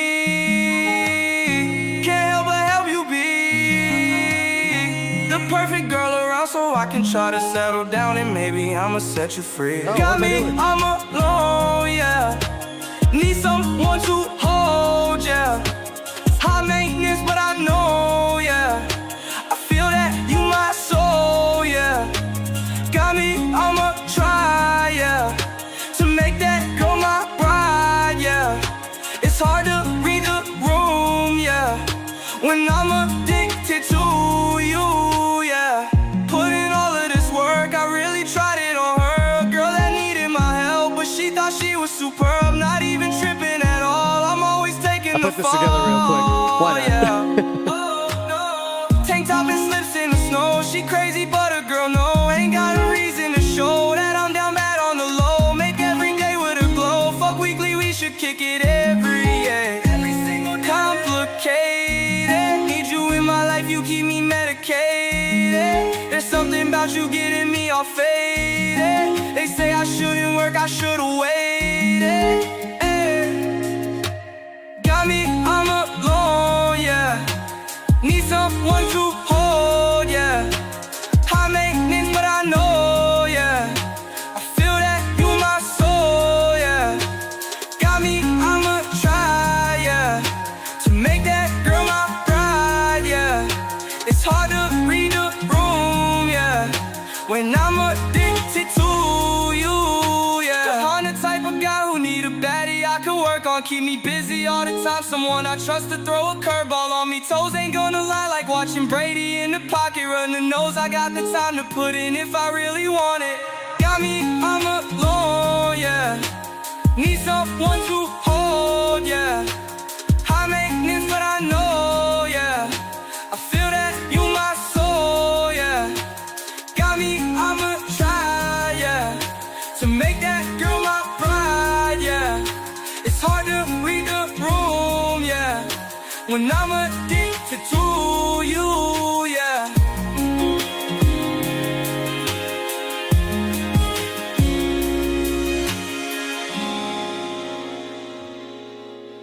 Woohoo! All right, I did the segment. I did my radio segment. Woo! Sorry, guys. I just really wanted to do that. I put it together, so I was like, why not? All right, guys. Oh, that was every bone in my body. I think that it is time. I'm going to end stream. So, shout out everybody who was here tonight, and shout out everybody that contributed, and shout out everybody that's going to be here tomorrow. You know what's up. All right, so actually, no, you don't. 1 o'clock CST is not when I'll be on. Actually, it's 2 o'clock. 2 o'clock CST. Keep forgetting that Majority Report's still technically on at that point, so I don't want to be on when they're still live, so. But 2 o'clock, I will be on, so look